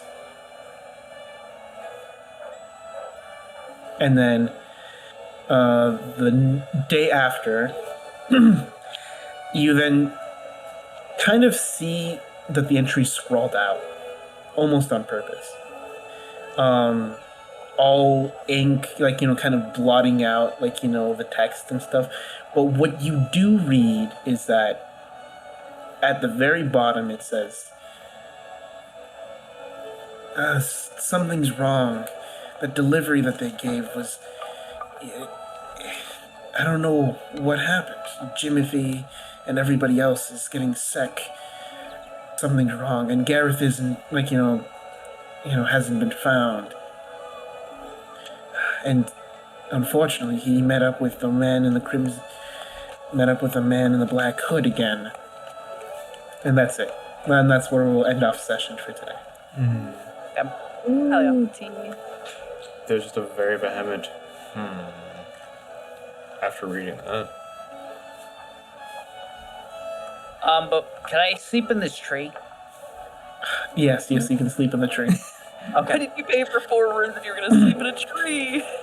Don't ask me. She Okay. hasn't drinking before. That's She's true. sleeping in the tree. Interesting. Alright. All right, everyone. That's the end of the session. For tweeters out there, Oh yeah, thank you for joining us. Thank you. Nice. I hope everybody had fun. Oh yeah, it was so much Not gonna fun. lie, Yes. had a great fucking time, Chrome. The development of the characters to the development of the story, beyond belief. I thank you. Thank you very much. Yo, Thank you. ditto. I don't know if Stealth is gonna talk us out, but I do hope everybody is doing well. If anybody has any further questions, comments, concerns, you can lay them out to me right now. Oh, I didn't know if we were doing lessers or not. Yeah, I was actually about to ask if that's something we're doing in your campaign or no. Feel free to say. You know what? Yeah. Oh, okay. Just I'll probably only do just lesser inspirations because the death saving throws are pretty forgiving in this game. So I don't think you even really need majors. So you're giving out lessers? Yes. Oh, Or you guys can also give out lessers as well. Okay. We'll start off at the top of the order, then you see besides myself. Chloe, you want to give anybody else a lesser today? I will. I will give mine to Patch because Sable really liked the fact she's never really, well, basically Sable just really liked the fact that Patch stood up for her when Donna Pooh started being a dickhead to her about her ancestry and whatnot. So. All right, cool, awesome. Mark that down for yourself, Raja. And Raja, who are you gonna give lesser inspiration to, if you were gonna? Honestly, I will give one to Cammy. Not only did I figure out his favorite color, that I did figure out that he doesn't have any favorite holidays, but for the actual conversation with wherever the fuck that dude's name is, that high elf, right? I have it written Donahue. down, but I can't. Yeah, Donahue. Yeah, there it is. Magister Donahue. He really went into deep questions to understand what he was truly doing with the town. And the general understanding of what he was trying to expect from the questions that he gave. He went deep, more deep than I perceived he would, or in depth of him doing prestidigitation to understand telepathic fucking point of views. Bro, honestly, fuck Donahue. I give mine to Cammy. All right. Then we're gonna go on to, I believe it's Stealth. Y'all made it difficult this week. Especially for a session one. Everyone's coming out fucking swinging. I'm gonna give mine to. It's a toss up once there. This is so fucking hard for me. I think I'm gonna give mine to Keres for not only like also helping to spearhead the charge against the conversation with Donnie. Like Patch was in there, he was doing his thing. Patch was doing his thing with the guards, but Keres was like giving backup in terms of understanding where the deliveries were going, and so she came in and piggybacked off of that conversation and brought it to a point that opened up a new line of questioning that I hadn't thought about originally. So shout out to Keres for that one. Thank you. And then on to you, Skylar. I will give a lesser to Sable for shoving past Donahue. Literally, like, probably grazed his shoulder, and this motherfucker just went flying. It was like, ah! That's Oh no! yeah. That's That's what I had in my mind. Like, hand before head. Like, Oh no! Because I think Curious would have found that really funny. Not gonna say why, but I think it would be, yeah, Curious fucked that. She thought that went hard. hell yeah. And as for me, might be a little bit of a cop out, but everybody did fucking amazing for session one. So I'm gonna give everybody a lesser inspiration, just one. Let's But- go. I think it's an apt reward for everybody working really hard and playing into the character and just being overall amazing. So Hell yeah. thank you all again for being great and allowing me to DM such a great group. Thank you for So, Thank welcoming us to you. your table. Honestly, your table fan-fucking-tastic, brother. I'm enjoying every second of it. It's a lot deeper than I perceived it was going to be. Even though we have like COVID, it seems like COVID with the dark plague. But you know what? You know, maybe the Black Plague. fucking Black Plague, you know? Yeah. I don't know what, Mhm. like, as Patch, Tempest. I don't know what the fuck's going on. I do not recall anything from the Enclave. Mhm. The depth of what you're giving us is a lot more than I perceived for a current session 1, and I do not know what to expect for session 2 or even vice versa for fucking pushing forth. I don't know what's going on. And I do applaud you, Chrome, for the actual building of the campaign and what is up for perception. Mhm. Huge. Great. Yeah. Thank Very you. well done. Very well done. Thank you. I tried really hard, and I tried really extra hard because everybody was like, expecting lots of good things from me. I poured out my heart out, and It came obviously, through. Thank did. you. Yeah. It was very, yeah. I will eat Sable at the point of the campaign that we do not think of. But besides that, fantastic. Well. With that being said, we're going to go ahead and call this session here. Thank you so much, everyone, for joining us this evening. I know Chrome said it earlier, and I'm not trying to stamp on his toes, but thank you so much, everyone, for joining us this evening. If you're on the Twitch side of things, feel free to hit the follow button so you can stay up to date with all the things we got going on. If you want to see more of Daggerheart, be back, same time, same place, 5 p.m. EST, to see more of our Daggerheart campaign going on live. If you want to check it out over on the YouTube side of things, make sure to hit the like and subscribe button while you're there so you too can stay up to date with all the things we got going on with that channel.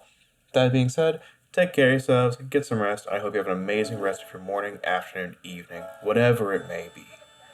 Bye-bye.